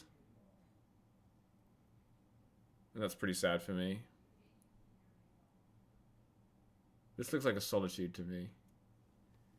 Yeah, so I'll go to 23.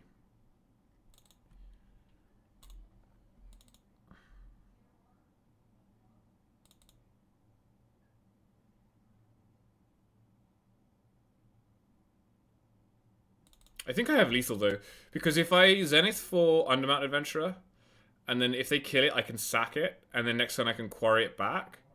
I can get into the trap room, and then they'll be lower than 5. I mean, they're at 4 now.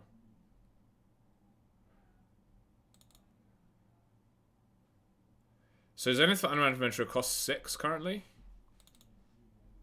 which is fine.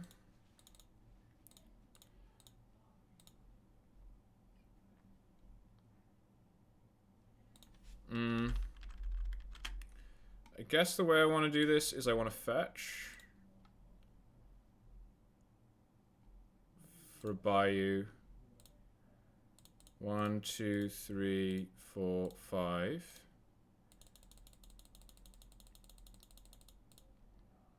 Zenith X equals 4. No response. Pay 1. Get Adventurer. Take the initiative. Go into the Forge. 2 counters on this. Okay.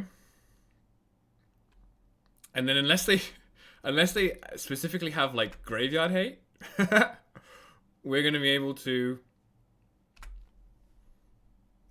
quarry this back and kill them, which is hysterical.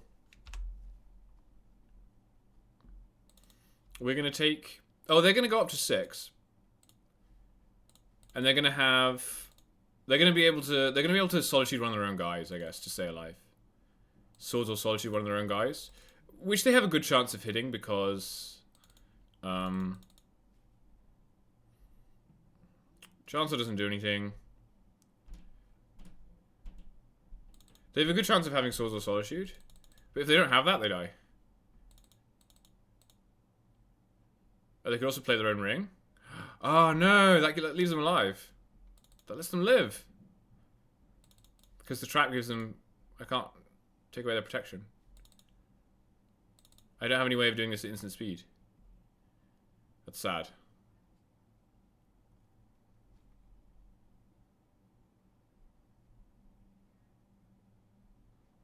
Can I live a turn? If I take 8, it's 16, 11. They would take... I would take 6, they go to 12, 11. Yeah, there's no way.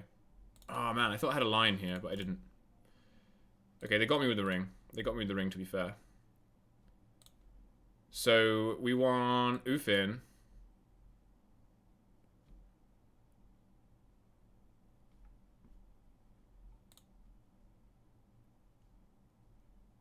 Deed looks worse.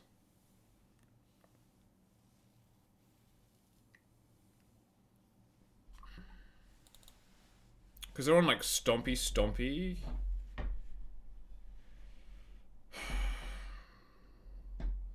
I do like Undermount Adventurer still. I could see maybe like having Safekeeper Titania in against Stompy. This is the sort of thing where I can assemble... It's not like they're going to have any board wipes, right? So I can assemble a combo. Titania's quite bad against Caracas, though.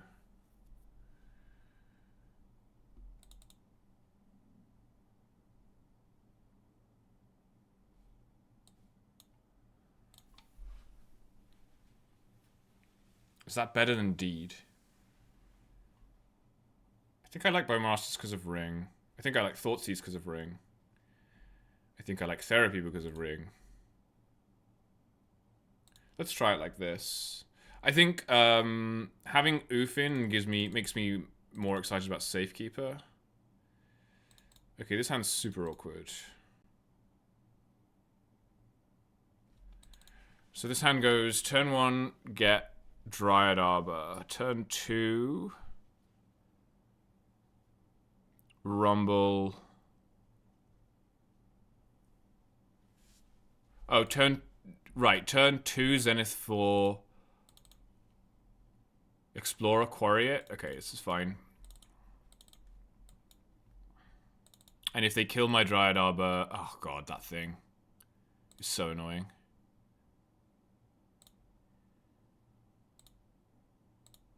this Chancellor is so annoying.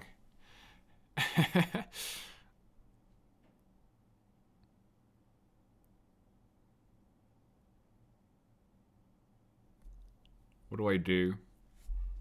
I think I run the Zenith into the Chancellor. I think I'm okay with that. Because I think I need to cast something next turn.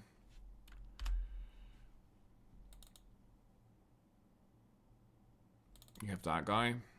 Alright. That thing I think is not that scary out of that deck.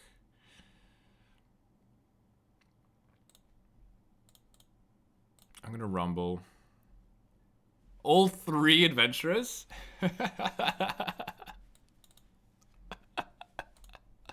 What? It's so annoying.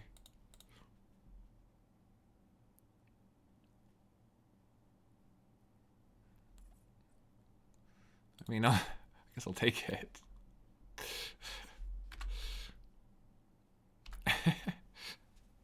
I mean, I could have gone 1, 2, 3. No, it's not good.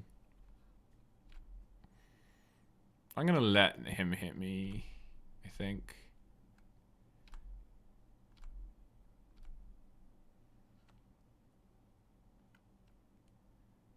What do you have now?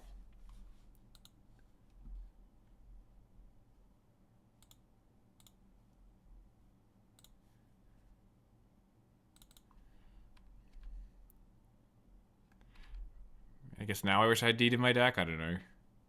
I don't know. Oof. This isn't gonna do anything here.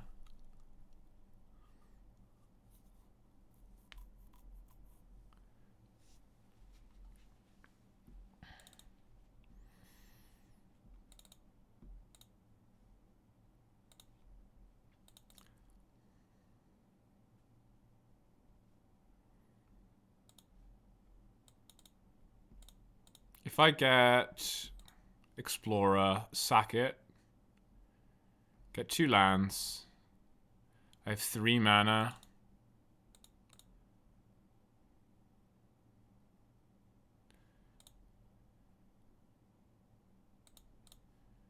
I can decide. No.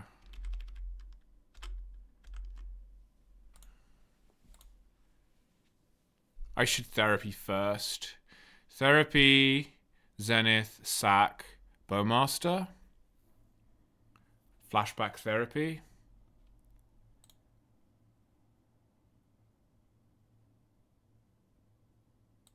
If necessary, let's therapy you. I'm okay against the One Ring here. I know about Chancellor, so maybe I should just hit Chancellor because that's something that you can play under a Chrome Mox.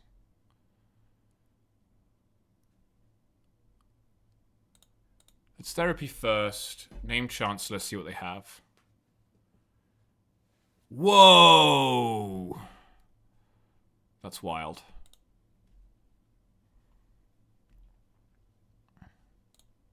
I will make mana.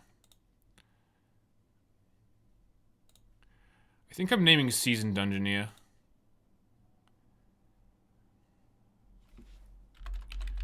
I'm not worried about Ring so much. I might be worried about Archon. Or Swords. Swords? No, that'll be fine. Oh, I see. You had another Chancellor. Okay. So your hand just sucks, basically. But if I give you 2... If I give you 2 basics, you have 6 mana next turn? Okay. So I'm good just to Zenith. And I don't need to flashback therapy this turn.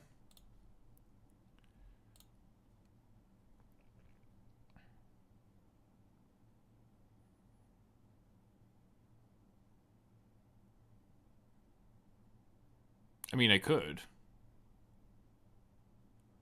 But I don't need to.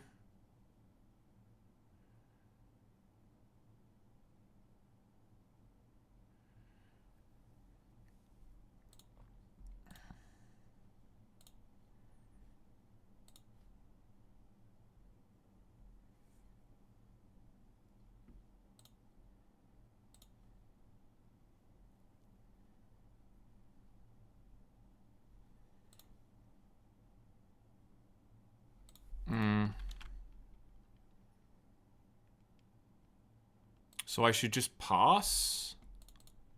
So I can eat the token as well? Yeah, let's do that. Because I think he's going to attack. Tomb.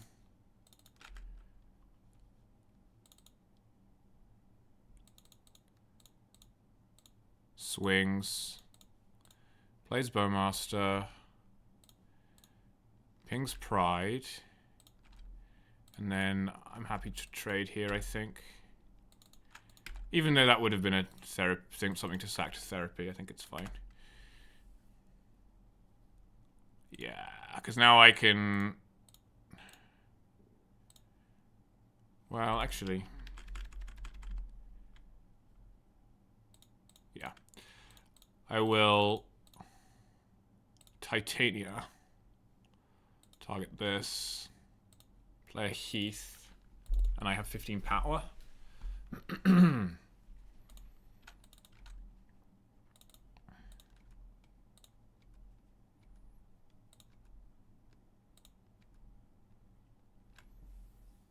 And you can play Chancellor next turn.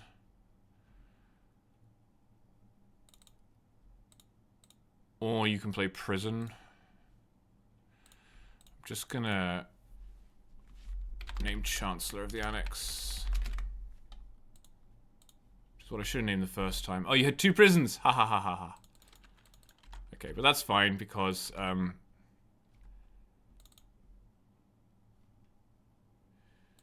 you can use the first one. I'm still gonna end up with a 5-3. Although, yeah.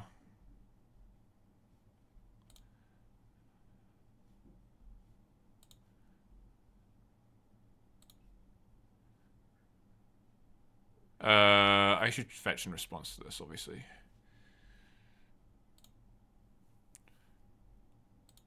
So we'll get a bunch of energy. I'll get the Arbor. It's in the graveyard. You can put another one down. I know you have a city in hand. City guide in hand. Push.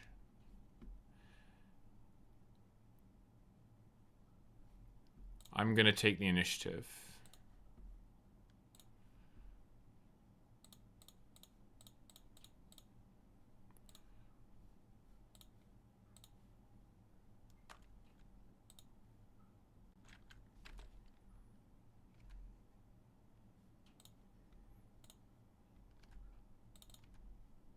Attack you.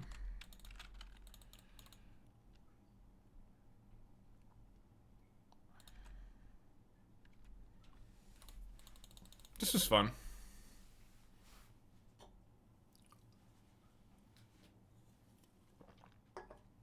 Opponent was on an interesting list. I was trying to brew up something similar to this the other day, like an energy plus Seasoned Dungeoneer deck, but it's tricky to get it right. Like, you need a bunch of different things to get the balance right. I'm going to let you pay. I'm going to swords this. Or push it.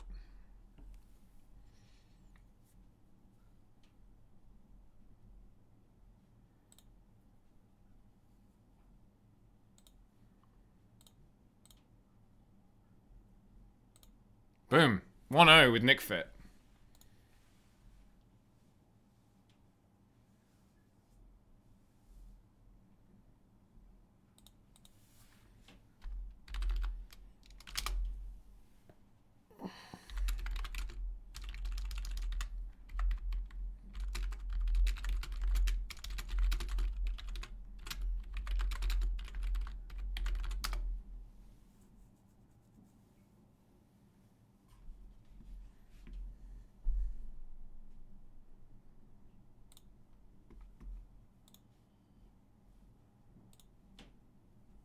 Epinephrine.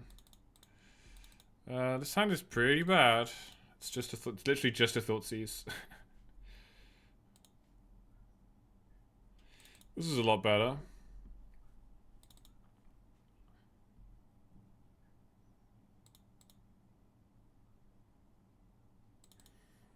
So if I bottom a land, I go turn 1 Thoughtseize, turn 2 double Accelerant, turn 3 Zenith for 3. That's not very good. I'm going to keep this and get rid of the birds.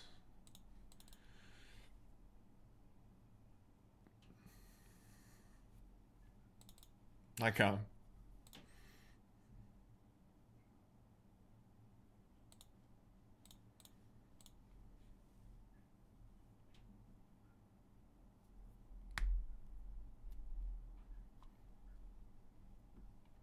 Whoa.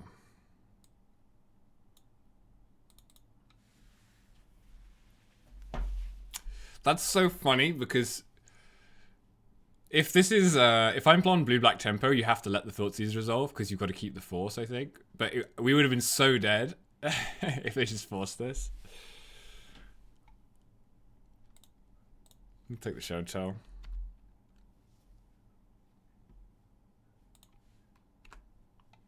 Slaughter games. I've got... Did I put surgical on my sideboard? Oh, I forgot to put surgical on my sideboard. I should have surgical on my sideboard.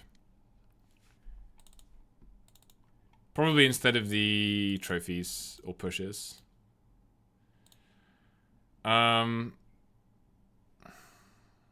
This is rough, actually. No, he plays Graveyard decks, yeah.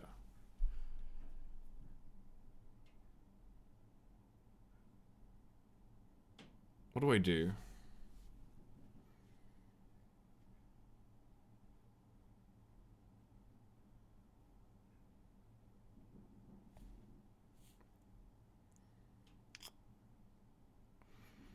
I can get the birds that I bottomed. And then turn 3, I can Zenith for Grist. I'm just not winning that way though, am I? I can just pass. I'm just passing. I'm gonna mortuary. I'm gonna underground mortuary.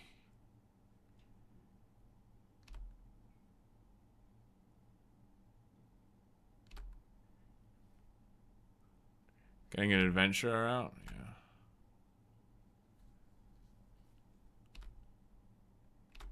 See, if I draw like a sack outlet, I maybe that's, yeah, I don't know. I think the Surveil is actually the most valuable thing I can do. That's an interesting card. Doesn't really do anything. I mean, it kills a veteran explorer, so I'm gonna keep it. And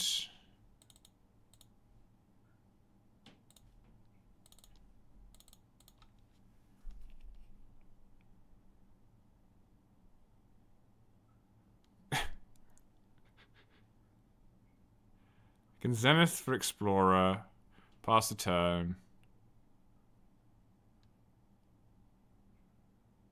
Yeah, I'm gonna... I do have an Arbor, yeah.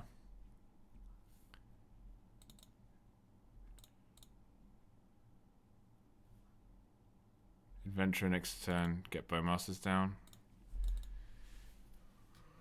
Yeah. But Veteran Explorer. Alright. Fine. I'll bow to the wisdom of CJ Nickfit Expert BS.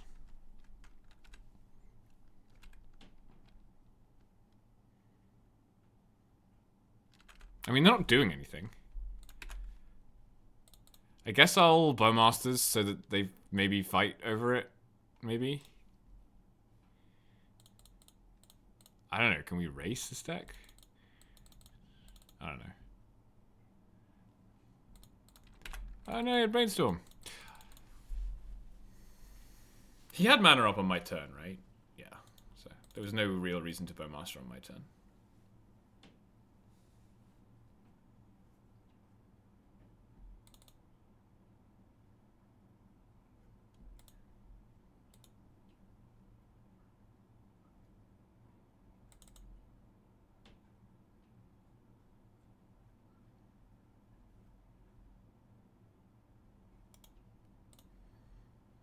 I guess I have trophies.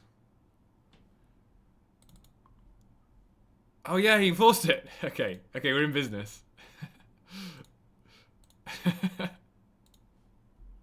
We're in business. Get out of here, Rumble. It's Undermountain Adventure time.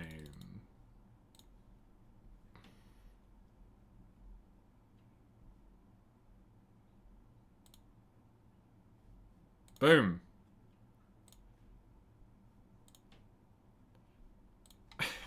Let's go. All according to Keikaku.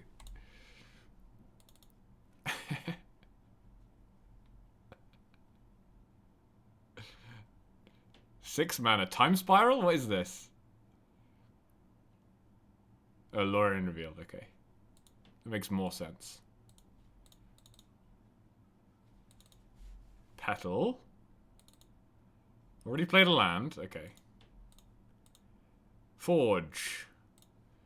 On my Dryad Arbor. Maybe, maybe not. On this thing. Ooh, Grist.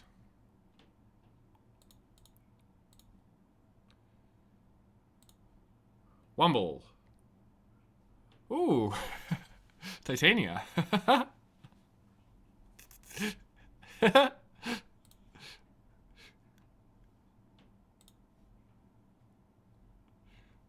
Sure.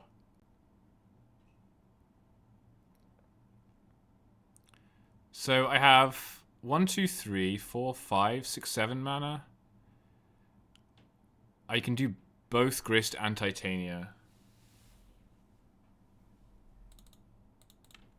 Titania beats Emrakul?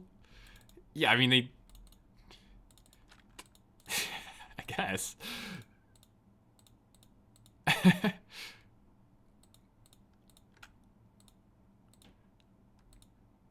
So I attack with the Vigilance creature.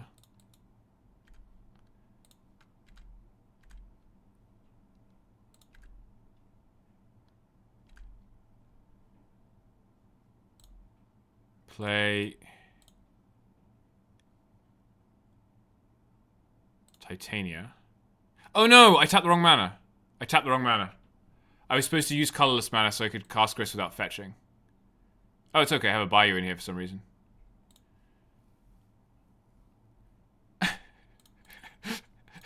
No, it's okay. Never punished.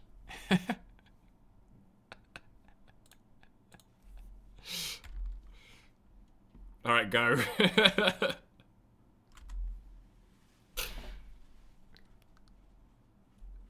I have lethal. I have like 10 kinds of lethal here.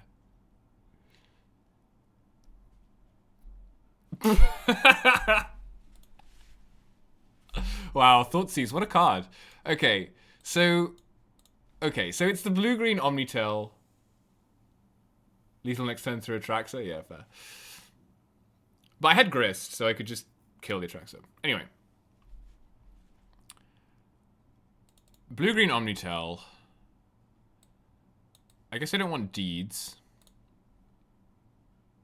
Bowmaster seems good. All the discards seems good. Safekey for Titania seems fine. I don't need Ice-Till Ghost Quarter. Alpha Deathclaw is insane. Lumra has reach. Grist seems bad. It kills Emrakul.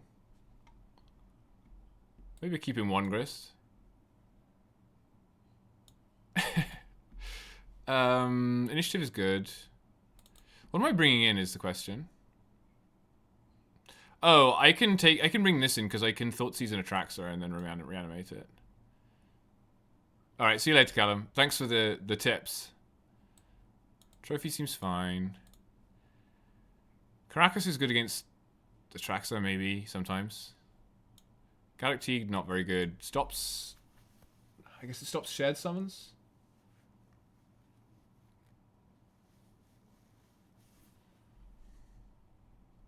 I don't really like Force of Vigor. I mean, it does destroy... If I put in anything with a trigger, I can use Force of Vigor to destroy Omniscience. It's probably the best thing I can do. Put something in with a trigger and then use the Force of Vigor.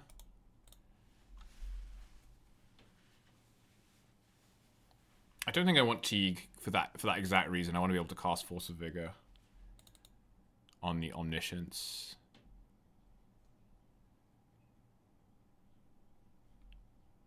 Alright, let's do it. I could bring in Oof. Oof would be fine. Just to turn off Petals.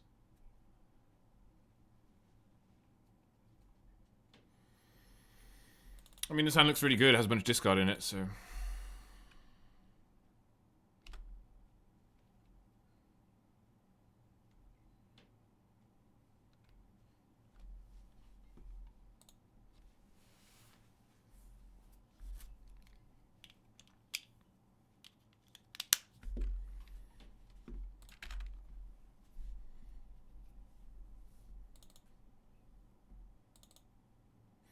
I guess, Veil of Summer is a thing.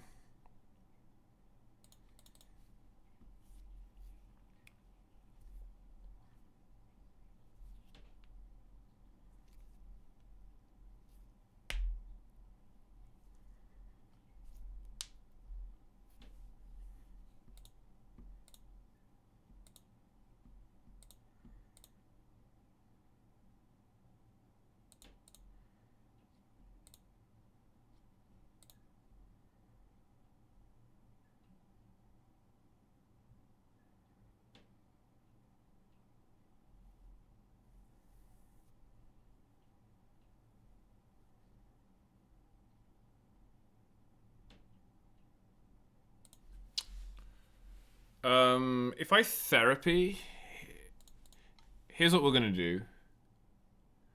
We're gonna Therapy into the Veil so that I have Therapy in graveyard and I can Zenith for Explorer next turn. Crack Therapy, Thought Sees You.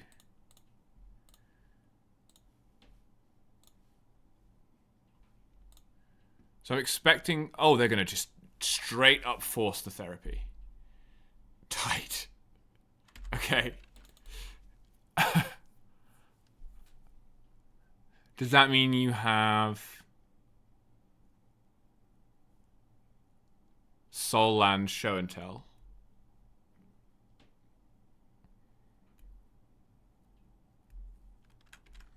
I mean, I'll Show and Tell in Alumbra.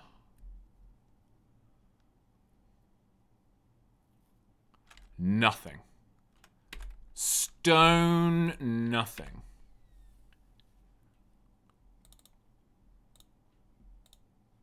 Interesting. Well, I certainly don't want to get Veteran Explorer now.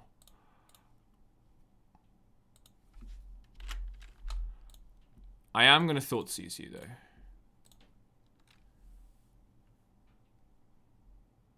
Now you have Veil. Bummer. Maybe I should have held up Bowmasters instead. That probably would have been better. I didn't think they would have Veil because they didn't have Veil the last turn, but I guess they wanted to Surveil. They had Veil, but they wanted to Surveil.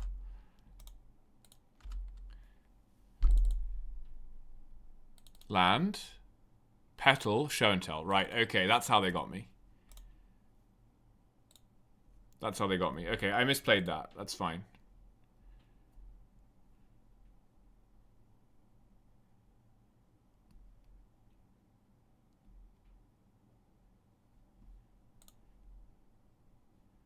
I have a 5/5. You have an Atraxa, I assume. Oh, you're going to Cunning Wish. Cunning Wish shared summons.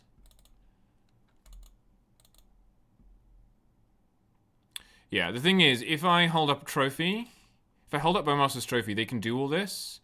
And then with the shared summons on the stack, I can Trophy Omniscience. As it is, I die. So that's a good lesson.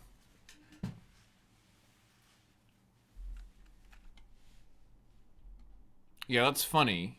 I had a plan for the Veil on turn 1, but not for the Veil on turn 2.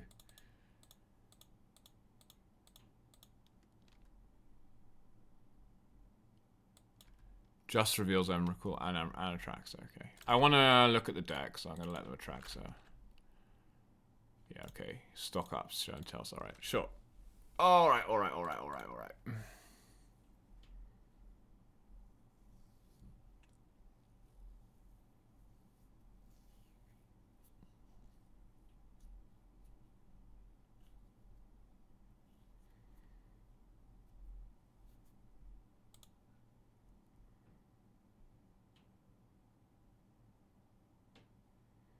Safekeeper seems pretty bad. I'm going to put Tegan instead.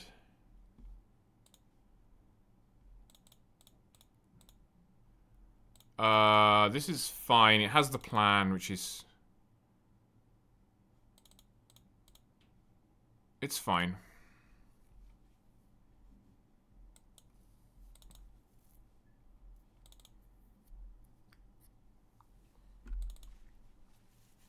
Yeah, the Thutsies there was hasty.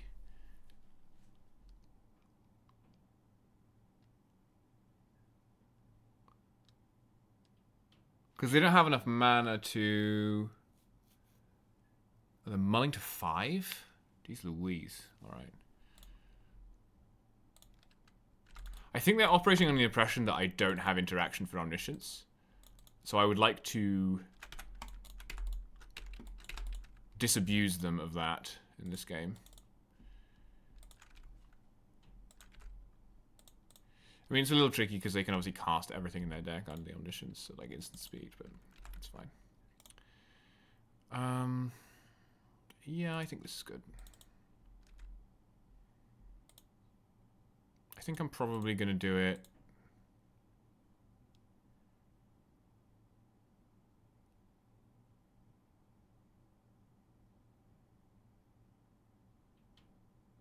Next turn? Well.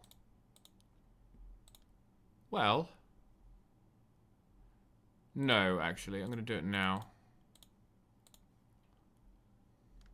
Because then I still have this to put in off show and tell. Oh, I hit therapy. So I could therapy now. But you definitely have Veil of Summer again. Don't you?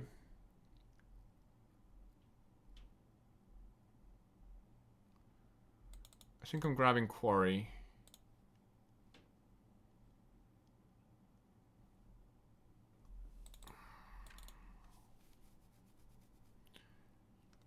I think I would rather have you cast Veil when I have a Bowmaster in play.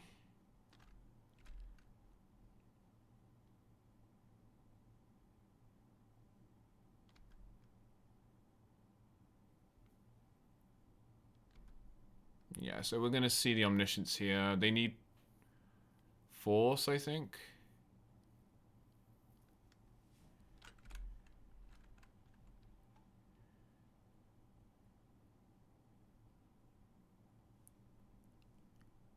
So trigger. Oh, they have an Atraxa instead. That's annoying.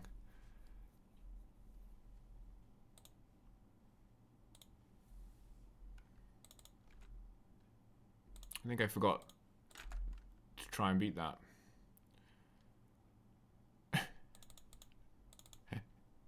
I guess I should have therapied you. I have a spider, right? But I'm 2 turns away from spidering.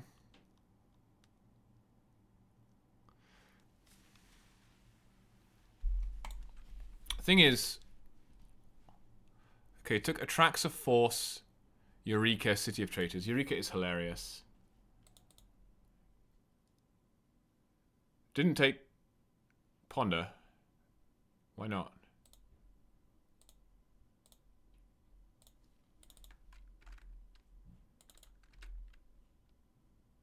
I can get Grist here.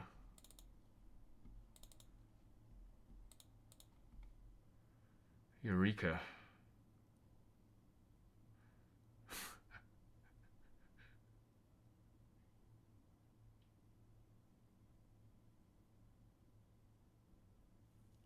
Eureka.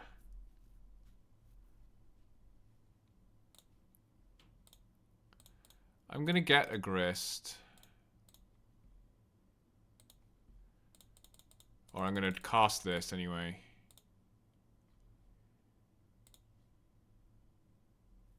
You can force it.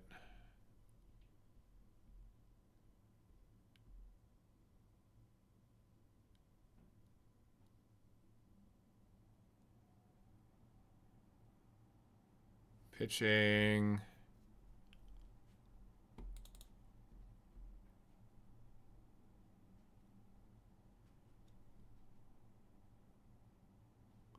Stock up.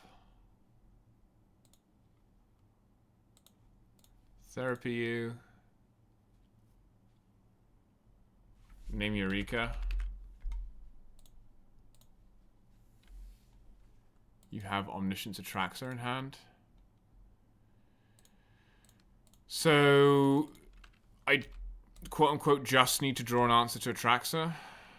How many do I have? I have 3 more Zeniths. I have a Grist. I have 2 trophies.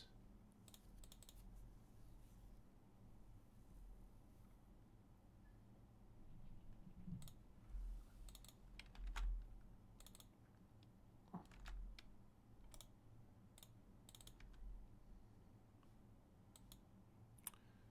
feel like I did want more answers to Atraxa in my deck after sideboard. I have 1 more turn to draw something.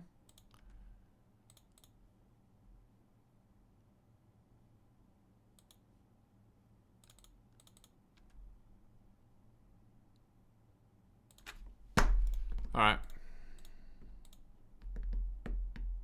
I think I could have won game 2 by holding up, by not running into Veil on turn 2. Just kind of funny the way that game played out, because the only reason they didn't Veil on turn 1 was because they wanted to surveil into a land. Because they kept like 1 land petal show and tell. So I was like, oh, they don't have Veil because they didn't Veil on turn 1. But it was specifically because they wanted to surveil, they used Force instead. Crazy. I mean, or they drew it, but like, still.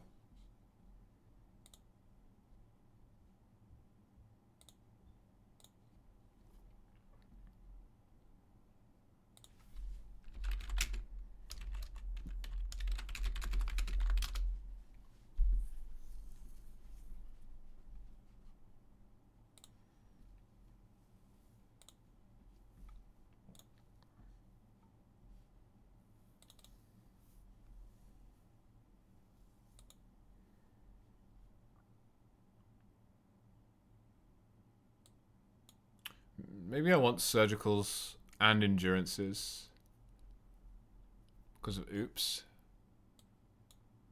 I don't think you need these pushes because you already have 3 deeds in your deck. Just not worried about Tamiyo's or anything. I think you play surgical to beat, like, because you can like therapy stuff like Doomsday and Show and Tell. You can surgical it.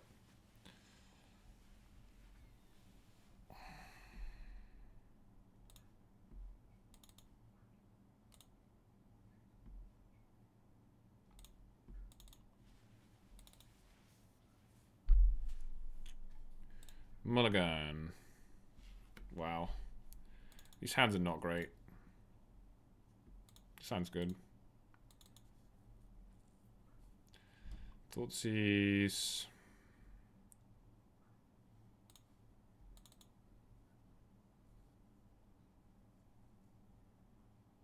I'll just get rid of this.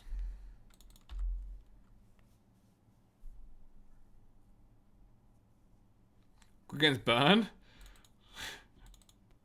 No. I have Thoughtseize in my hand. Oh, I drew a land. Freaking Burn. Well, at least I got plenty of basics, huh?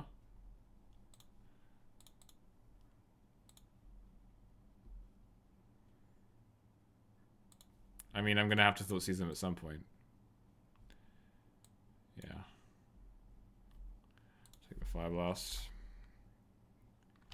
So I'm gonna go to 13. They have 9 damage in hand. Man, if I draw a therapy here, I mean, I guess they're just gonna 6 me, so the therapy is not that good, but still. Yeah. 9.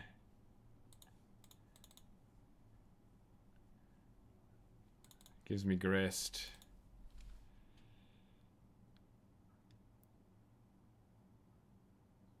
What do you do here? Do you just grab... I think you Zenith here. For Explorer. Dual Dex Burn versus Nick Fit. Second Guide is actually really annoying.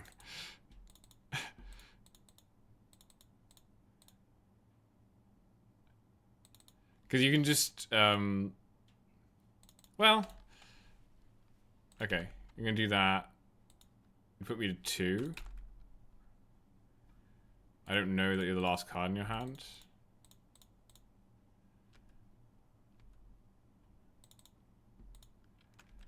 I'm going to give you 2 lands and then die, most likely.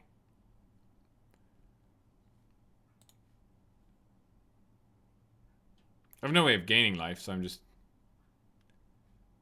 mega dead here. I guess I have Spider. Yeah. Flame Rift, yeah, nice. Okay. Burn. Burn, baby, burn. Pushes are good. I don't really like Thoughtseize. It's okay, but I don't like it. I want more removal, I think. I don't want Deeds.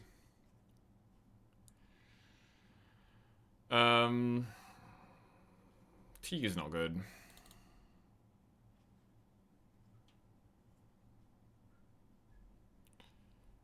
Ice Till, not good. Initiative good. Big guy's good. Probably play Endurance. Or Force? Force of Vigor kills... Actually, Force of Vigor is really good, right? Because it kills Eidolon without triggering it, and... they have a bunch of other, like, cheap enchantments that are annoying.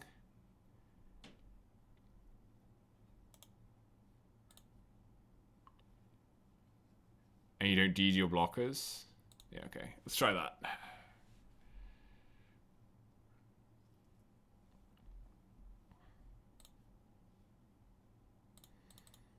Therapy. I mean, this is a great hand. This is a fantastic Nick Fit hand. I just have to hit on the first therapy. So am I naming Guide or am I naming Monastery Sith Spear? It's gotta be the Goblin Guide. You gotta name Goblin Guide. Oh, we missed. They had 2 lightning bolts. The other thing I was considering naming was Fire Blast. It's okay, because if they don't have turn 1 creature, I think we're fast enough. Yeah.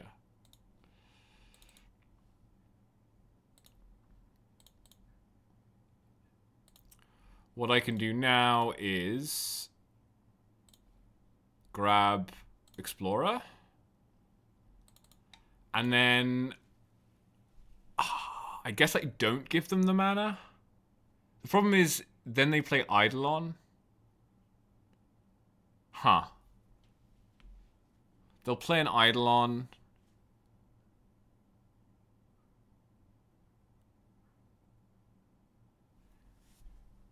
So I guess I do give them the mana because I need it next turn. Or, hang on. I don't give them the mana, they play an Eidolon.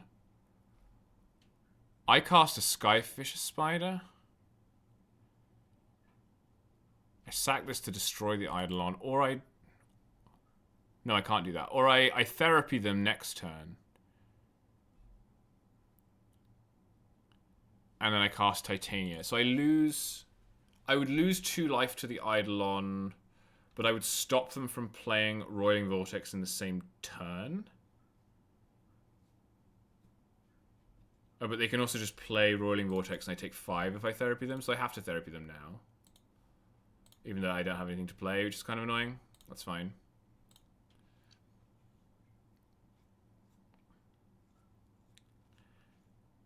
And I guess... Huh. It's sort of interesting, because they get the lands first, so they can bolt Vortex. They'll bolt Fire Blast now if they want to, or they can wait.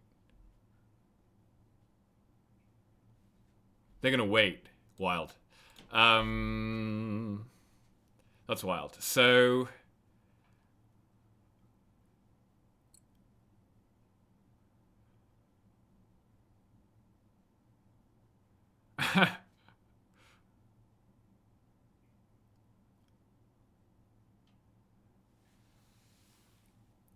I'm gonna name Fire Blast.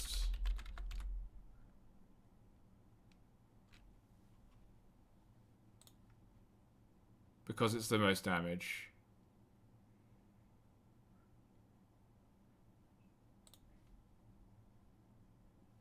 Drew Lava Spike.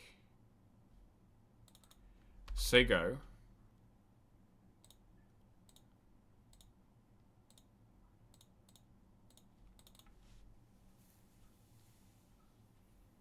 They'll bolt me end of turn. How much damage do they have in their hand? 4 cards now? How do you have 4 cards? Oh, because you bolted me. Okay. So I'm at 14 and you have 6... Like 8 damage in your hand. I'm at 11. You're going to Eidolon. Which, amusingly, I don't really care about. Then I'm going to cast a Titania. I'm at 10. I guess I don't want any non-basics, just in case.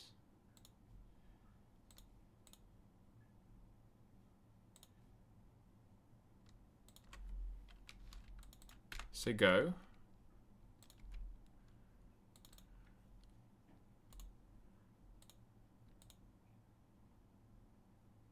He's going to suspend a Rift Bolt. Cast Roiling Vortex. Which deals 2 to you. Means I can't cast free spells.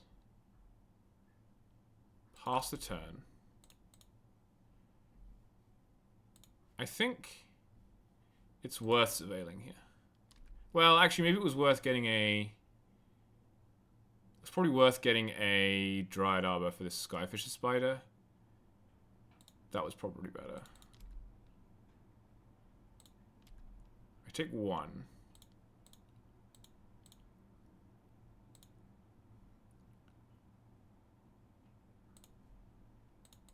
I fetch down to 7. I'm going to race them here, I think.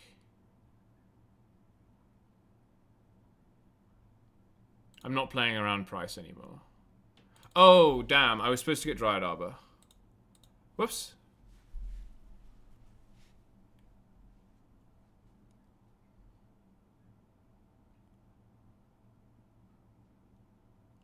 It's fine.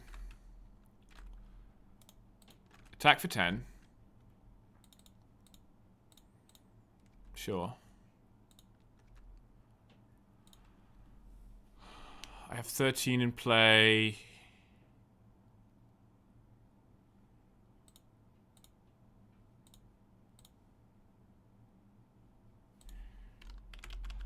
I don't think they have a single out.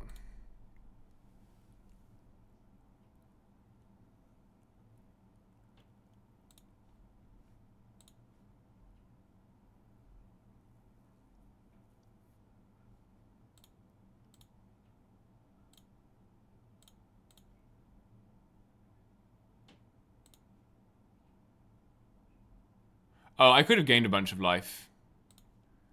Which would have been even better, actually. Oh well. Oh, damn, they have two Rift Bolts on suspend? I didn't even see that. Okay, that's where all their cards went. Okay, I messed up massively because now I just lose to a burn spell. I could have gained 4 life with Spider and been at 4 this turn. Now I just lose to anything. Okay. Never punished. Yeah, I could have been at 4. Roiling Vortex. We knew about that. I think I'm good. I think I'm good to go. Opponent is on the play this time, so I probably need a push hand. Push hand would go up a lot in my estimation. I guess this safekeeper's kind of bad, huh?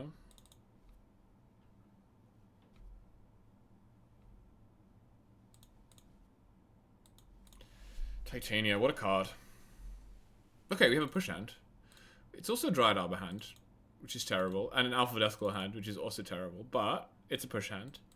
So I'm going to keep it, and if they turn one guide me, then at least I will appreciate drawing the land. It's not guide. Okay.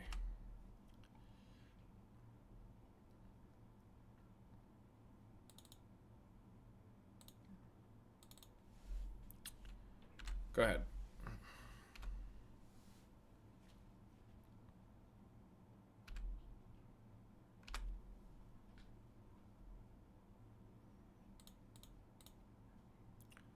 We will push. Go to 18. They only have one land, which is interesting.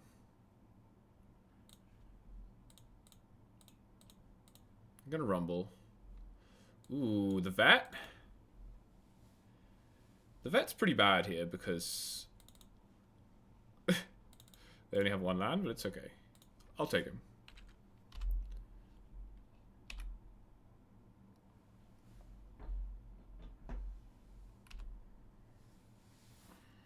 I think I can take one here.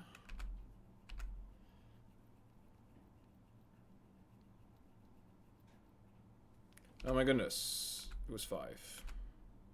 13. You have 5 cards in hand. Do another basic. I'm gonna grist. Wait. Did I mess this up? If I rumbled this turn and played that, I could have Deathclawed your land next turn, maybe? Whatever.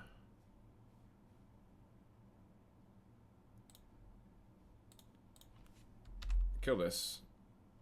So you go.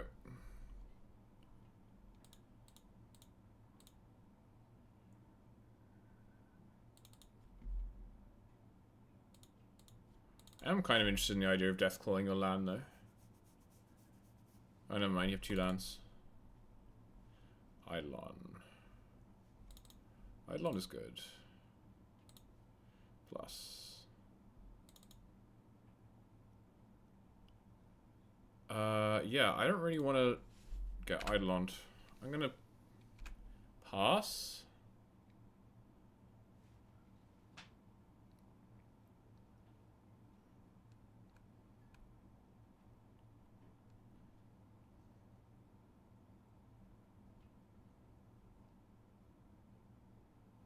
I think I will double block.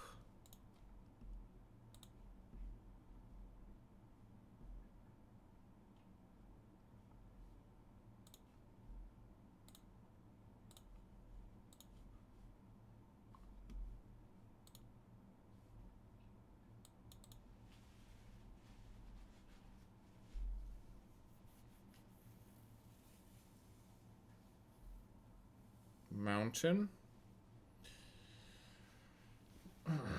Is that the optimal number of mountains?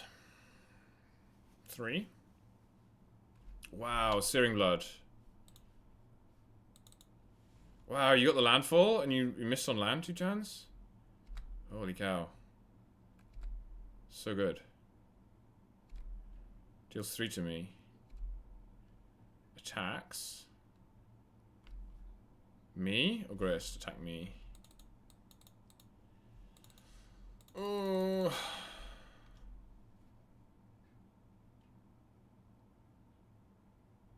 Go to 8.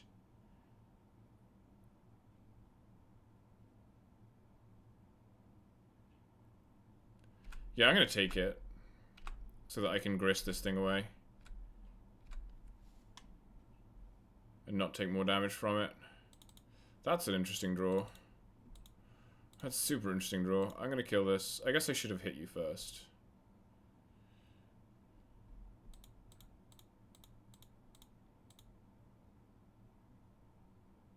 Are you going to bolt this?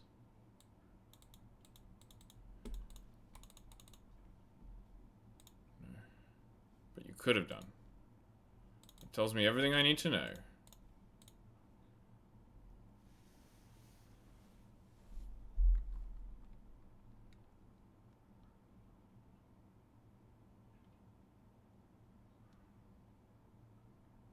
I'm gonna name the other Searing Blood. Yeah, I knew you had another one, you little guy. I knew you did. I knew it. Okay, Explorer. This is sorcery, right? Yeah. Sack this. Yes, yes. Give me these.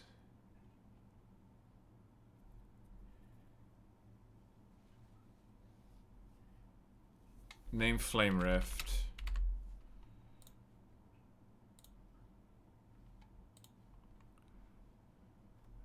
I could just tell from the pauses and stuff that they had that. That's great. Quarry. I can quarry back an Explorer. That's not that good, but it is a 4/4. Quarry Explorer, Deathclaw you. Hang on. Quarry Explorer, Deathclaw, the Eidolon, swing. 14. Untap. Monstrosity 4 if I draw a land. Is 14 exactly?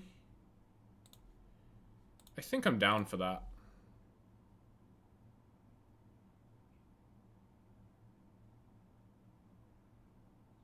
Alternatively, I can rumble now.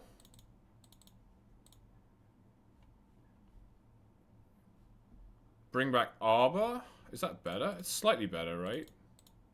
Then I can guarantee hitting the land drop. Ooh, or the spider. Okay, you take the spider because that just locks it up basically.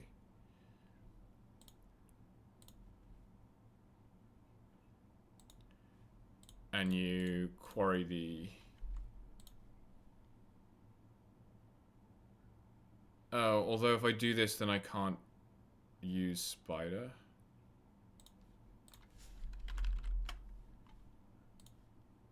So that's not what we're going to do.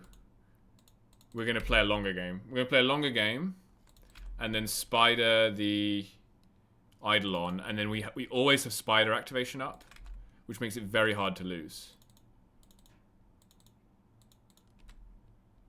Yeah. Just have perma spider. Basically, is how that works.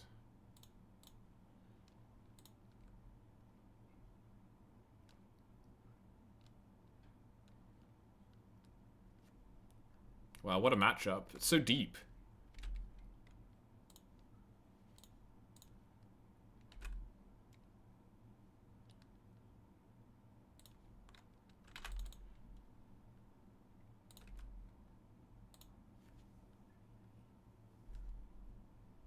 Another Eidolon. Nice.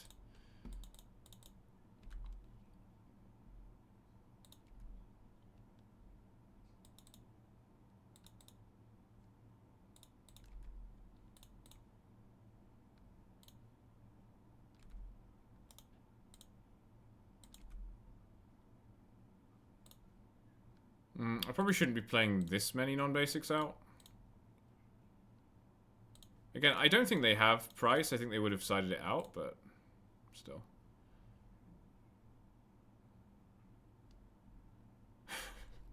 This card is so good. It's like unbelievably good for a 6-drop. You know, for a 6-drop.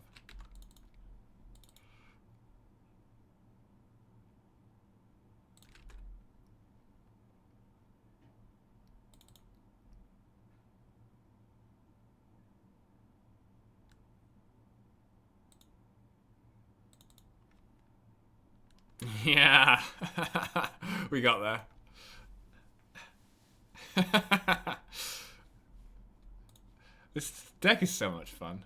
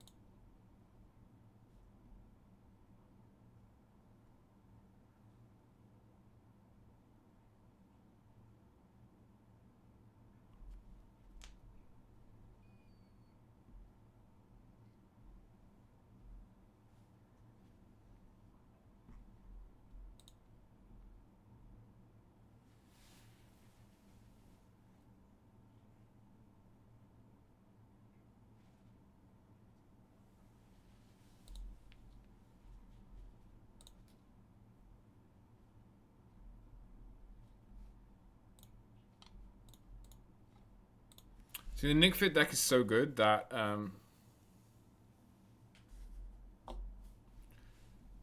people won't even queue into it.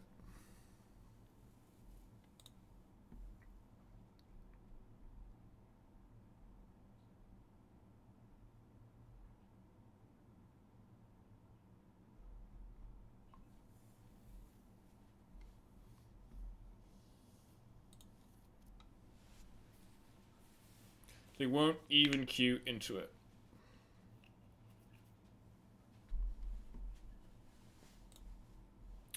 I actually think Bowmasters is kind of bad here. Almost want to cut them.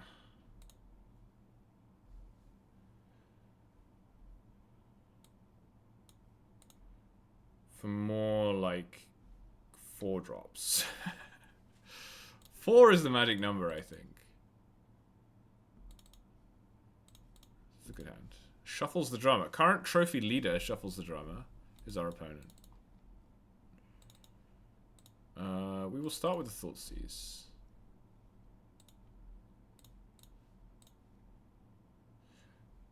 Oh. Interesting. So they're on, what, Beseech Storm?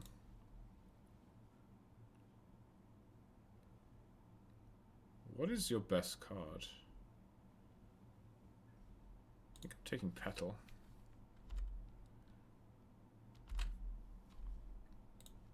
I don't know what the right take is there. It's probably Veil.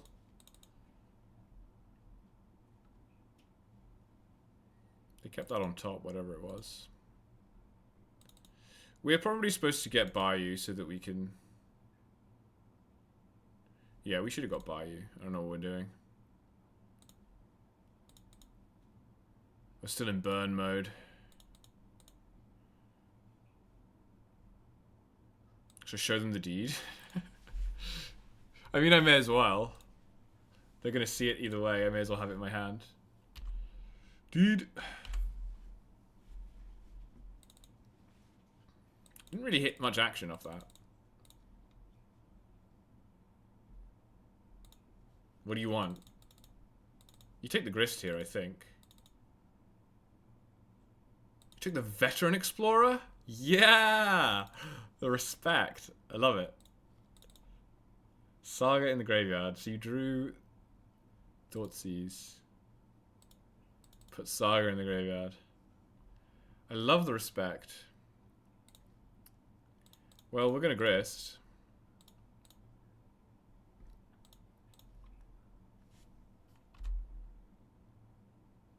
Mill and Mountain Adventurer, so you go.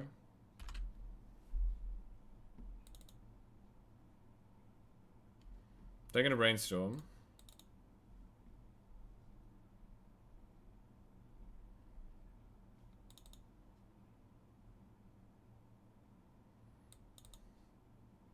We have 2-turn lethal, I think.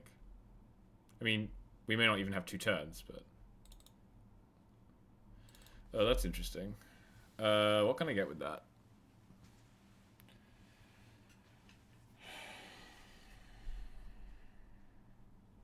So if I do Titania, get back a creature.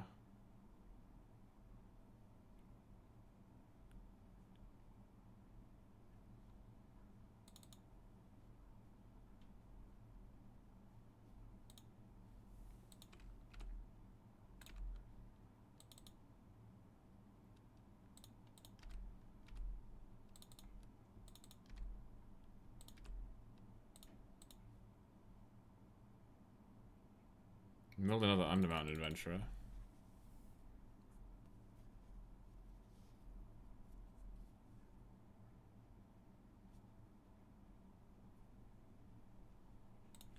Yeah, I think this is still my fastest clock.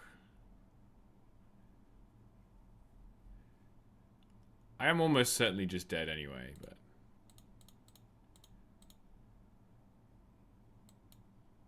I suppose... No, it's too much mana.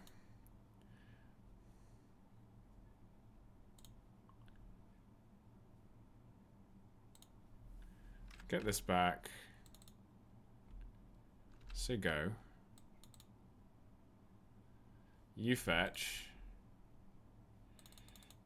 You have these 3 and 3 unknowns. Or some other things. I guess you brainstorm now. Oh no, okay. If you're not brainstorming, I'm probably dead.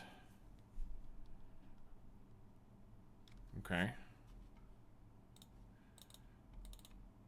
This is lethal in play, right? Because this is 10, 12, 16. So I have lethal.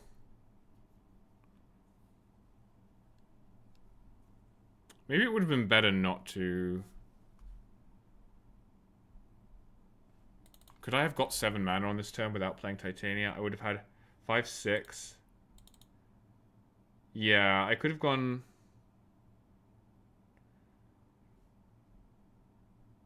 No, it would have been tricky. I mean, they're passing, so I guess we win? Maybe? This is each opponent, so it's not even stopped by Veil. Do I get Dryad Arbor? I'm gonna get Maya. Graveyard.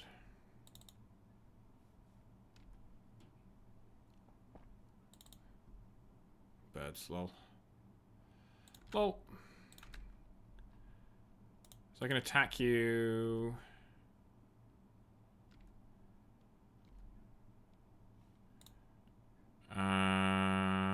Kill you?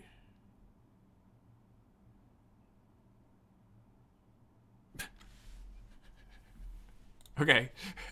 We keep getting these game 1s against combo decks. This is Storm, it's Tess. So... It's Sagas as well, so I want Force of Vigor. I don't think I want Endurance. I might want Endurance. I don't think I do. Deed is interesting. I think Deed is good. I don't like Grist. They won't have anything I need to kill with Grist. I like Ice-Till Ghost Quarter a lot. I like Safekeeper to protect Teague and... Oof. I like all the discard. I don't necessarily need Lumra. Or Skyfisher? I mean, I can gain a lot of life with Skyfisher.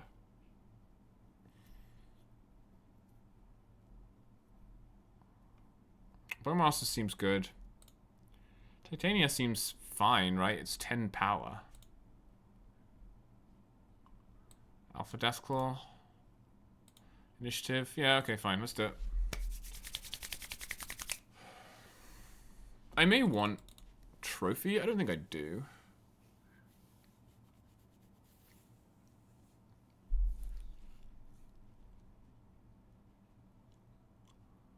Yeah, I like this hand. Thoughtseize Therapy, Force of Vigor. Seems real nice. Says go. Um...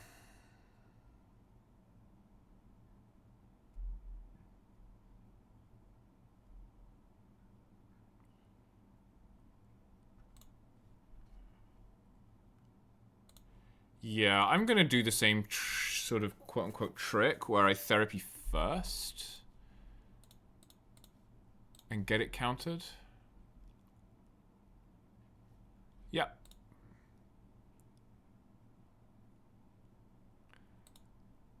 I think it's broadly worth it. Maybe not, because it draws them into combo. But, like, I'm going to want to just do more discard next turn, so...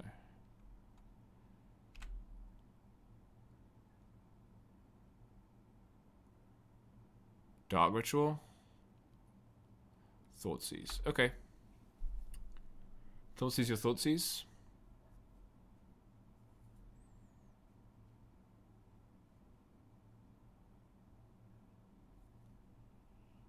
Thoughtseize your Force of Vigor. Are you just going to go off now? Saga go. Saga Gaming. And we drew the deed. Oh, we drew the deed. Ooh, we drew the deed. Thoughtseize you. Okay, so you have Ritual, Chrome Mox, Opal, Brainstorm, Brainstorm.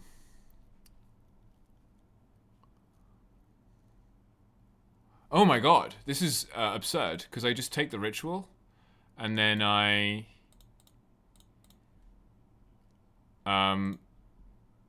Safekeeper, Flashback, Therapy on Brainstorm, and you just lose.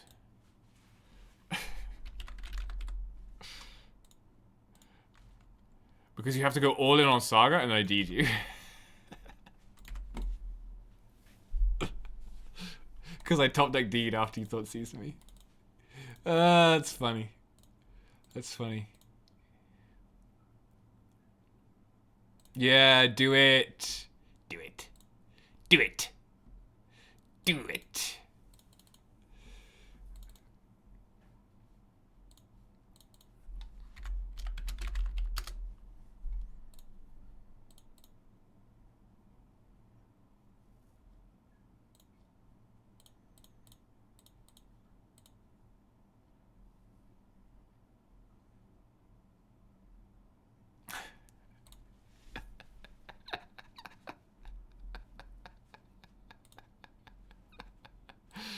I gotta take a screenshot of that one.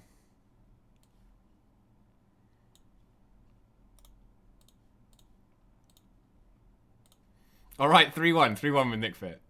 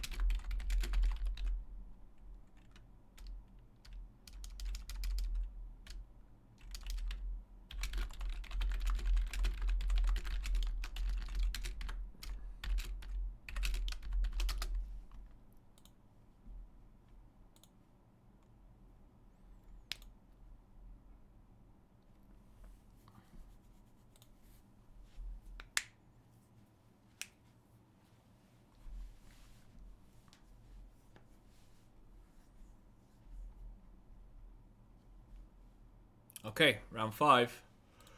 Me, the captain. It's a good hand. I mean, it's a little slow, perhaps.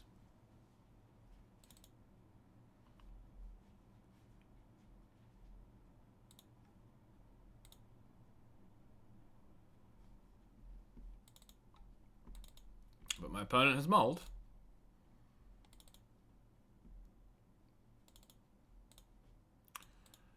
I think I'm okay to get a basic here.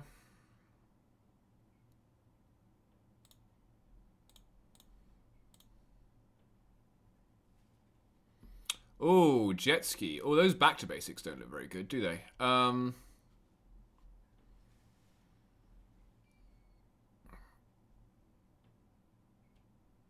Interesting. None of these cards are any good against me. I'll take a Snapcaster.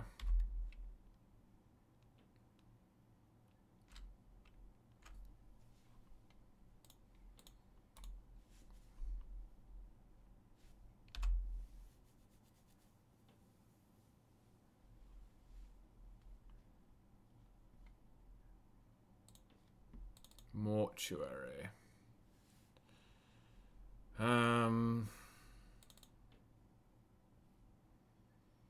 Sure.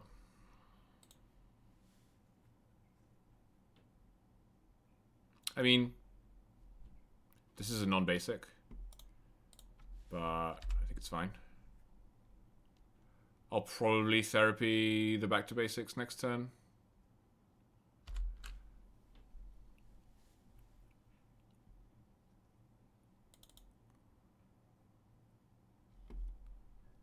Vault Glow? Or you have a Ponder, or are you gonna 2 mana?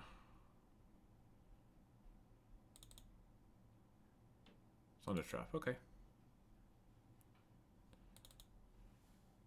Misses? Thunder Trap misses? Oh no.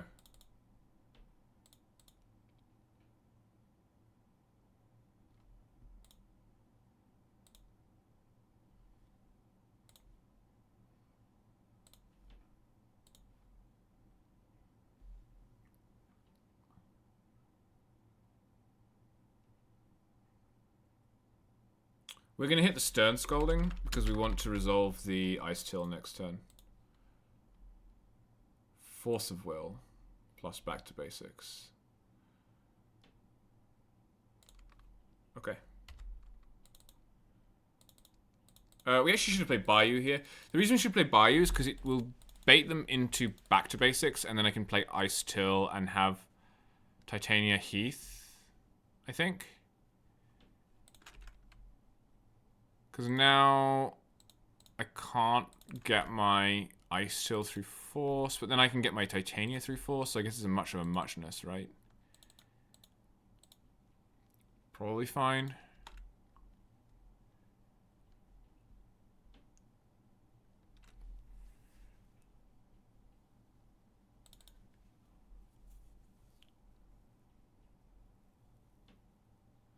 Drew Bowmasters. Well, yeah, I would probably rather play that then. Because that might eat a Force here.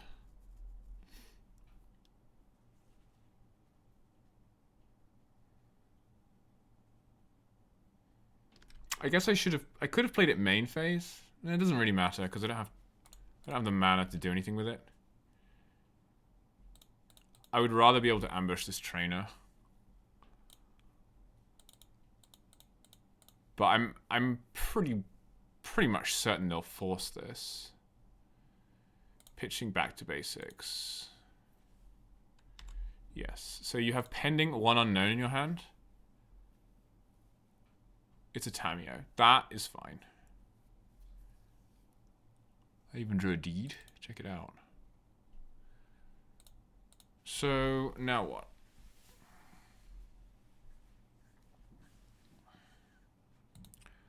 I'll GQ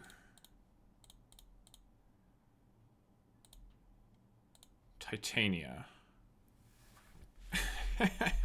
I love this card. It's such a good card.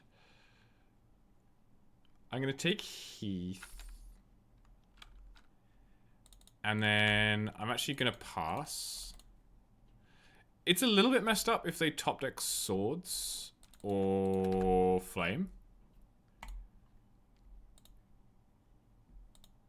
And they do have 2 draws at that. Slash more. Them getting Swords here would be kind of annoying. Okay, they got Swords. It's fine. Because I guess we could have waited. We could have Ice Tilled and then got a bunch of guys. I think this is still fine. I'll get Forest. Yeah, I was kind of hoping to fade that for turn. Maybe it would have been better to just Ice Till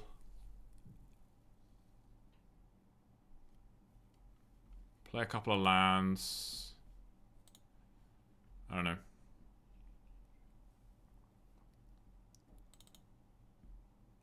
I kind of wanted to be able to deed away their board here.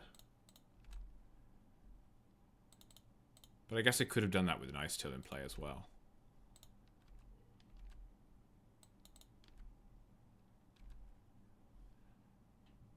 I can deed for 2. What if I play an Ice Till? Then I can't deed for 2. Okay, so let's get rid of this. Main Prismatic Ending. Okay, you have a giant hand. Cast a Pernicious Deed.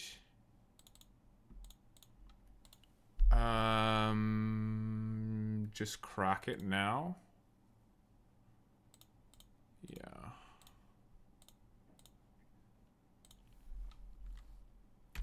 Say go. You have 3 lands. You drew Ponder.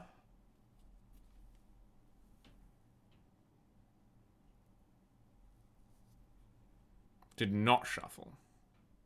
Plays Tamiyo, sure. Lumra? Oh, baby.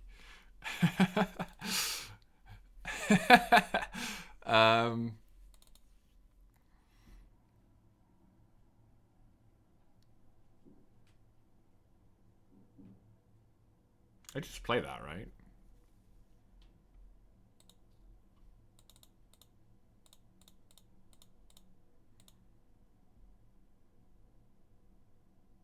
Well, you can just swords it.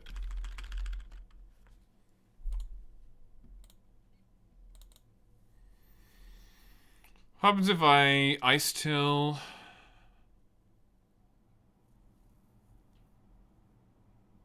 Get back 2 lands. Mill a bunch of cards.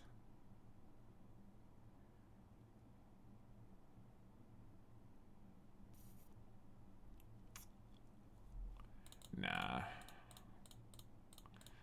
Nah, you gotta play the bear. You gotta play the bear.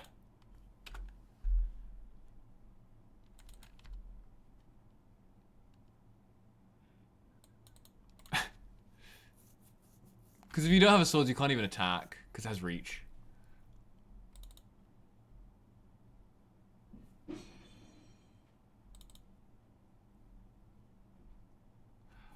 Boom, boom, boom. Bare necessities. Do do do do do do do do do do do do do do do. Wow, you pondered into Tamiyo Brainstorm, huh? Good stuff. Look for the bare necessities, all Mother Nature's recipes.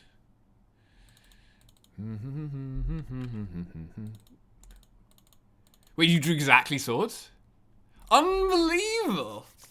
Okay, okay, I might have messed this up. I may have messed this up. That's funny, though. That's funny. Okay.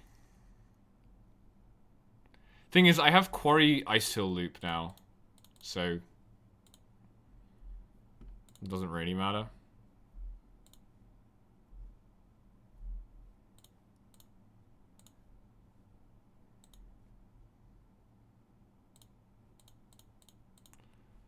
I need to fetch. Okay.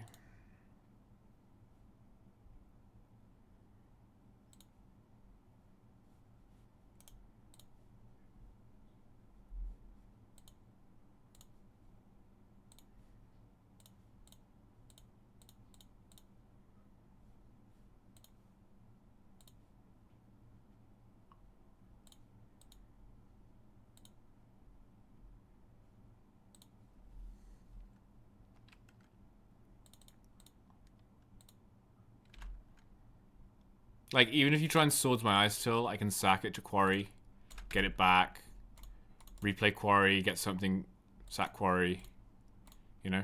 I have a lot of mana.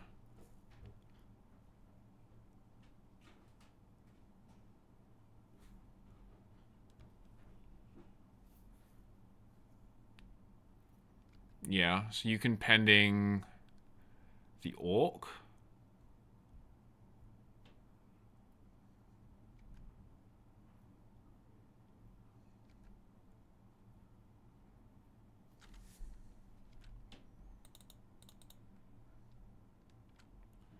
Then you're going to dress down now.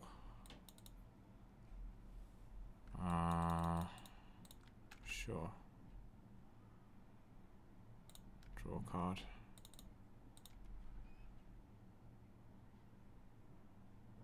Drew an Undermountain Adventurer. Pretty sick. Attack Tamio, attack you.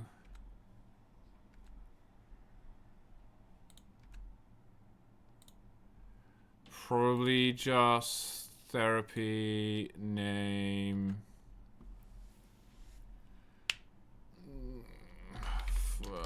Do I care about Flame Vein? Let's name something like... Yeah, I'll just name Flame Vein. They haven't drawn one yet, so... It's Force Negation, whatever. Maybe I should have waited on that therapy, actually. It's fine. Yeah, I'll just say go.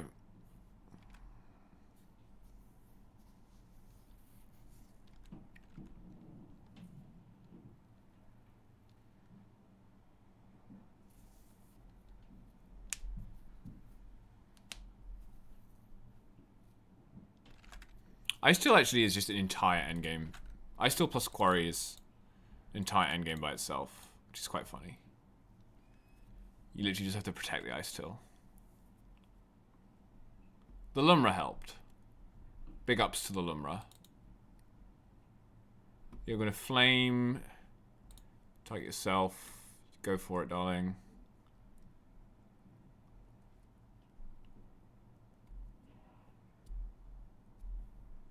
Gonna force. Yeah, go for it, darling.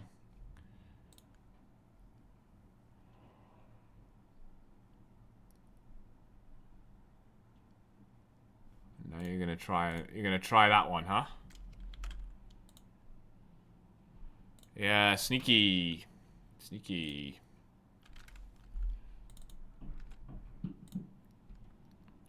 We have ways. We have ways of preventing that kind of behavior. 1, 2, 3, 4, 5, 6.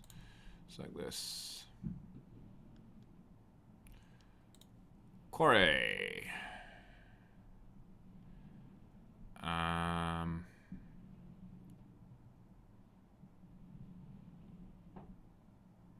Do I have another fetchable land in my deck? Let's find out. I do, I have 2. Okay.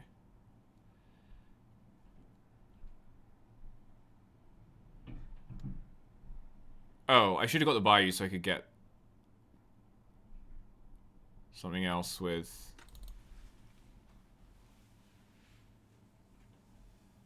No, it's okay. What I can do is... I milled Grist. I can get this, which is the last fetchable land in my deck. I milled another Grist. And then just Adventurer. And then I can sack the Adventurer if I need to. Yep. 26 cards in library. Say go. Lethal in play.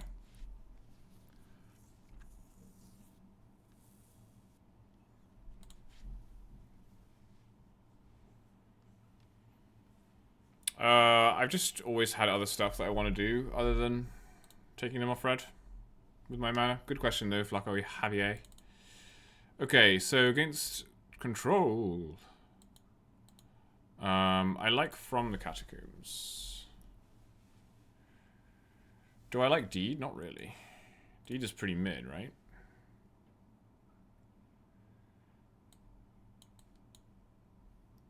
Does clear up clues and stuff though.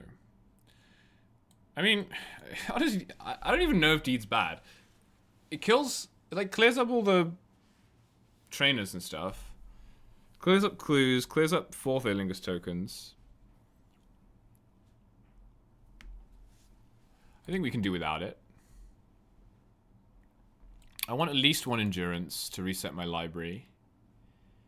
And then I probably want trophies to kill Tamios. Just because like getting a board with Grist could be tricky. And I could see cutting something like Safekeeper. Because... I mean, Safekeeper Titania is obviously very good. Maybe I do want that in the deck. Maybe I don't need Trophy. Maybe I don't need Endurance, actually. I don't need Endurance. If I go through my whole deck, I will win. He says. Famous last words.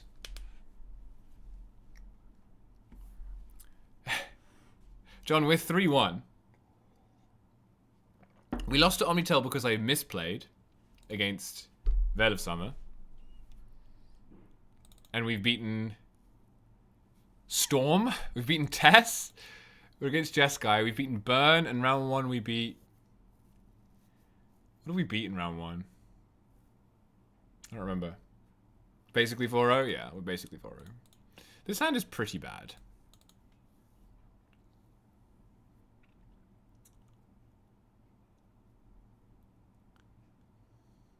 I think I'm going to mull. Yeah, this hand's got the goods. I'm going to get rid of this. Or the Skyfisher. No, the Skyfisher's good here because I have Rumble.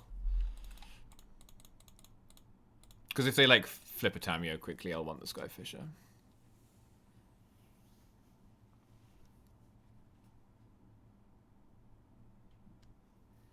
What was the first round against? Oh, it was against Mono White. It was like Energy. It was like Pride Guide, Ring, Seasoned Engineer, Chancellor of the Annex. Okay, so I guess I'm theraping Brainstorm. Is that how that works? Ooh, maybe I don't even have to pick.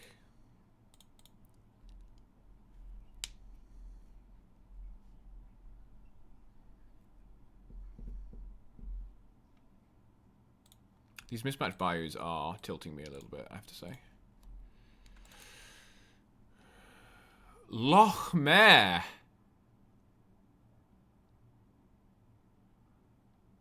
Wow. Maybe I do need my deeds back in. Opponent's getting a little aggro with the Lochmere.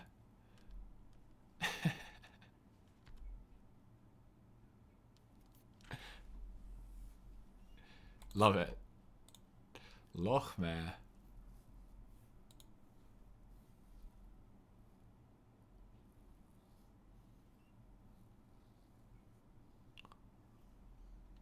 Solid Strand. So we don't know any of the cards in your hand anymore. So this therapy is useless. Useless, I tell you. Basic Island.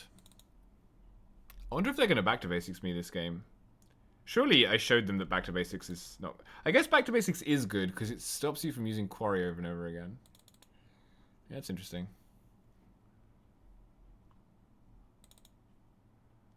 I'll Rumble this turn. And hopefully I don't get back to basics.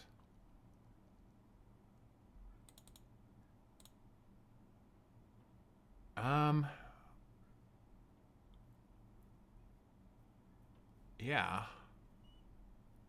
Sure.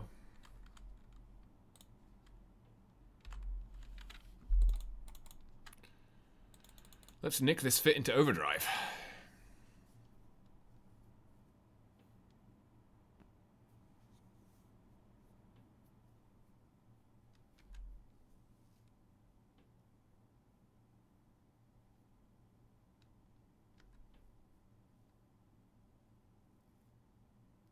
Don't do it. Going back to basics, me. Thank you. Good boy.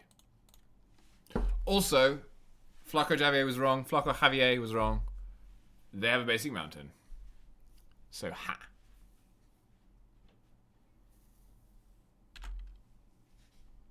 I've proven something.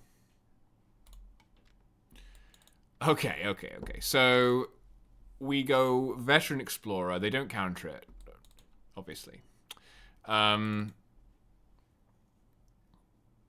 Explorer. Crack. I have 3/4 mana. I really need a land. It's almost like I could have grabbed the land with Rumble last turn, but decided not to, for inscrutable reasons.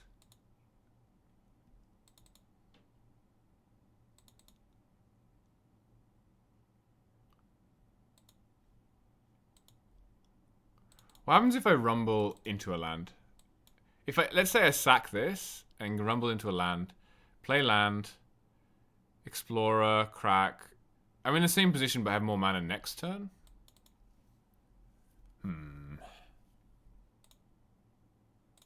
Alright, no one will counter this, ever. Okay. I was right, apparently. Sack this.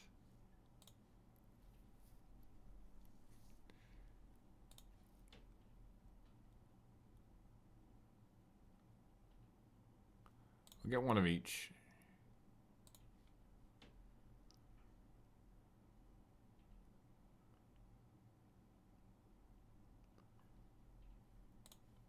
Thoughtseize you.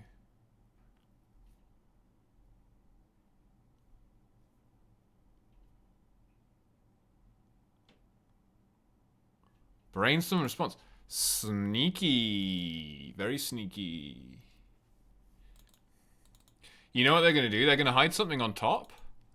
I'm going to therapy them. Zenith for another veteran explorer, and then shuffle away the top of their library by flashing back therapy.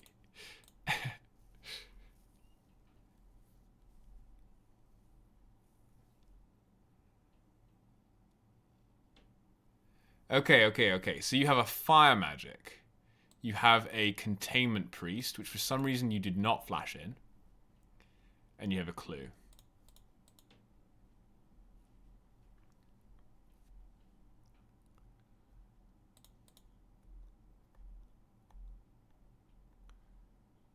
I'm going to take the containment priest.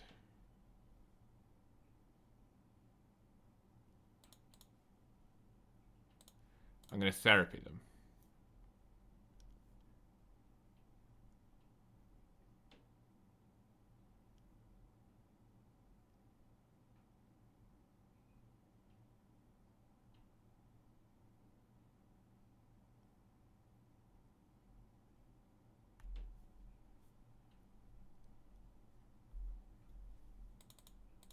They're going to cast fire magic. Well, I'm going to float one, aren't I?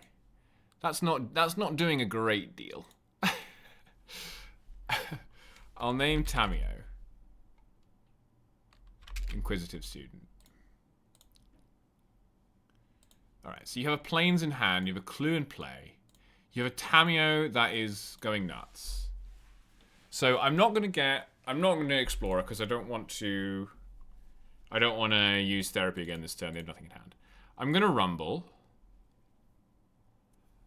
I still have a land drop. Ooh, Grist. Oh, get thee behind me, Satan.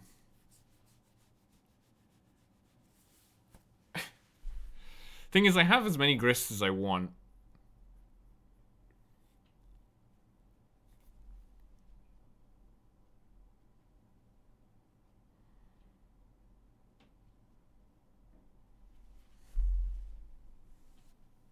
I think it will be better to have more mana next turn, like to take the mortuary. I think lands are good. I'm going to take the land. I like all those goodies, but I'm going to take the land and I'm going to mortuary.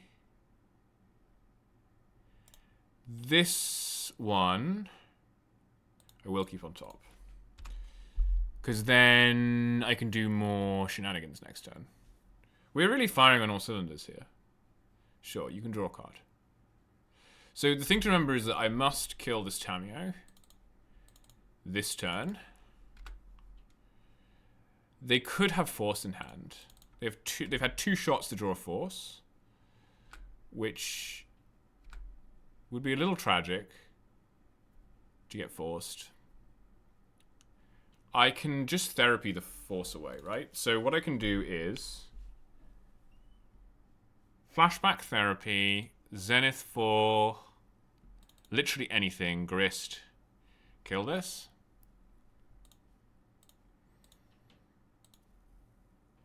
So we're going to name Force of Will.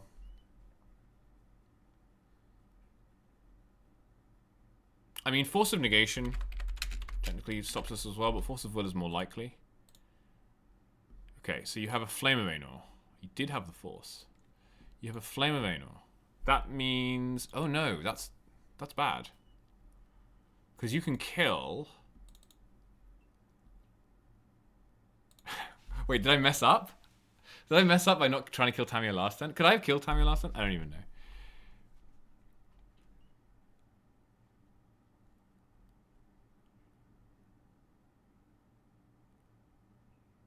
I think I messed up. Because this is a kill spell.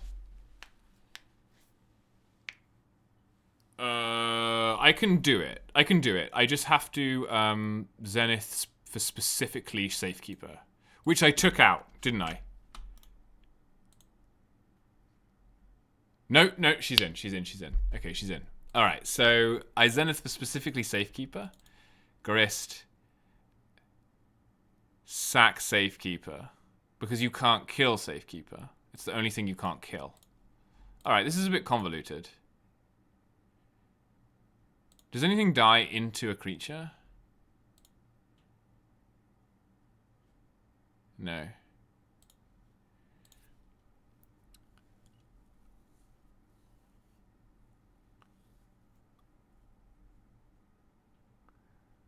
This is a very weird way to use Safekeeper, but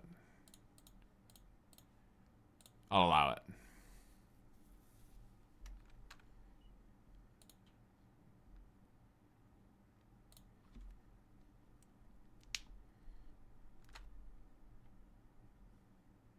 You're going to draw 2. That makes sense. You can Stern Scolding this.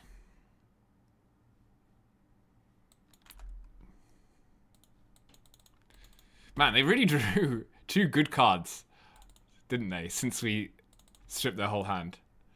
I guess that's the Nick Fit experience. Your opponent plays good cards and they draw them off the top.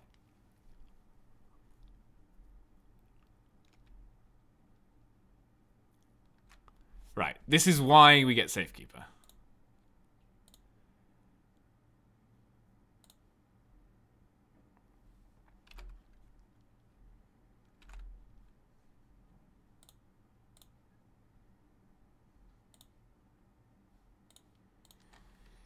Go. And now whatever they play, I can plus Grist and play Spider and kill it.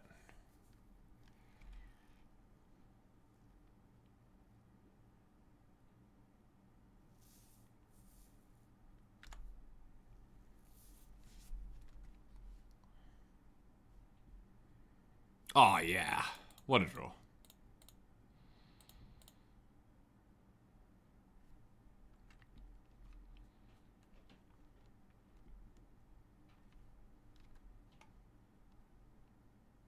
This really is the perfect Nick Fit card. I didn't realize it when they printed it, but it is the perfect Nick Fit card. It's a 4-drop that ramps, and it's like, why would anybody want a 4-drop that ramps? Nick Fit wants a 4-drop that ramps. It just needs reach. So you can Snapcaster here. That's a little awkward. Snapcaster Flame of Anor. Yeah, I mean, there's some stuff going on here. There is some stuff going on. Because you kill the Undermountain guy. You draw 2 cards. You draw something that deals with my insect token. And then you have a choice of taking initiative or killing Grist.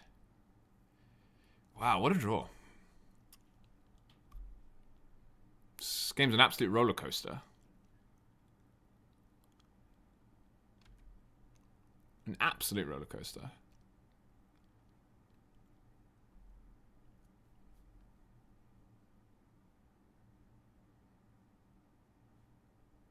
Just Lorien revealed? Oh, it's an Offsprung Thundertrap trainer, of course. Yeah, okay. They just miss? How do they keep missing?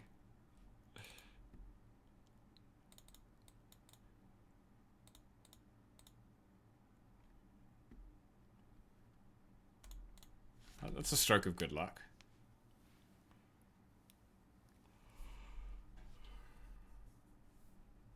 I wonder what the stats are on. Oh, they drew swords. Are they going to swords this? Yeah, okay. Let's go. I assume you just take the initiative rather than kill Grist, but yeah.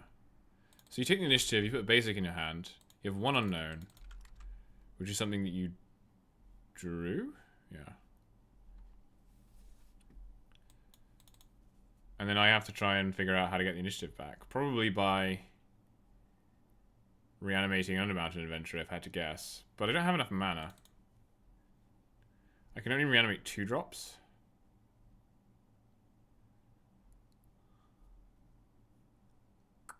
It's a tricky one. Grist also not very good.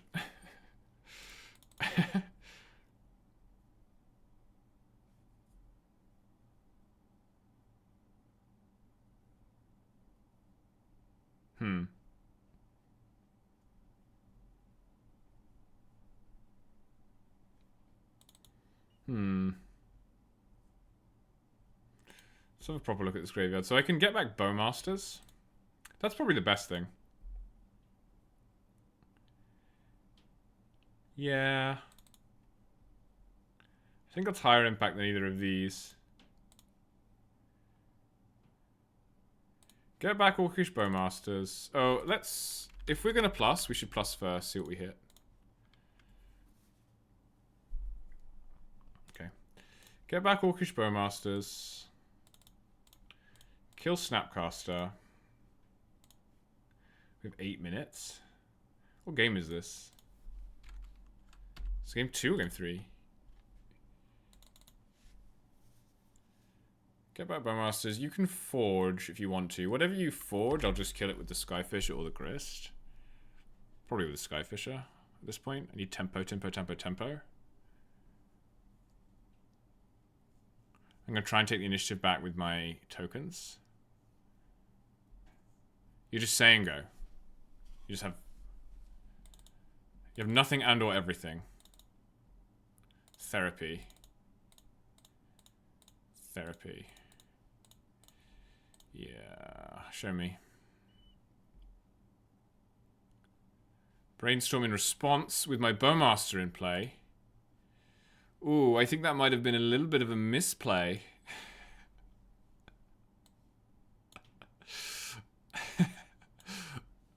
Ooh, is that a misplay? Did you panic?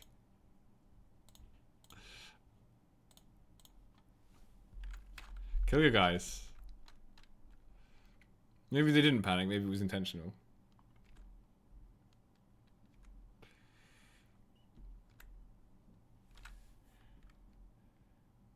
They're done. They are done. 4-1 with Nick Fit.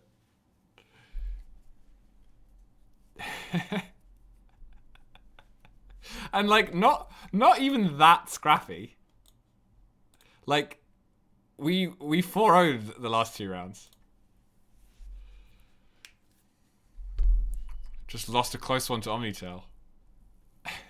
This is not a bad deck. I mean, I don't think I would play more of this. I don't know. If for some reason I only owned 2 Bayous and no other legacy cards, maybe I would play this. That's even better than a Jund trophy. 4-1. I think you could be justified in calling that a Nick Fit trophy.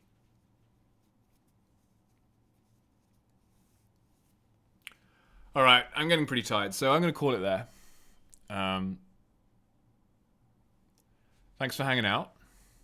I'll see if there's anyone to raid. See if Evan's still playing the Legacy Showcase. Looks like he is.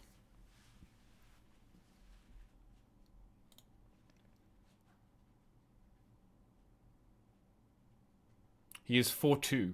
So still live for top 16. That's cool. Okay, I will see you guys next time. With some... Probably not with Nick Fit, but maybe. It's a good deck.